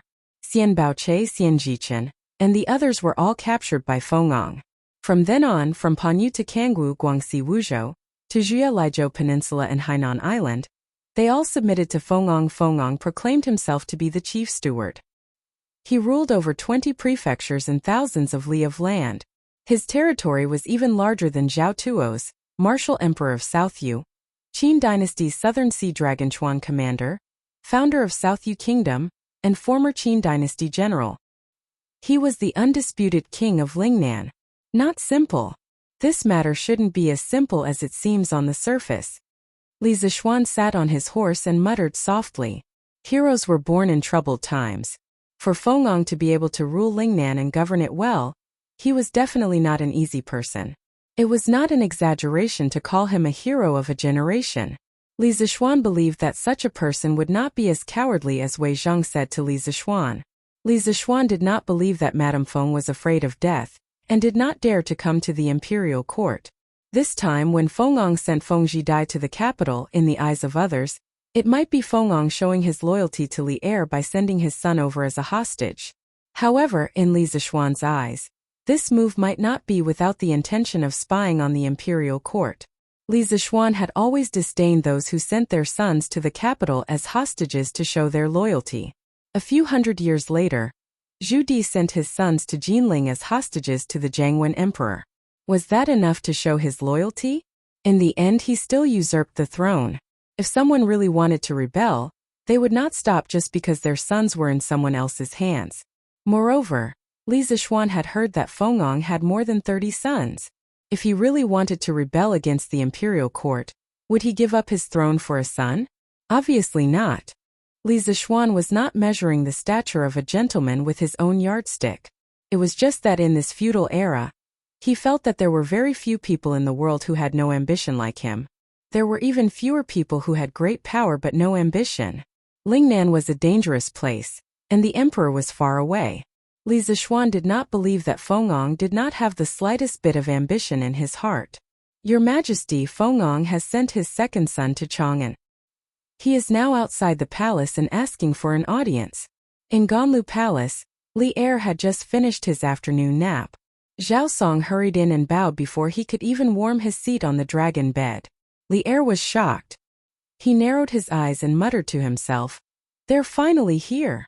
Feng Zhichen and his men had to pass through more than 10 prefectures from Lingnan to Chang'an.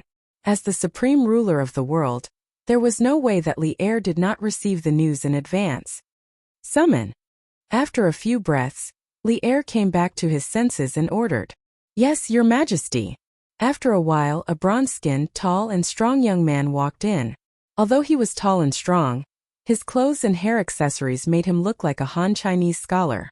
Apart from being bold and strong, there was also a hint of elegance. "Your subject, Feng Zhichen, pays his respects to Your Majesty." The young man walked up to Li Er, bowed deeply, and said respectfully. Li Er looked at Feng Zhichen for a while before smiling. "At ease. Tianxi must be tired from the journey. Why don't you rest at the inn for a few days before coming to see me? Feng Zhichen, courtesy name Tianxi, courtesy name Fuyuan. Feng Zhichen immediately bowed and said very sincerely, Your Majesty, my father is being attacked by scoundrels. As a son, there is no time that I do not want to help my father clear his name as soon as possible so that Your Majesty will not be suspicious. Therefore, I rushed all the way here to ask for forgiveness on behalf of my father. How would I dare to rest at the inn? Here is a letter written by my father. It explains the situation in Lingnan in detail. I hope Your Majesty can read it. At this point, Feng Zhichen took out a painted letter from his sleeve and raised it above his head with both hands in a very respectful manner. Chapter 893. In the Ganlu Palace. Zhao Song took the letter from Feng Zhidai and used his internal energy to check it. After confirming that there was no problem, he handed it to Li Er. Li Er opened the envelope, calmed himself down, and began to read it carefully. The palace fell into silence. Even the sound of a pin dropping could be heard. Half an hour later, Li Er put down the letter and raised his head to look at Feng Zhidai. With a kind smile he said, I've finished reading Duke Geng's letter. As for the matter of the provinces accusing your father, I'll have someone investigate it thoroughly and give your family an explanation.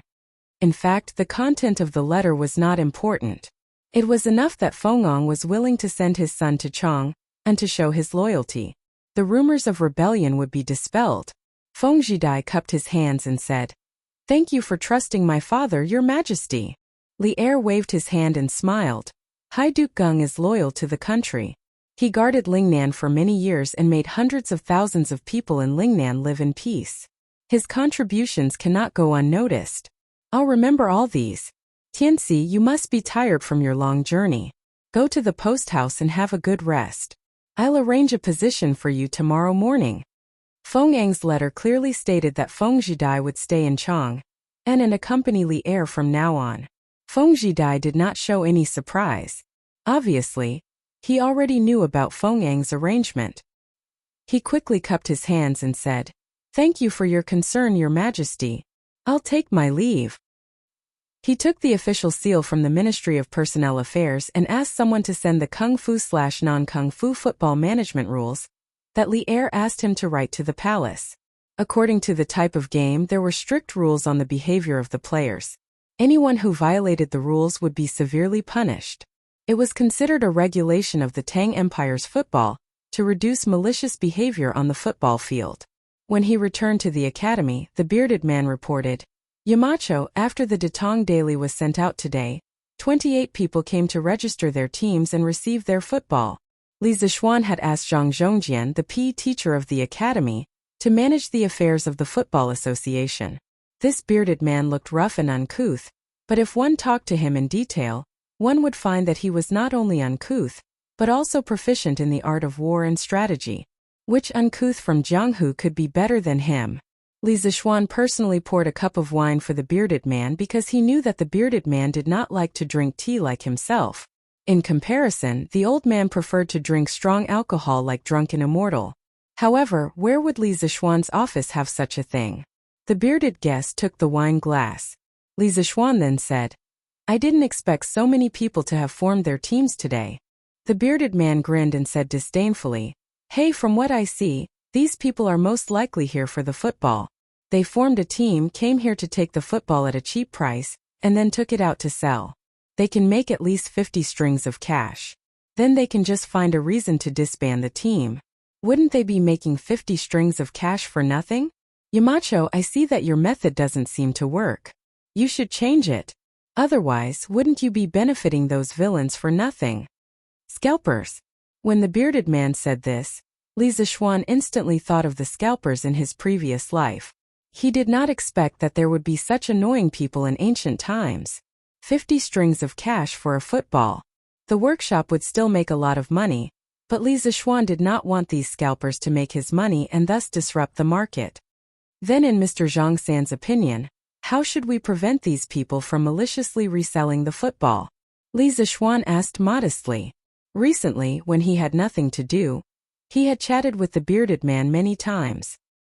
He was mainly asking the bearded man for advice on the art of war and strategy.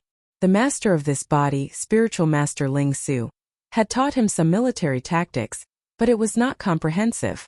The bearded man, who was once all-powerful and wanted to compete with Li Er for the world, had entered the academy. Of course, he had to seize the opportunity to get some useful information from the bearded man. Although he did not intend to go to the battlefield, who knew what would happen in the future? One must know that in the face of war, the role of individual bravery was very limited. Even if he became a great grandmaster, he could not rely on his own ability to determine the outcome of a war. Besides, there was no harm in learning more skills. Of course, it was not only him who learned from the bearded man. As a person of two lives, spiritual master Ling Su had also taught him some military tactics in this life. Sometimes, the bearded man felt that his views had benefited a lot. Therefore, the bearded man was usually very willing to ask Li Zishuan for advice on the art of war. At this moment, when he heard Li Zishuan's question, the bearded man seemed to have been prepared. He answered without thinking. In my opinion, Yamacho, you should add a clause to the original notice. Any team that comes here to register and collect the football must ensure that the team has been maintained for more than a year. If there is a violation, the Football Association will cooperate with the government to pursue the responsibility. Li Zishuan raised his eyebrows and said, "Cooperate with the government? Mr. Zhang San, we have no way to mobilize the government."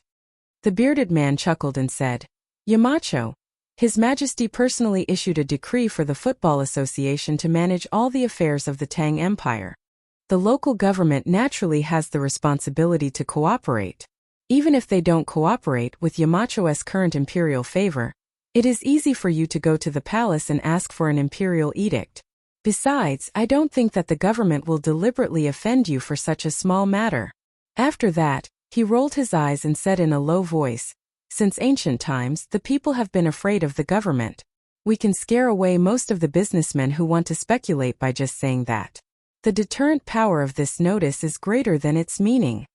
Li Zishuan suddenly understood. He secretly thought that this old man was indeed full of guts. A small notice could make him play psychological warfare. It was a waste of his talent to be a pirate at sea. "Mr. Zhang San is very talented. This junior admires you. In a while, I will have someone modify the original notice according to your meaning." Li Zishuan cupped his hands and said politely, "Haha, Yamacho, you flatter me. This is just a small trick. Besides, the people who came to pick up the football are not purely speculating. I reckon that there are many who sincerely want to start a football team. After all, Yamacho, this football you made is really interesting. A few of my little bastards came to me today to ask for a football to play with, but I kicked them away." The bearded man stroked his beard and laughed. "Mr. Zhang San, you don't have to be like this. If your brothers want to play football, you can just give them a few. It's not worth much." Li Zishuan persuaded. The bearded man waved his hand and said resentfully, I can't give it to you. When these little bastards heard that I was going to be a teacher at the academy, they almost wanted to slit their own throats. They felt that I had embarrassed them. And now they want to ask me for a football? No way. Chapter 894. Back then, the bearded man had agreed to Li Zishuan's request to stay in the academy as a private individual, so he was the only one who stayed in the academy. Most of his subordinates were still at sea helping him manage his family business, while a small number followed him to Chang'an, wanting to stay behind to take care of him. It was impossible to say that all of these people agreed to let the bearded man stay at the academy as a guard for a year. There would definitely be voices of opposition. However, the bearded man had been at sea for so many years and had long been infamous. Even if they didn't agree in their hearts, they didn't dare to say it out loud. However, later on, these pirates heard that the bearded man had become a teacher at the academy. Moreover, they had stayed in Chang'an for so long, and had heard a lot about Yanhuang College. As a result, they weren't so opposed to their boss staying at Yanhuang College. Moreover, the bearded man had told them that as long as they stayed at the academy for a year, they would be able to obtain detailed sea maps of all the seas. At that time, the world was so big that they could go anywhere. Recently, they heard about the new sport of football.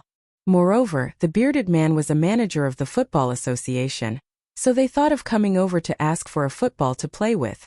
After all, they were new here and were unfamiliar with the place. Even if they were to line up at the strange interest pavilion, they reckoned that they wouldn't be able to find the right door. Even if they found the right door, they wouldn't be able to line up faster than those rich young masters with membership cards. However, they never expected that after their boss found out about the situation, he actually chased them out without saying a word. The affairs of the world were truly unpredictable. Hehe. Then I wonder how Mr. Zhang San feels about his life at the academy? Li Zixuan asked tentatively. The bearded man looked deeply at Li Zixuan and then laughed loudly. Haha. Yamacho, don't try to test me. Since I, Zhang Zhongjian, have agreed to stay at the academy for a year, then I will definitely fulfill my responsibilities within this year. Yamacho, if you want me to go east, I definitely won't go west. Besides, I have good wine to drink and fresh meat to eat in the academy. My days here can be considered carefree and happy. If it weren't for the fact that I still want to wander the sea for a few more years, I'd rather retire on the Cloud Mountain. Li Zixuan's expression did not change when his thoughts were seen through. He smiled and said, well, when Mr. Zhang San is tired of life at sea, the academy will always welcome you back. Haha. Then I would like to thank Yamacho. The bearded man's eyes flashed. He raised his wine cup and saluted Li Zixuan from afar. Then he laughed loudly. He wasn't kidding when he said that he wanted to retire at Yanhuang College. He had long known that Li Zixuan was an extraordinary person. Yanhuang College would one day become the holy land of learning in Tang Empire. He would have no regrets if he could retire at such a place. Your Majesty, is there something on your mind? At midnight, in the west court of the Imperial Palace, the Empress bedroom, Empress Zhangsun, who had rested for more than 2 hours, inadvertently woke up. She found that Li Er, who was lying beside her, was still awake. His dark eyes reflected the light of the fire outside the bedroom, looking particularly bright. She was moved and asked aloud, "Oh, Mei Guanyin, why are you awake now? Is it because No, Your Majesty. I woke up by myself." Empress Zhangsun hurriedly explained without waiting for Li Er to finish. "Oh." Li Er leaned against the headboard and sighed faintly. After a while he said, "Today, Fengong sent his son to the capital. I met his son in the afternoon. Like father, like son." Empress Zhangsun was also a quick-witted person. She thought about it and understood what Li Er was worried about, so she said, "Your Majesty, are you worried about Lingnan? But since Fengong is willing to send his son to the capital, it means that he has no disloyalty to Your Majesty. Why are you still worried?" Li Er shook his head and said in a dull voice, "Fengong would rather send his most valued son to Chang, and as a hostage than to personally come to Chang and to see me. I feel uneasy. Just because he is a hostage doesn't mean that he has no ambition. In the past, Qin Shi Huang's father Qin Zhuangxiang, Qin Shi Huang's great-grandfather Qin Zhaoxiang, and Yin Crown Prince Dan of the Warring States period were all hostages. But what happened later proved that all of them were ambitious people. It's really hard to guess what Fengong is thinking." Empress Zhangsun was silent for a while and then comforted. "Your Majesty, why are you so worried? At present, my great Tang's treasury is abundant, and we have produced many talented people. We also have no shortage of brave and skilled generals. Even if Fengong is disloyal and decides to take the risk, this servant is confident that he is no match for the imperial court. Your Highness should relax and rest early." Li Er nodded and praised. "Mei Guanyin is right. I only hope that Fengong can understand the current situation. Otherwise, the Tang Empire will fall into serious internal friction." The next day, a piece of news in Datong Daily once again caused an uproar in Chang. It was Ma Zhou who sorted out the content of Li Zixuan's class yesterday morning. After Li Zixuan approved it, it was published on the front page of Datong Daily. The title was, "Engineering New World." What? How could a small needle-throwing game calculate the approximate value of the ancestral rate? How is that possible? That's right. That's the ancestral rate. How can it be calculated so easily? The newspaper must be bragging. Yes, it's bragging. Hey, that's not right, is it? If you don't believe it, you can follow what the newspaper said and do it yourself. You didn't even do it yourself. What right do you have to say that the newspaper is bragging? That's right. If you don't believe it, you can find a few hundred people to do an experiment. Let's do it. When I return to the Imperial College, I will gather my classmates to do a needle game for you to see. After saying that, this person left with his companions. TSK, so it's from the Imperial College. When the Duke of Yong'an was teaching at the Imperial College, it was really lively there. What a pity. Now, our Hongwen Library is still using the blackboard chalk invented by the Duke of Yong'an. We still use the dictionary of Tang Dynasty compiled by the Duke of Yong'an. Many people reminisced about the time when Li Zixuan was teaching at the Imperial College. Hey, look, this news isn't over yet. The Duke of Yong'an can create rainbows? There's even a metal box to send messages? The Duke of Yong'an said that this thing can allow two people thousands of miles apart to communicate. That's too magical. The Duke of Yong'an can even turn water into two types of gas. One can make iron burn, and the other can explode upon contact with fire. This is like magic. This piece of news, engineering a new world, really brought everyone into a new world. The influence of engineering once again spread. Chapter 895. When the news from the Tang Daily reached the Imperial College, it caused another uproar, especially in the School of Mathematics, which caused an unprecedented shock. Li Zixuan had resigned in anger. Not only did he take all the students from the School of Mathematics, but he also poached the original teacher, Su Hongji. The School of Mathematics was once in an awkward situation where there were no teachers or students. Left with no choice, Kong Ingda personally came forward and invited the retired professor of mathematics, Lu Hongyuan, Su Hongji's mentor, to come out of seclusion once again. He also selected a group of students from the various prefectures to fill in the gaps. After all, the majority of students were still willing to go to the Imperial College these days. Although Yanhuang Academy was very famous now, its reputation among the people was still not as good as the Imperial College, the #1 official school of the Tang Empire. It was worth mentioning that the enrollment scale of the School of Mathematics this time was about 2 times larger than before. A total of 71 students were recruited. It was as if they wanted to compete with Yanhuang College in the field of mathematics. Other than the increase in students, Kong Ingda also hired 3 teaching assistants to help Lu Hongyuan teach the School of Mathematics. Therefore, the School of Mathematics was now more than 1 level higher than before in terms of both the number of students and the number of teachers. Inside the School of Mathematics. Hey, did you hear? The Marquis of Yong'an made a simple needle-throwing game and was able to calculate the approximate value of the ancestral rate. It's amazing. I saw the newspaper, but I think it must be a coincidence. After all, whether the needle is thrown or not depends on luck. He was able to get such a result because of luck. I also think it's a coincidence. If he did it again, the result would definitely be different. I don't think so. Since the Marquis of Yong'an dared to announce this experiment on Datong Daily, he must be prepared to be questioned. This means that this experiment can be questioned. Speaking of which, why isn't Mr. Lu here yet? In the past, he would have already arrived at this time. Mr. Lu is here, Mr. Lu is here.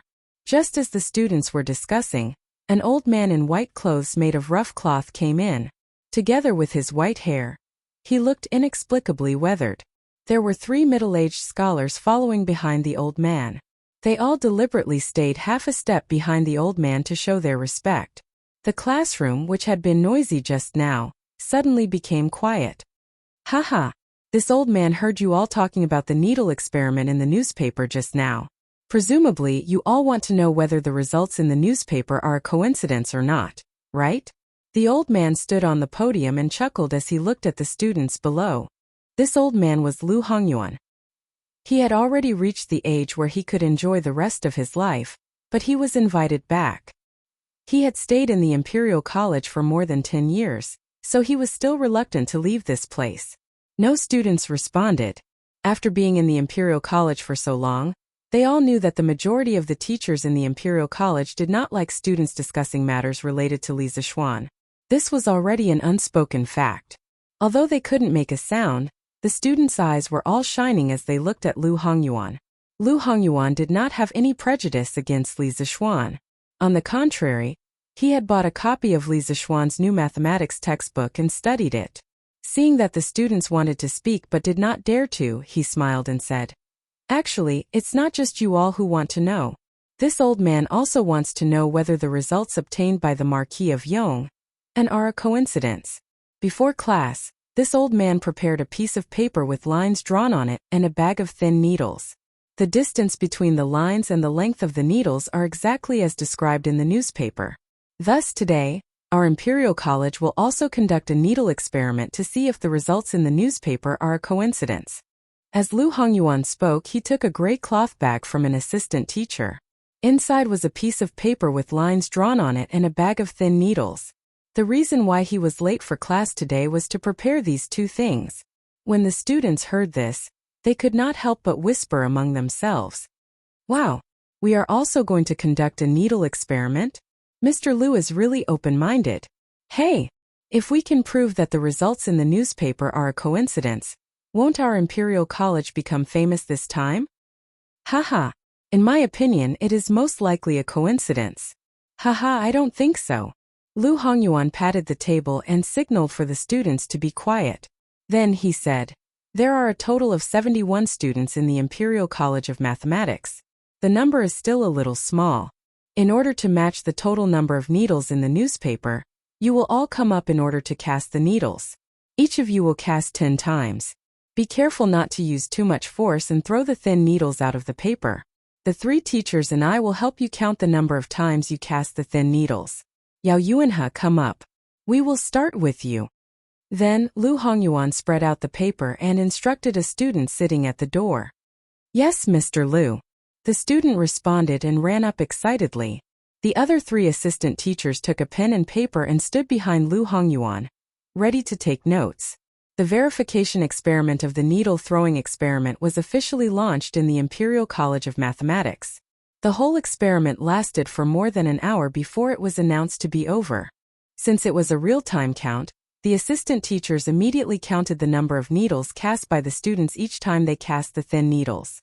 Therefore, the final results were tabulated not long after the experiment ended. Lu Hongyuan checked his own statistical results with the 3 assistant teachers. When he found that the results were the same, he turned to the students and said, "We have a total of 71 students. Each of you cast 10 times, which means that you cast 710 times in total. After the 3 teachers and I tabulated, you cast the thin needles in the center line a total of 226 times." As soon as his voice fell, a student with a slightly better memory immediately exclaimed, 710, 226. The results on the newspaper are 713, 227. Our results are so close to the ones in the newspaper. Wow! All the students in the hall were in an uproar. The 3 assistant teachers on the podium were also stunned. This was because at this time they also recalled the data in the newspaper. Lu Hongyuan's expression didn't change. He turned around, picked up a piece of chalk, and started calculating on the blackboard. When the students saw this, they hurriedly stopped their discussion and quietly watched Lu Hongyuan calculate. 710,226 is equal to 3.14159292. When he reached the 7th decimal place, everyone's expressions became interesting. Lu Hongyuan, who had always been calm in the face of changes, was no exception. At this moment, the old teacher was so excited that he was trembling all over. He didn't even notice that the chalk in his hand had fallen to the ground. A miracle. I actually calculated the 6th decimal place of the ancestral rate. This. Chapter 896.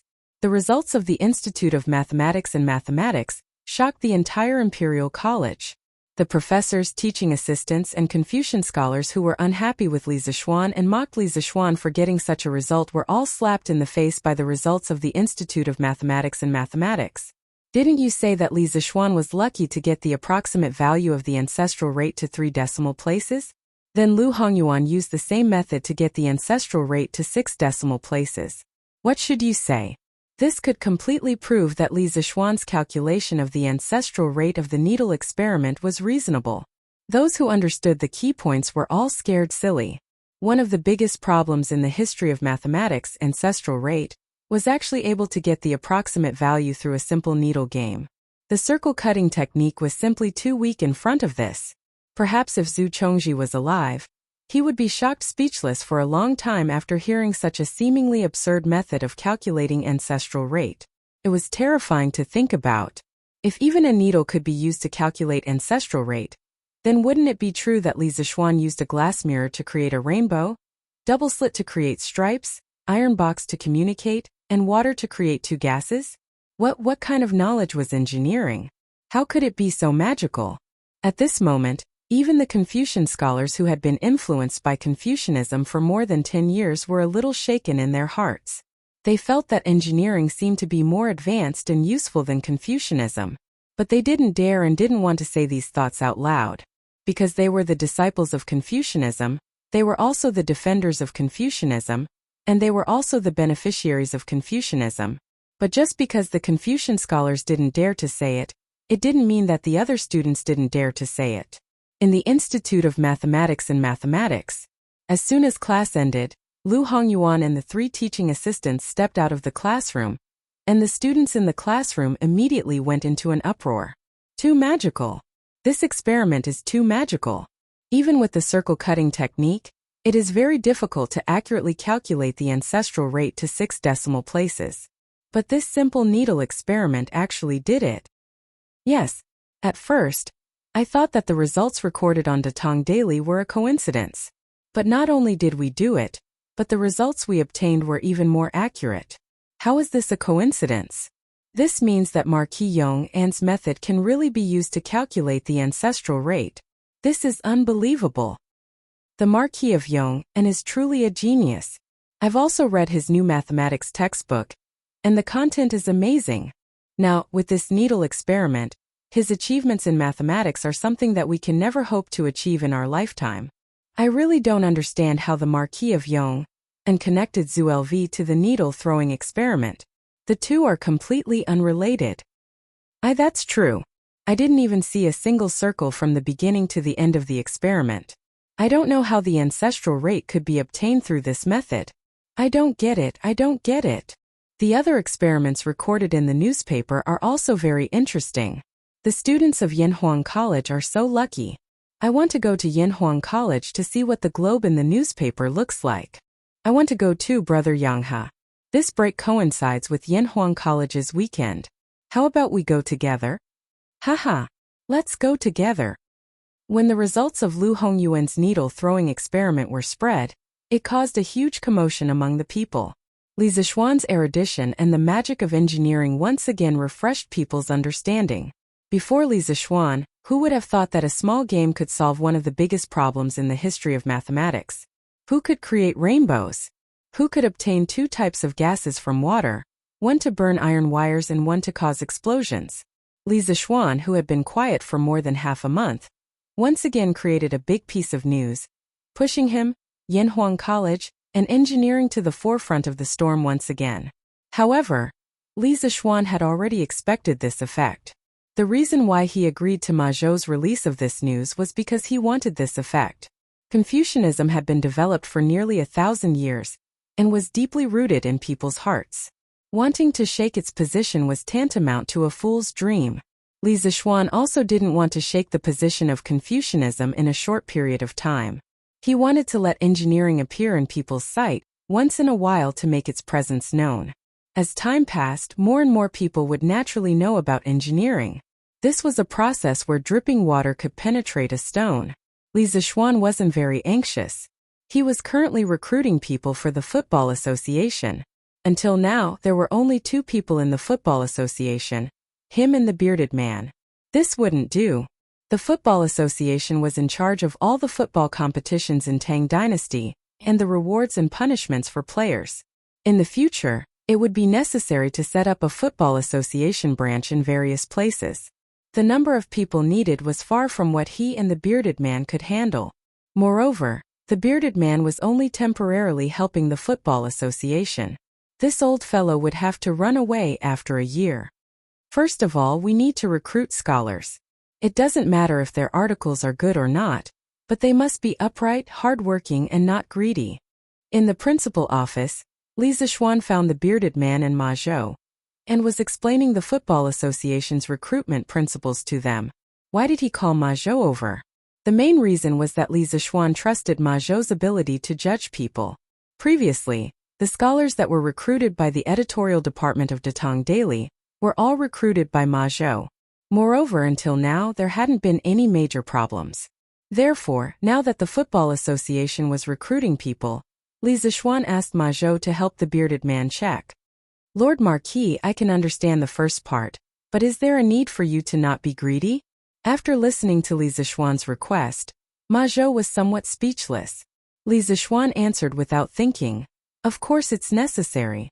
Brother Ma, you don't understand now, but in less than a year, you will understand why I have such a request. Now, very few people could see the huge market wealth behind football. Why was there endless corruption in football in modern society?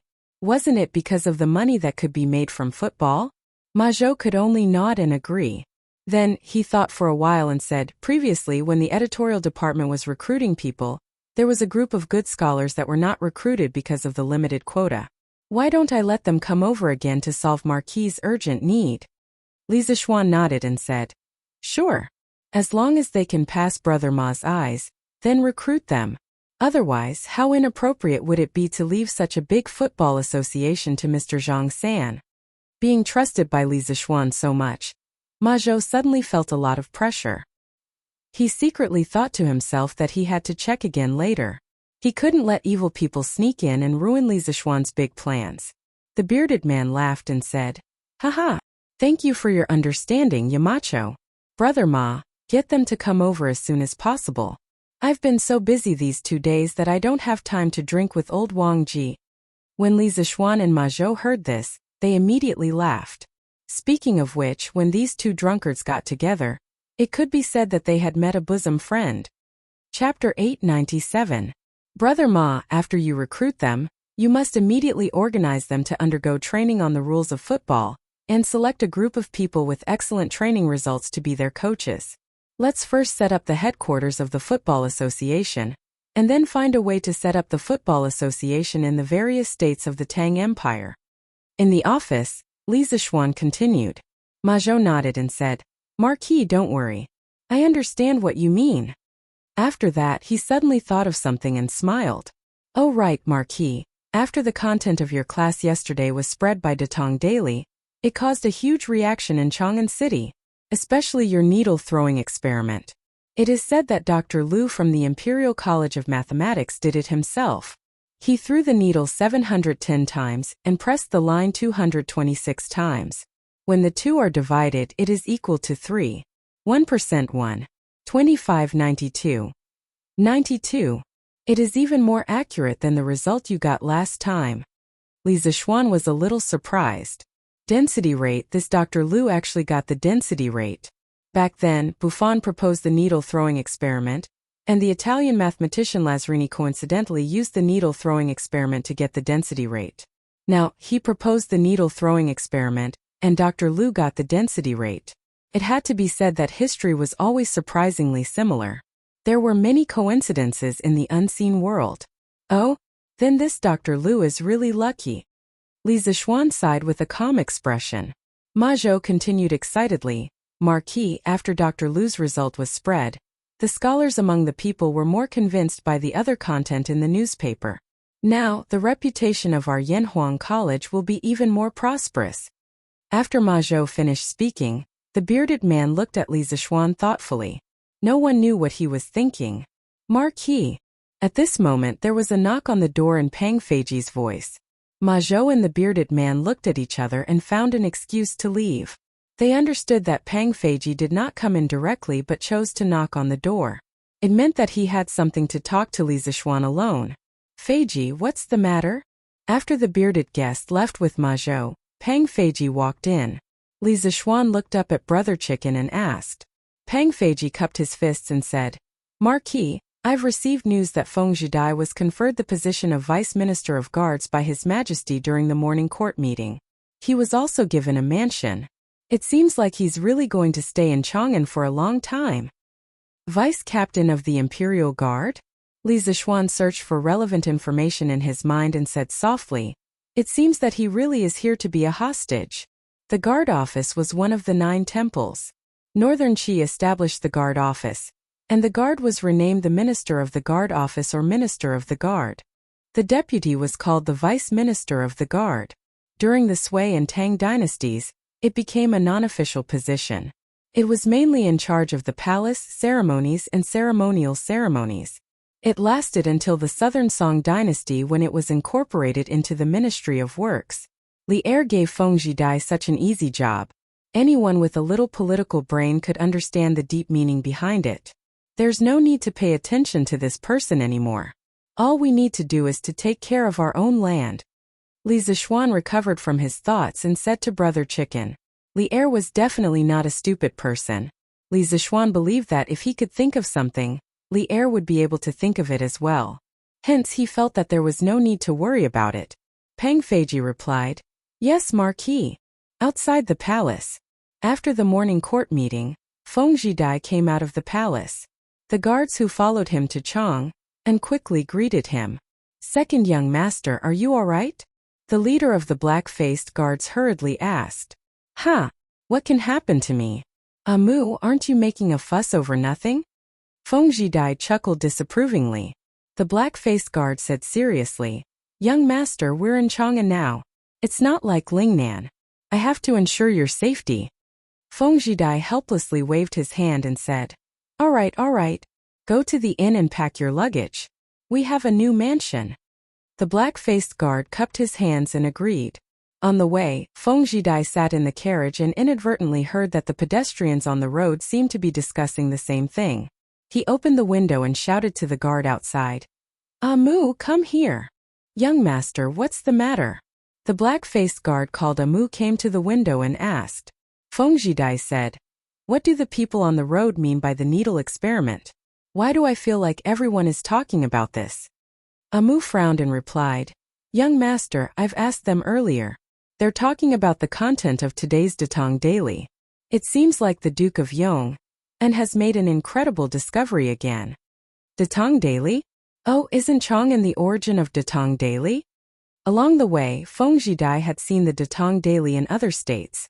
This was also thanks to the help of the Wang family of Taiyuan. Otherwise, he could only read the newspaper in Chang'an. Amu, send someone to buy today's Datong Daily for me. Go now. Feng Jidai ordered again. Yes, young master. After Amu agreed, he sent someone to buy the newspaper. After a while, he returned with a copy of the Datong Daily. Feng Jidai took the newspaper, and the carriage started moving again, heading in the direction of the post house. Feng Jidai, who was in the carriage, read the headlines of today's news and thought about the content of the passers-by's discussion. His eyes narrowed instantly. Li Zishuan, I've heard some of your deeds in Lingnan. Now that I'm in Chang'an, how can I not take this opportunity to understand you better? Feng Jidai's eyes were deep as he muttered to himself. Young master, we've arrived at the post house. After an unknown period of time, Amu knocked on the window of the car and shouted, Amino. Feng Jidai put down the newspaper, lifted the curtain and jumped off the carriage. Amu, come with me. Unexpectedly, Feng Jidai was not in a hurry to enter the post house. Instead, he walked to a quiet bamboo forest and ordered. Amu hurriedly followed. Young master. Help me gather some information about the Marquis of Yong'an. As long as it's about him, I want it. The more detailed, the better. Feng Jidai ordered with his hands behind his back. Amu's expression changed slightly as he asked, Young master, you're thinking of? Feng Jidai turned his back to Amu and said, You don't need to know what I'm thinking. Be careful when you're trying to gather information. This is Chang'an, and His Majesty has many spies. Don't let anyone find out. Don't look for Li Zishuan's people to gather information about him. That will easily expose you, understand? Amu cupped his fists and said, I understand. Don't worry, young master. I won't cause you any trouble. Chapter 898. The mansion that Li Er gave to Feng Jidai was located in Yongxing Square, which was in the east of the imperial city. Coincidentally, this mansion was right next to Wei Zheng's house. Feng Jidai could be considered to be Wei Zheng's neighbor.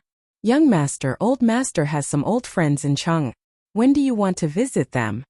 Feng Jidai and the rest brought their luggage to the new mansion.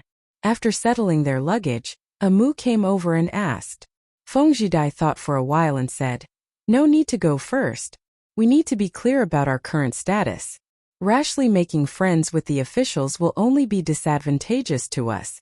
Furthermore, isn't there a ready-made one right next to this mansion? Amu, prepare the visiting card. We will visit Minister Wei in the afternoon." His current status was a hostage.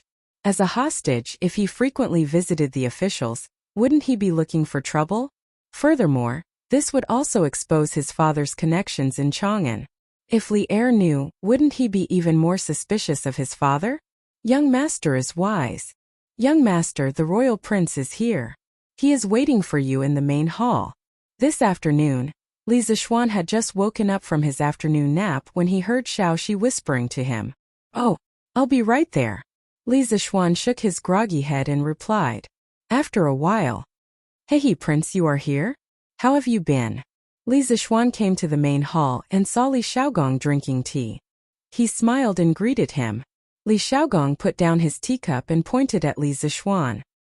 He said unhappily, "You brat, if this prince didn't take the initiative to look for you, you would have already forgotten about your current position, right?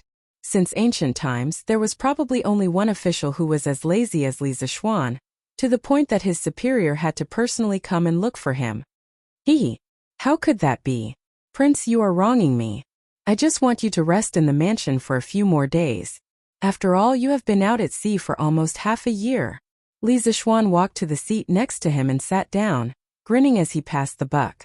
When Li Zishuan proposed the establishment of the Department of Shipbuilding and appointed Li Xiaogong as the head of the department, he said that since Li Xiaogong had just returned from the sea, he would allow Li Xiaogong to rest for a month before starting the establishment of the Department of Shipbuilding. That was why Li Zishuan said that. Li Xiaogong stared at him and said, "Kid, don't push the blame onto this king. It's true that this king has been out at sea for months, but do you really want this king to rest at home for a month? I'm not that delicate." He really didn't know how to appreciate good intentions. Li Er really found a good employee, but you didn't even want to give him a break. Your Highness is wholeheartedly devoted to the country. You work hard day and night and do your best. This young one admires you. Li Zishuan said as he gave a flattering reply.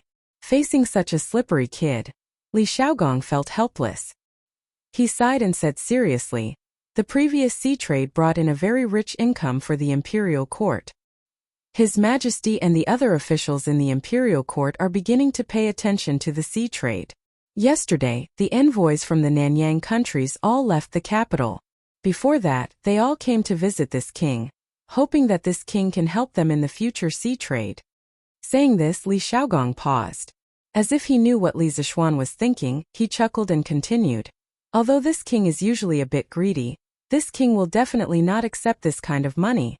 They are trying to bribe this prince to gain more benefits for themselves in the future sea trade. However, if they gain more benefits, then the imperial court will naturally gain less benefits. This prince will definitely not do something like sacrificing the country's interests to enrich themselves." Li Zishuan stood up and cupped his hands in praise. "Your Highness is righteous, this young one admires you." Li Xiaogong laughed and scolded. "Don't flatter me. This king is telling you this not to boast, but to remind you that as a person in this position, don't be greedy for money that you shouldn't be. Although the borders of the Tang Empire seem stable, there are actually turbulent undercurrents. Moreover, our internal affairs are not peaceful either. The imperial court can use the sea trade to save more money, and we will have more confidence in the war." Li Zishuan nodded and said, "Your Highness, don't worry, this young one knows the importance. As the saying goes, every man is responsible for the rise and fall of the world. This young one hopes that the Tang Empire will always be prosperous." Every man is responsible for the rise and fall of the world? Hearing this, Li Xiaogong's eyes lit up. He praised, "You're quite accomplished in the art of craftsmanship. A few days ago, the entire Chang'an city was talking about your class. I didn't expect you to be so accomplished in the art of writing as well. This sentence is well said. Haha. I don't know how spiritual master Ling Su taught such a monster like you." That's right, Li Xiaogong could only think of the word monster to describe Li Zishuan. He was well versed in both the pen and the sword, and was proficient in too many things. "Your Highness, you flatter me. This young one's ambition is not in writing. Li Zishuan shook his head and said, "Oh, why?" Li Zishuan thought for a while and said in a deep voice, "In this young one's opinion, writing can only be used to arm a person's thoughts, but not to strengthen a country. Engineering is enough." Li Xiaogong narrowed his eyes and smiled mysteriously. "If those rotten scholars heard this, you will be in big trouble." Alright, this topic is off topic. Now that the envoys of the various countries have left, we should start to establish the Department of Shipping. To be honest, it's fine if you want this king to lead troops to war, but to let this king manage a yamen is too difficult for this king. This Department of Shipping is now a blank piece of paper. Xiaoxian, you have many ideas. First, think of the regulations of the Department of Shipping, then write a copy for this king. If there are no problems, we will show it to His Majesty for a look. Strive to have the Department of Shipping open before the end of the year. Li Zishuan was helpless. He had not finished the matters of the Football Association, and now he was asked to establish the Department of Shipping. It was really one wave after another. However, this was something he had promised Li Er before, and he could not go back on his word now.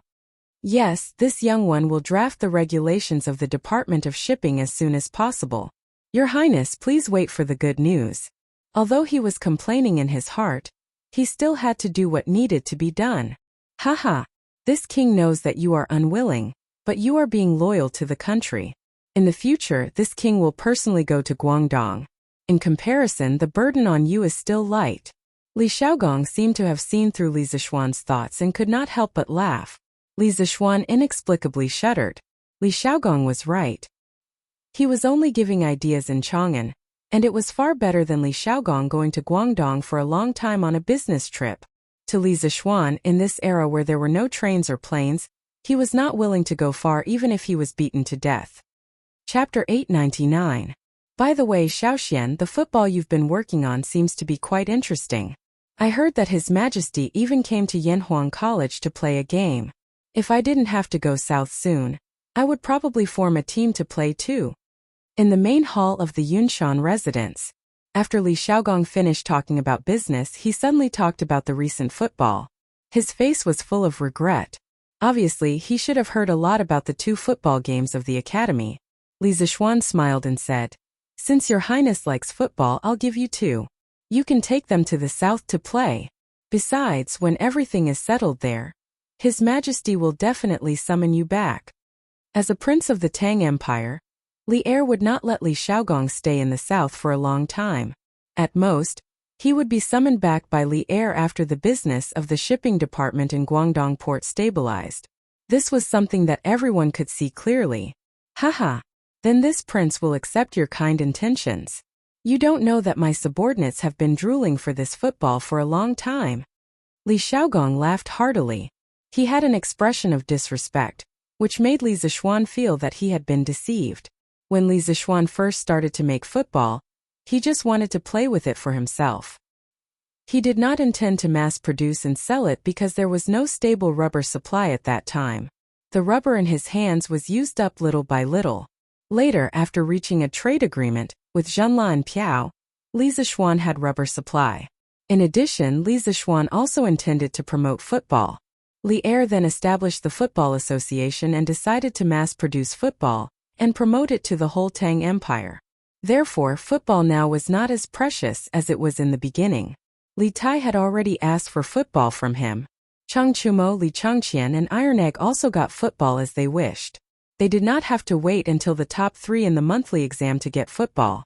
Seeing Li Zishuan's gloomy face, Li Xiaogong stood up and smiled. Haha. Okay. You should hurry up with the shipping department. I won't disturb you anymore. Hey, your residence is built well. When your construction team finishes, lend it to me for a few days. The residence is old and needs to be renovated. Li Zishuan was speechless. It was not like he had never been to the Duke's residence. It was magnificent inside. How did it look like it had been in disrepair? Li Xiaogong obviously wanted to renovate his residence, according to the architectural style of the Yunshan residence. He had to admit that in terms of personal enjoyment, he and Li Xiaogong. Yes, the construction of the academy has basically been completed. If your highness needs manpower, You can choose from the construction team at any time. I'll give you a few sets of furniture furnishings. Since Li Zixuan wanted to give him a favor, then he would give him the full set. Li Zixuan had a good impression of Li Xiaogong. Haha, good. You're the right person. Li Xiaogong laughed heartily and left with a gratified expression. At night, in the new residence of the Feng family, the study was brightly lit, indicating that the owner of the residence was still awake. Curved Yuan Plow, Immortal Drunken Wine, Soft Village, Datong Daily, Yinhuang College. Li Zixuan built such a huge foundation in Chang, and in less than a year. He is indeed different from ordinary people. Feng Zhidai muttered to himself in the study under the candlelight. There was a thick stack of documents on the table in front of him. It was the information about Li Zixuan that his guards had gathered. Lingnan was relatively uninformed. He had heard of Li Zixuan's name and had used Li Zixuan's items, such as Datong Daily and Immortal Drunken Wine. But after reading the information, he realized that Li Zixuan had done a lot of things in the past year. The more he read the information, the more shocked he was. The speed of Li Zixuan's rise was beyond the scope of ordinary people's understanding. Li Zixuan descended from the sky and wiped out the 7 cultivators of true virtue sect with his own strength? After turning to the next page and seeing the note on it, Feng Zhidai's eyes narrowed and his face turned solemn. He quickly read it carefully. The study was terrifyingly quiet. Only the sound of insects and the sound of Feng Zhidai turning the pages could be heard occasionally. After a quarter of an hour, Feng Zhidai put down the documents and raised his head. His eyes were deep and his face was very ugly. He muttered, "Immortal lamp, true qi iron ball? How is this possible?" "Amu, young master." Feng Zhidai was in a daze for a while. Then he called Amu and asked in a deep voice, "Do these immortal lamp and true qi iron ball really exist?" Amu bowed and replied, "Young master, these immortal lamps do exist." During the Mid-Autumn Festival, the Marquis of Yong and brought his wife and sat on the immortal lamp to tour around Chang'an City. Countless people saw it. As for the true qi iron ball, it was only passed down from the imperial court.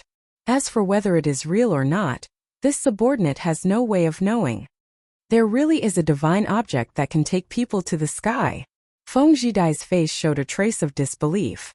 Suddenly he seemed to have thought of something and asked anxiously, "How many of these true qi iron balls does Li Zixuan have?" Amu was stunned and then replied, "According to the Marquis of Yong'an, there is only one true qi iron ball. His master, spiritual master Ling Su, poured all his strength into it before he passed away." Feng Zhidai's face turned ugly. Nonsense. This young master has never heard of true qi that can be stored for a long time. Li Zixuan must be lying. Seeing that Feng Zhidai didn't believe him, Amu added, "Young master, this subordinate heard that on the night the 7 cultivators sect was destroyed, many people saw flames soaring to the sky from the northeast of Chang'an City. There was also a loud sound of thunder. A few days later, some villagers went up the mountain to check and found that the entire mountain peak had turned into ashes. If the Marquis of Yong and didn't use the true qi iron ball, this subordinate really can't think of any weapon that could have such terrifying power." Hearing this, Feng Zhidai couldn't help but become absent-minded. Flames? Thunder? How could such a divine method be in the hands of a mortal? After a while, he came back to his senses and ordered, "Amu, find an opportunity to send a message to my father. Tell him not to move. He can't be defeated." After saying this, a trace of loneliness suddenly appeared on his face. "Young master, this. Why? No matter how powerful the Marquis of Yong'an is, he is only one person. The terrain of Lingnan is dangerous and we have thousands of warriors. What is there to be afraid of?" Amu glared at him, somewhat unconvinced. Feng Zhidai angrily said, "Shut up. Do as I say." Seeing that the usually gentle Feng Zhidai was angry, Amu didn't dare to say anything else. He quickly cupped his fists and replied, "Yes, young master." Chapter 900. The reason why the imperial court isn't willing to easily send troops to Lingnan is because of the steep terrain and dense forests. As long as our men hide in the forest, they can rely on their familiarity with the terrain to make it impossible for others to find them. If the imperial court insists on sending troops to Lingnan, it will definitely consume a lot of money and soldiers. At that time, the northern Turks won't let go of the Great Tang. This is also the main reason why the imperial court has always ignored the conflicts between the various tribal chiefs of Lingnan. But now the imperial court is in control of the immortal lamp, as well as weapons of mass destruction similar to the true Qi iron balls in Li Zishuan's hands. The imperial court can send an army to destroy any place in Lingnan from the air at any time. If we dare to make any moves, we will very likely become the next 7 cultivators of true virtue and be annihilated overnight. Thus, Lingnan can't be touched and the imperial court can't be an enemy. Inform father to end the conflict with Prince Tan as soon as possible and stop testing the imperial court's patience. The Great Tang's current strength is not something a trifling Lingnan can provoke. In the study of the Feng residence, Feng Jidai was silent for a while before speaking. The Prince Tan he spoke of was a tribal chief in the western part of Guangdong during the Sui and Tang dynasties. He was active in the northwestern part of Gaozhou and the northeastern part of Huazhou. He was a tribal chief on the same level as Fengong and Gaoliang. In the first year of Xingguan, due to the issue of territory in the northern part of Gaozhou, the Lingnan tribal chief Fengong and Prince Tan repeatedly attacked each other and did not enter the imperial court for a long time. The various prefectures and prefectures reported that Fengong was plotting rebellion dozens of times. Only then did Li Er become suspicious and decide to send troops. In the study, after hearing Feng Jidai's analysis, Amu's face was full of shock. The fate of the 7 cultivator sect was right before his eyes, so he had to believe that what Feng Jidai said was very likely to happen. At that time, the imperial court would send a group of divine soldiers to descend from the sky on the back of the celestial lamp and throw some of them down. Li Zishuan was able to destroy the 7 cultivator sect with 2 Grandmaster realm experts by himself. If the imperial court's army could imitate Li Zishuan's method of attack, it would be too terrifying. Thinking of this, Amu's back couldn't help but be covered in a layer of cold sweat. Young master's foresight is truly admirable. Amu bowed and cupped his fists. Feng Jidai nodded. After a long while he sighed softly and said, "Go." Based on the current strength of the imperial court, we are definitely not their match, so we cannot act rashly. Find a chance to pass the news to my father as soon as possible. The situation in Lingnan must be stabilized as soon as possible. Yes. In the blink of an eye, 3 days had passed. In these 3 days, in addition to the increasingly heated discussion about Li Zishuan's engineering enlightenment class, the influence of football had further expanded and had begun to affect the states and counties near Chang'an. As of now, there were more than 100 teams registered with the FIFA, including 11 states and counties including Chang'an. As Datong Daily gradually spread the news of football to remote areas, it was believed that more and more teams would come to sign up. Of course, how many teams would still exist after a year was another matter. After all, when the league ranking tournament was held in March next year, only 20 teams could enter League 1, 30 teams could enter League 2, and the rest could only be regarded as amateur teams. They would face the situation of no prize money and no sponsorship. It was worth mentioning that Chang Chumo also formed a team, but his team was mostly playful because the players were all second-generation Chang, and rich second generation like Yuqi Baolin, Wang Meng, Sun Zifan, Zhang Sunchong, and even Li Tai. In fact, Li Tai himself also wanted to select a group of guards to form a professional football team, but his identity was too special. If he formed a team and no one dared to play against him, then it would be bad. Therefore, he and Li Changqian consciously did not form their own team, but only played in Chang Chumo's team occasionally. On this day, Li Zishuan was working in the office of the academy. Previously, Li Xiaogong had asked him to draft the structure and management regulations of the Department of Shipping, and now it was basically in the final stage. It was strange to say that this guy's work efficiency was highest only in the academy, and he was too lazy to move at home. This was one of the reasons why he always liked to work in the principal's office, in Guanghua Building. As for the Department of Shipping, its function was somewhat similar to the modern customs. Therefore, Li Zishuan divided the Department of Shipping into 4 departments according to the structure of the customs and the current situation of the Tang Empire: the General Department, the Inspection Department, the Tax Department, and the Inspection Department. The General Department was jointly led by the left and right secretaries of the General Department. The Inspection Department had a general supervisor and 2 deputy supervisors, who were mainly responsible for investigating the smuggling of goods or goods that were prohibited by sea. For example, the Tang Empire's curved plows, cement, celestial lamps, weapons, and other things that contained a certain amount of technical content and were extremely beneficial to the people or the army. These goods were definitely not to be sold to other countries. The tax department had a general supervisor and 2 deputy supervisors, who were mainly responsible for collecting taxes on sea trade goods.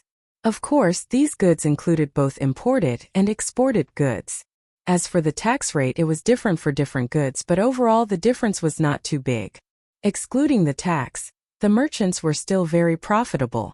As for the inspection department, it was mainly responsible for supervising the daily behavior of all the officials in the Department of Shipping and whether they were honest or not. It was directly responsible to the left and right secretaries of the Department of Shipping, which was a bit similar to the modern Commission for Discipline Inspection.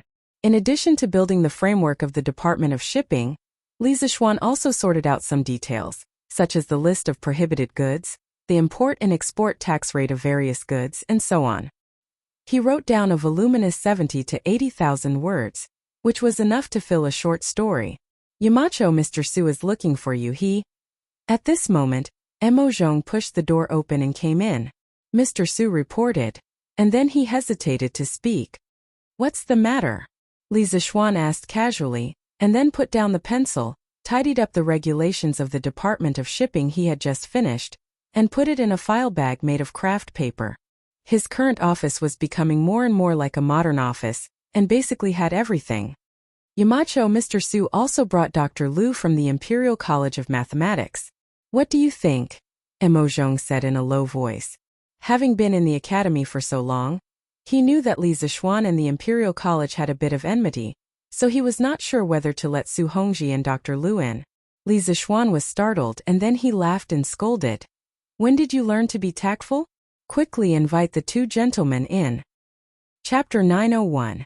Li Zixuan didn't have any grudges against the Imperial College. At most, some people in the Imperial College didn't like him. He didn't take these things to heart. Back then, when he had angrily resigned, it had not been to deliberately target Kong Ingda. On the contrary, when he had been teaching at the Imperial College, Kong Ingda had taken good care of him. In the end, he had just been a little dissatisfied with the Imperial College, where Confucianism was prevalent. Besides, it had been so long. He only wanted to do well at Yanhuang College.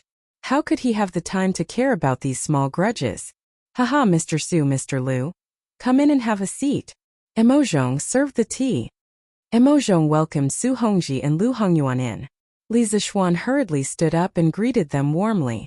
Su Hongji cupped his hands and said sincerely, Yamacho, this is my teacher. He has something to ask you.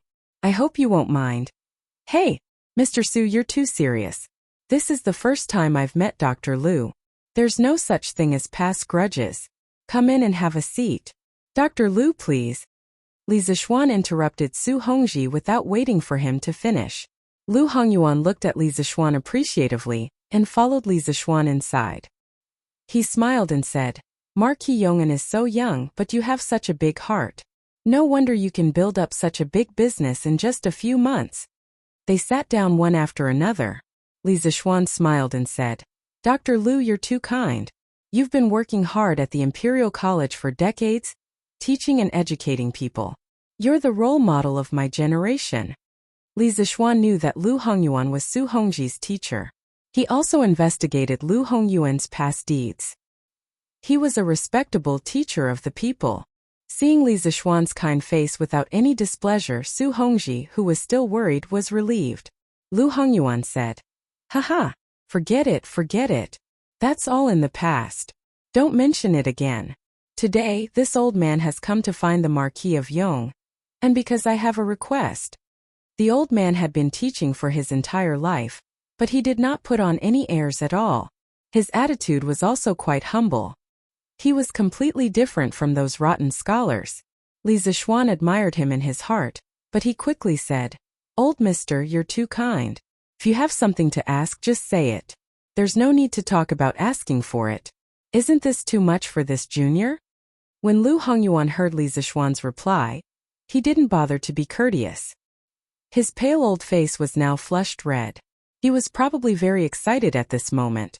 A few days ago, I saw the needle toss game that Marquis Yongan made. Out of curiosity, I also made a similar game at the School of Mathematics. I'm sure Marquis Yong and has already heard of the results. To be able to accurately calculate the 6th decimal point of the ancestral rate in my lifetime, this old man is naturally excited, but speaking of this, the old man paused for a moment. Li Zixuan cooperated and asked, "But what?" "Professor Liu, there's no harm in saying it directly." Lu Hongyuan nodded and continued, "But no matter how much I thought about it, I still couldn't figure out how to calculate the ancestral rate through a simple needle toss game. This seems like child's play."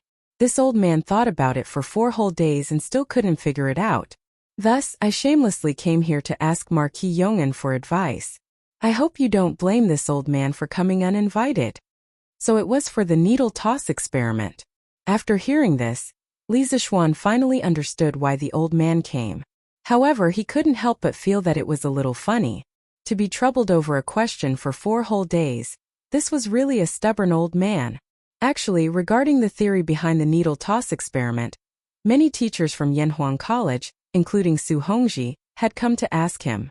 However, he didn't say anything. He wanted to let the teachers from the college slowly find the answer themselves. Now that the old man came all the way here just for this, Li Zixuan couldn't continue to keep him in suspense. Since Professor Liu wants to know the theory behind this game, then this junior will explain it today. If there are any mistakes, I hope the 2 of you can point them out, Li Zixuan said politely. Then he took out a pencil from the pencil box on his desk and a piece of white paper. He began to explain as he drew. Let's assume that there is an iron wire bent into a circle. Its diameter is exactly the distance between the parallel lines that I drew on the paper when I was doing the needle toss game. We will use d to represent this distance. It can be imagined that for such a circle, no matter how it is thrown, there will be 2 points of intersection with the parallel lines.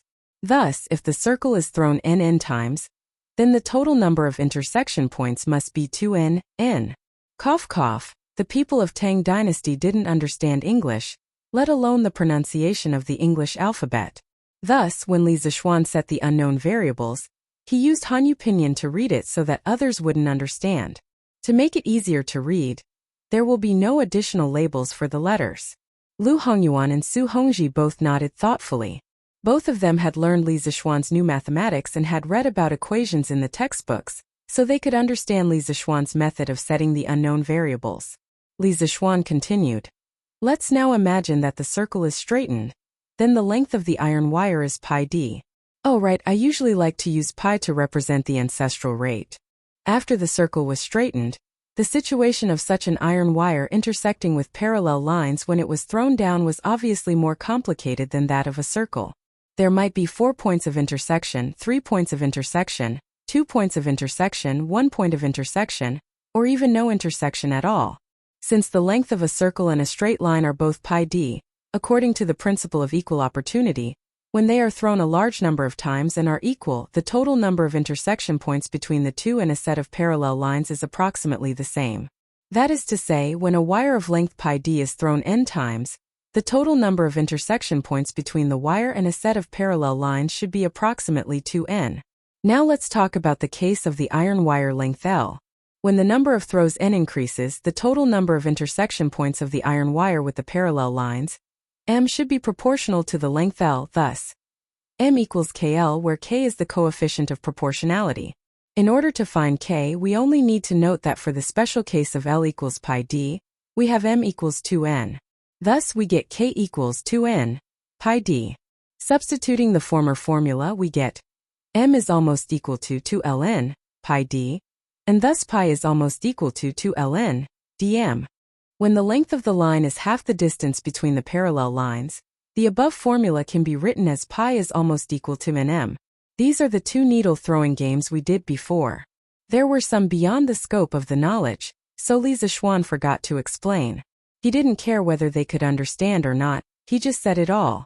Sure enough, Lu Hongyuan and Su Hongji both frowned. The 2 silently digested the information. After a while, Lu Hongyuan asked, I have something I don't understand. What is the principle of equal opportunity? Chapter 902.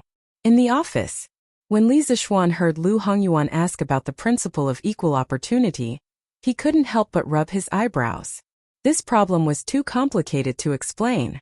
After thinking for a long time, he still didn't know where to start, so he could only say, "Dr. Lu, this so-called equal opportunity, I can't explain it to you at the moment. In the future, another field of mathematics will be derived, called probability theory and mathematical statistics.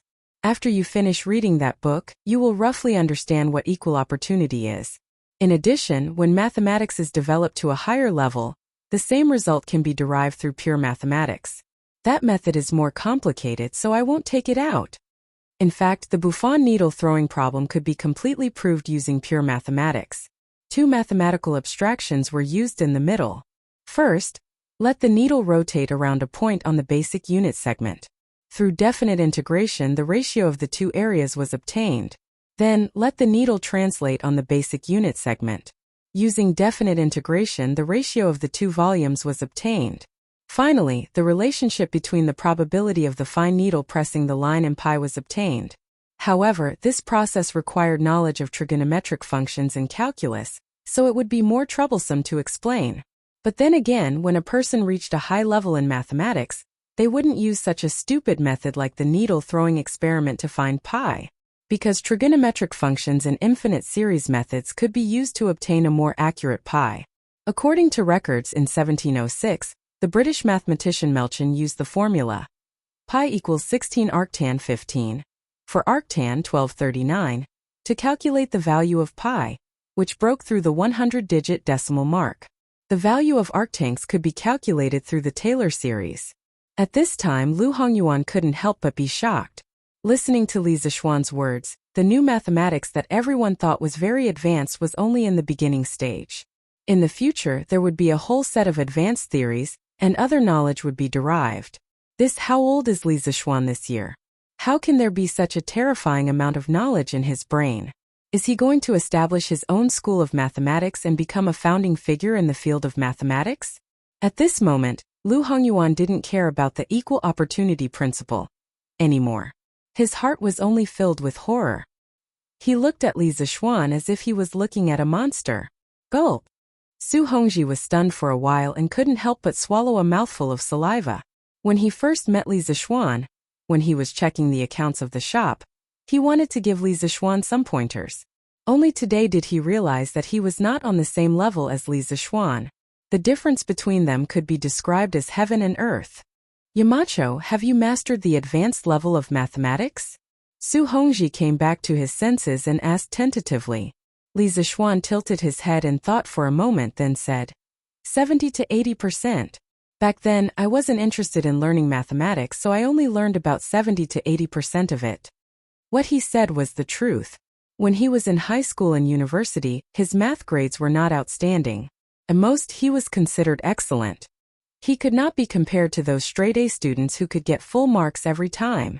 However, in this life, his spiritual power was so strong that if he was given another chance, he would definitely be able to compete with the top students in his class. Su Hongji and Lu Hongyuan nearly vomited blood. Firstly, they were depressed. Depressed that Li Zixuan had only learned 70 to 80%, yet he was still able to hang and beat the two of them. Secondly, they were angry. Angry that Li Zixuan had the conditions to learn such knowledge, yet he didn't study it properly. What a waste. Then with Duke Yong'an's current proficiency in mathematics, can you calculate the ancestral rate to more than 7 decimal places? After struggling for a long time, Lu Hongyuan asked this question. He mainly wanted to see if advanced mathematics was really as powerful as Li Zixuan said. He didn't want to make things difficult for him. Li Zixuan laughed in his heart. Now he could act tough again. In his previous life he had especially memorized this thing to act tough, but until his accidental death, no one had given him a chance to act tough. Now old Lu was simply here to deliver a pillow to him. Haha. Of course, in my spare time I've calculated a few times. Now I'll share it with the two of you. Please listen carefully. Li Zixuan chuckled and stood up with his hands clasped behind his back. Then he began to act tough.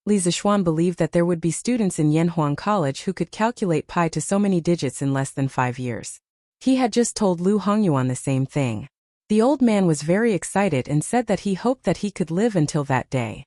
Li Zixuan was silent after hearing this. He wanted to invite Lu Hongyuan to Yanhuang College, but now he only hoped that Lu Hongyuan could retire from the School of Mathematics as soon as possible so that he could go home and enjoy his old age. The old man should teach and educate people all his life. He should have a happy old age. Young master. Oh, Uncle Wang, you're here. Li Zixuan saw Wang Zhong when he got home.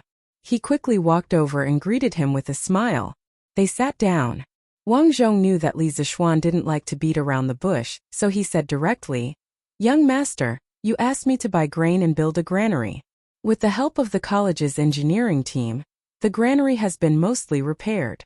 It's at the foot of Yunshan Mountain. The granary door is locked with a special lock made by Mr. Mo. This is the key, please keep it well." Then he handed over a key. Li Zixuan took it and smiled gently. "Haha, Uncle Wang. Thank you for your hard work." "Not at all, not at all." Wang Zhong replied and said, "Young master, with the help of the Chamber of Commerce, we have bought nearly 400,000 don of grain. The granary is full. And this amount is more than enough. We can't buy any more. Besides, it's said that the imperial court has started to buy the surplus grain on the market. They bought more than we did. Because of this, the price of grain, which had dropped to 2 coins a bushel, is now going to rise again. If we buy more, I'm afraid that it will cause the price of grain in Chang and to skyrocket. It'll be bad if the emperor blames us." 400,000 don? Hearing this number, Li Zixuan couldn't help but be shocked.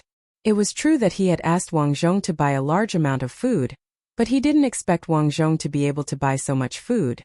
This was a bit beyond his expectations. It was mainly because he underestimated the ability of the members of the Flaming Yellow Chamber of Commerce. "Uncle Wang, give a batch of grain to the winery to make wine. First, increase the production of Drunken Immortal, and second, let them produce a batch of alcohol reserves. We will need it in the near future." After thinking, Li Zixuan gave his order.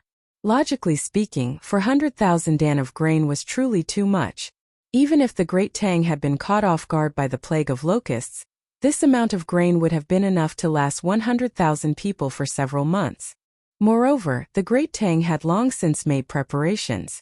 Not only were the people raising chickens in large numbers, the imperial court had also stockpiled several million dan of grain. Li Zixuan felt that his family really did have a bit too much grain. It was better to use it to make wine. Based on the current financial situation of the imperial court, after the locust plague next year, Li Er might launch an attack on the Turkic Khaganate ahead of time. There would be many casualties in the war between countries. If he stored more alcohol, he could ensure that more of the injured would not die from infection. Hearing Li Zixuan's words, Wang Zhong's face turned red. He realized that he had accidentally bought too much grain. He quickly nodded and said, "Yes, young master. This old man will arrange it right away." The next day, when it was almost noon, Li Zixuan brought him to the Hejin County King's Manor to look for Li Xiaogong. What surprised him was that the County King's Mansion had already begun the renovation of the old house. The houses on the left side of the prince's mansion had all been demolished. Some workers were digging the foundation. Li Zixuan had seen many of these workers before. Well, they were all from the academy's construction team. From the looks of it, Li Xiaogong wanted to imitate the style of the Cloud Mountain courtyard and build a similar courtyard in his prince's mansion. This was because he had already asked Li Zixuan for the Cloud Mountain courtyard's blueprints and a lot of cement. This old man really did not know how to make himself suffer. Once he had something good, he would immediately bring it to his house. "Your Highness, about the regulations of the shipping department, I have already drafted them. Would you like to take a look?" The butler brought Li Xiaogong to the back room. Li Xiaogong was drinking tea in the room. It seemed that he had just finished the morning assembly and had not even taken off his court robes. "Hey, you brat. If I had known that you were done, I would have brought you to the morning assembly. Now I have to make another trip. Someone prepare the carriage." Li Xiaogong said helplessly as he beat his legs. The servant beside him quickly agreed, and then went to prepare a horse for Li Xiaogong. Li Zixuan was stunned and asked, "Your Highness, don't you want to take a look first?" Li Xiaogong waved his hand and said, "No need. What is there for me to be worried about? At most, I will take a look from the carriage." He had always been self-aware. He knew that in terms of overall planning, Li Zixuan's ideas were definitely better than his. Yanhuang College was a good example. He had never casually interfered in areas that he was not good at. Just like when he brought Li Jing to destroy Shaoxian, he had never interfered in the military deployment and command. He had left it all to Li Jing. You could say that he was leeching, but since ancient times, there had been many superiors who liked to give orders to their subordinates in areas that they were not good at. In the end, it led to the situation becoming worse and worse. Sometimes leeching was also an advantage. The two of them arrived at the palace in a carriage. After reporting, they were brought to Ganlu Hall. Li Er was there working hard to read the memorials. "Your Majesty, Li Zixuan has already drafted the regulations for the Department of Shipping. Please take a look." After greeting each other, Li Xiaogong stepped forward and cupped his hands. This was his second advantage.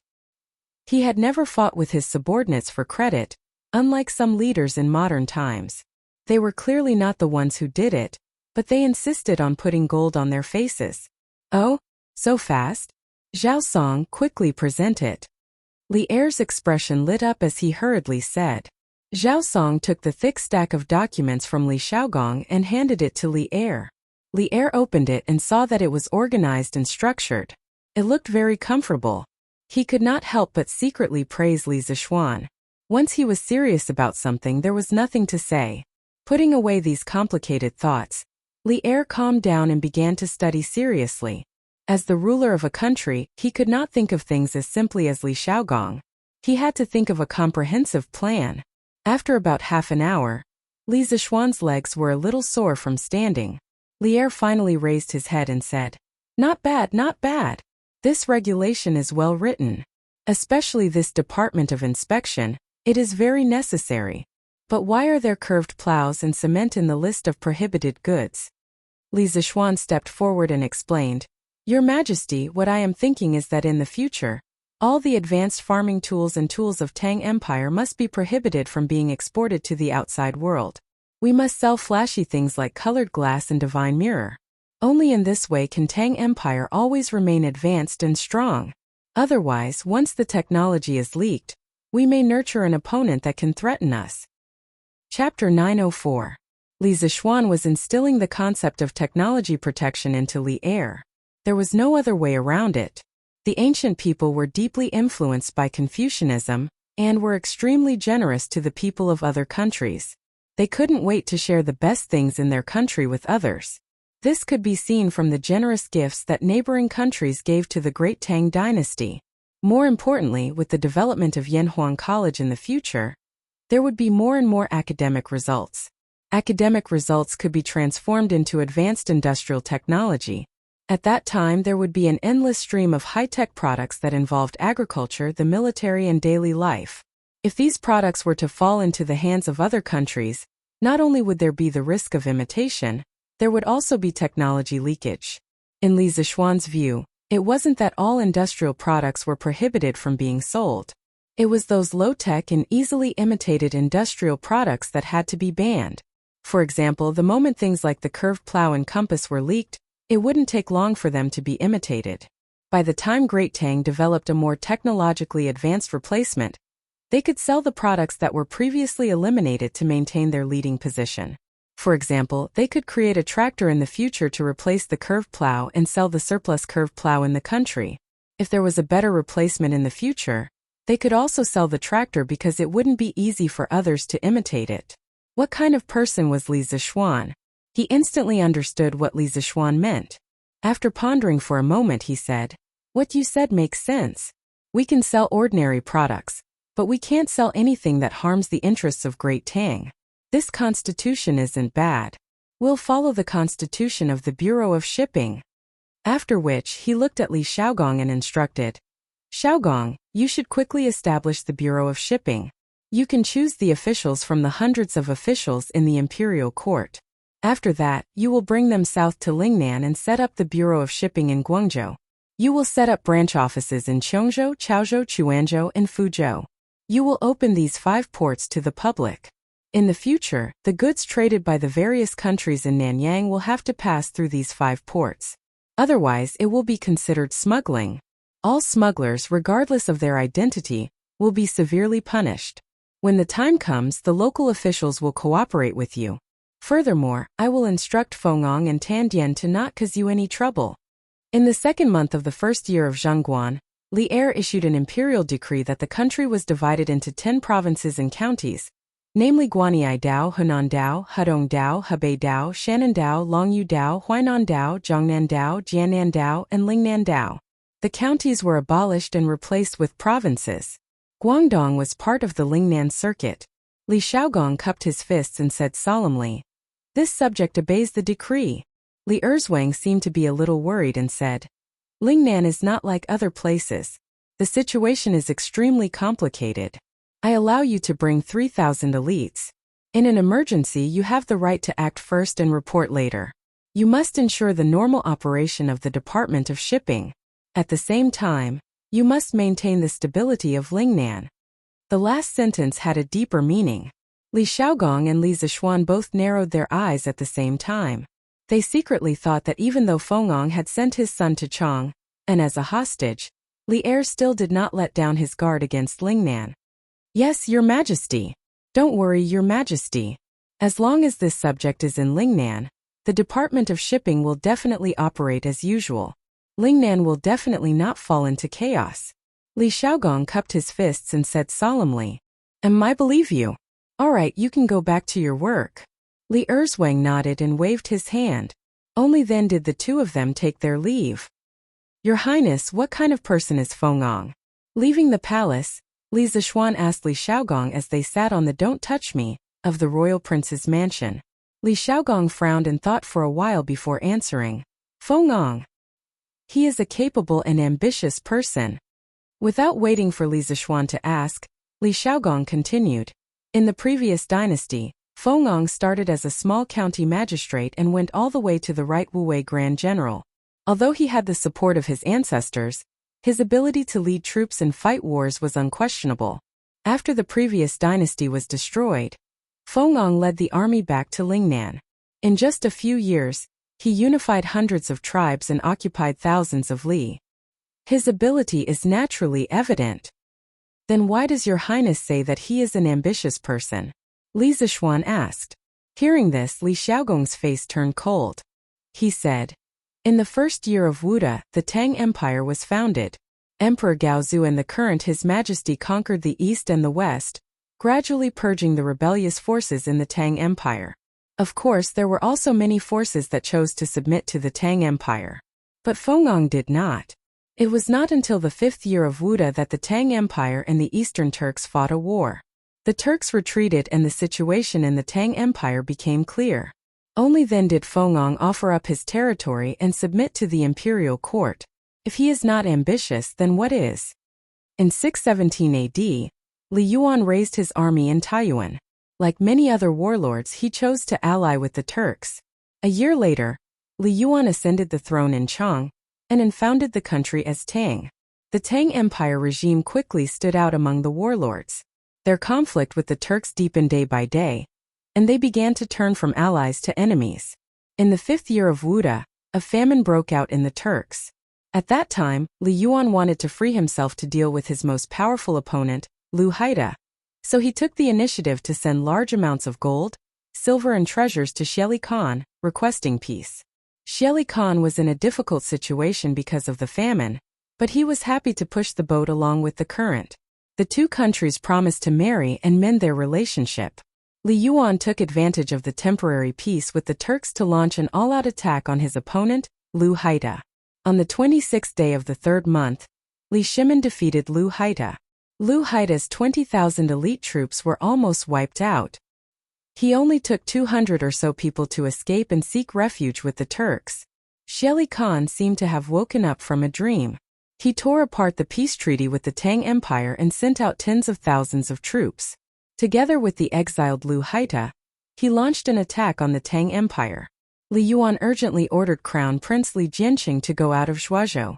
Qin Wang Li Shimin went out of Qinzhou to resist the two Turks' armies. In addition, he dispatched Yunzhou Zongguan Guizai to Yunzhong to ambush Xie Khan's main forces. Zhuowei General Duan Datsao went to Xiazhou to cut off the Turks' retreat route. Both sides fought and suffered casualties. However, because at that time the Tang Empire had not completely unified China, Li Yuan tried his best to avoid large-scale conflict with the Turks, so much so that he did not hesitate to sacrifice part of his interest to restrain Xie Khan. Finally, the Turks withdrew their troops, giving the Tang Empire a very precious opportunity to breathe. It was also in this year that Lingnan chief Fengong entered the imperial court and expressed his willingness to submit to the Tang Empire. Li Yuan divided his original territory into Gao, Luo, Chun, Bai, Ya, Jilin, and Zhan 8 prefectures. He appointed Fengong as Shangzhugua, Gaozhou's Zongguan, and conferred him the title of Duke of Yu. He appointed his son Feng Zhidai as the governor of Chunzhou. Inside the carriage, Li Zishuan was silent for half a day. Then he cupped his fists and said, "If it is really as Wang Ye said, then Wang Ye must be careful in everything in Lingnan." Li Xiaogong laughed heartily and said, "Ha ha!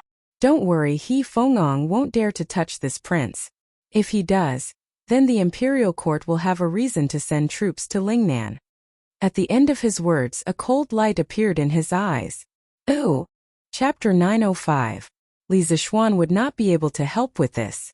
The next step was for Li Xiaogong to select suitable officials to fill up this newly established department. Although he knew most of the big shots in the imperial court, it was useless if he was not familiar with them. As the saying goes, you may know a person for a long time without understanding his true nature.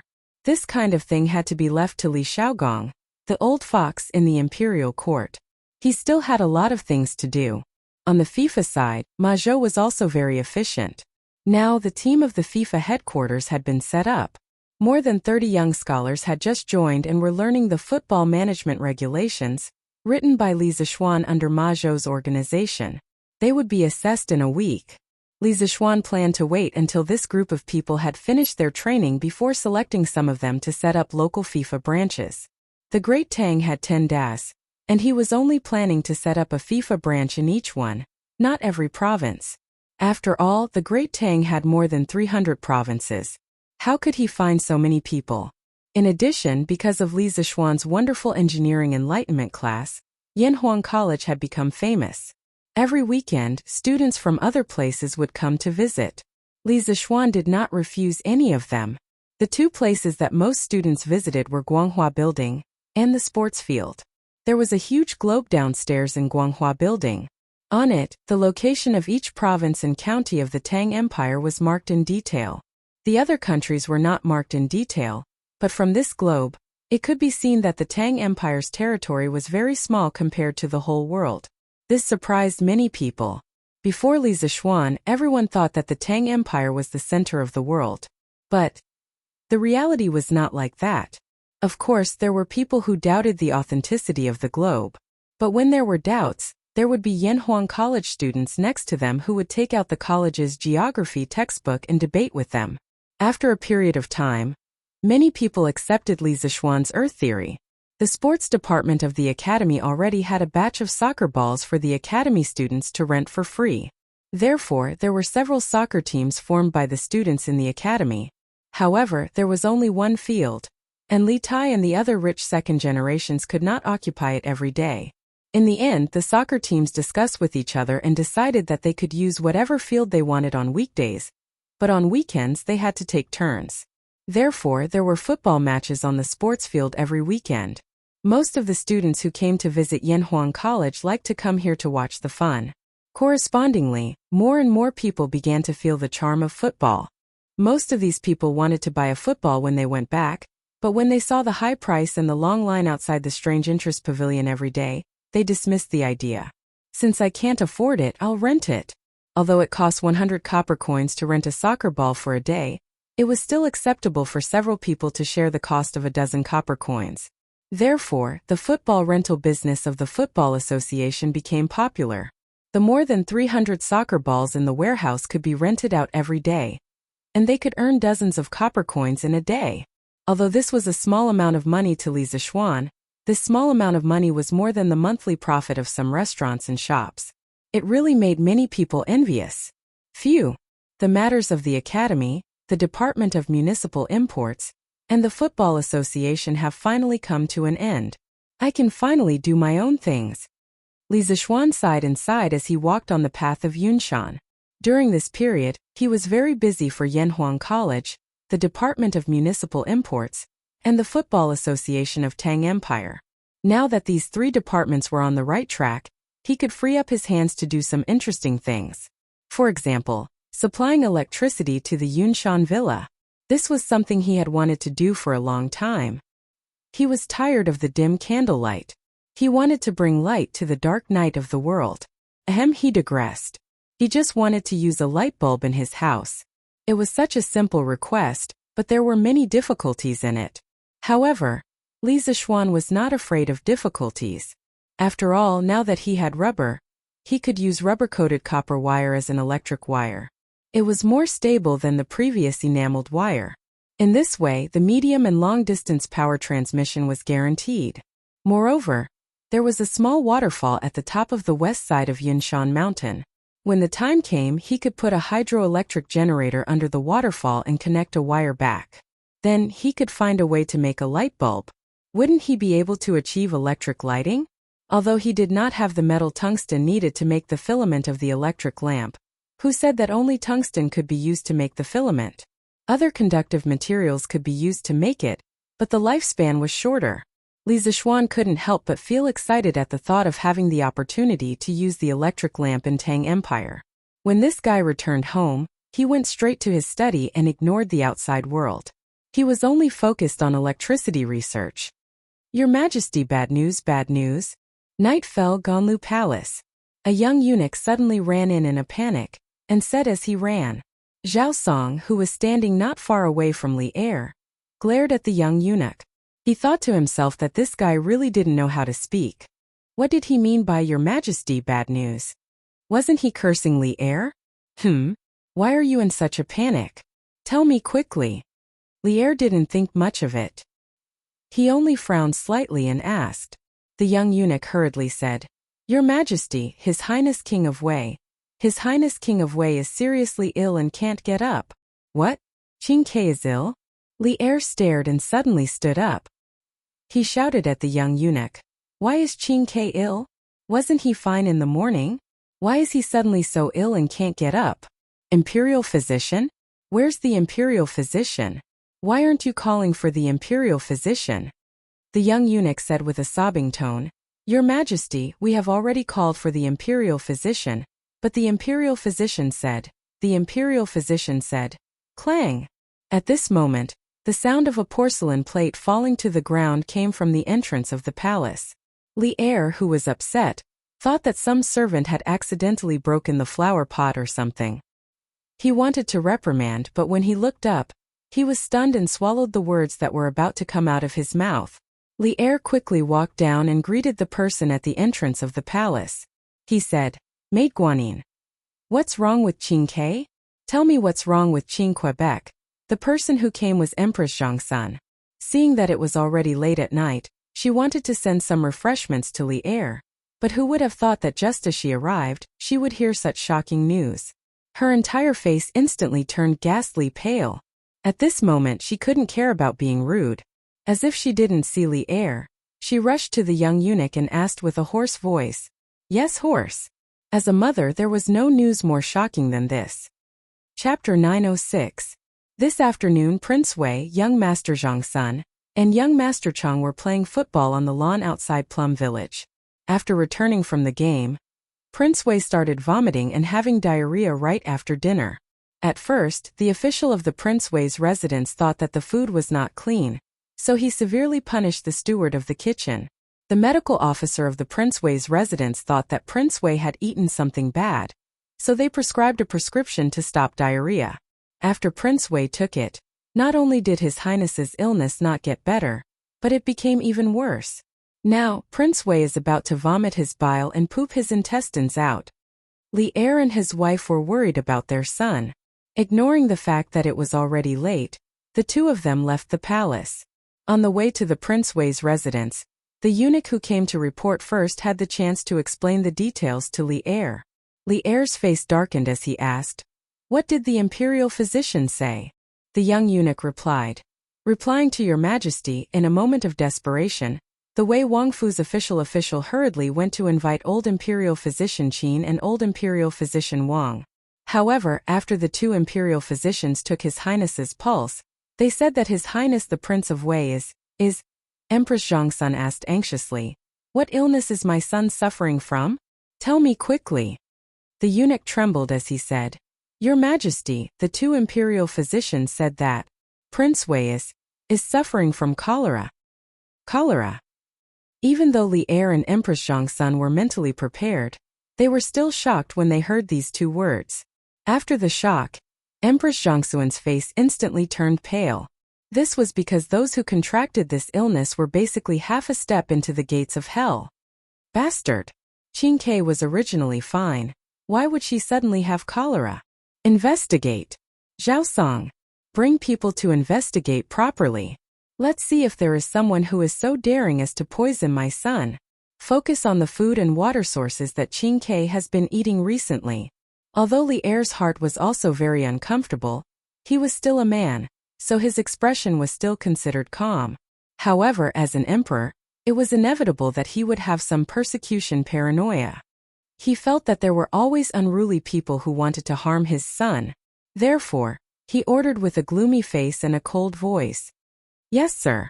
At this juncture, Zhao Song did not dare to be careless. He responded and went to make the arrangements. "Duguexine, this general is here.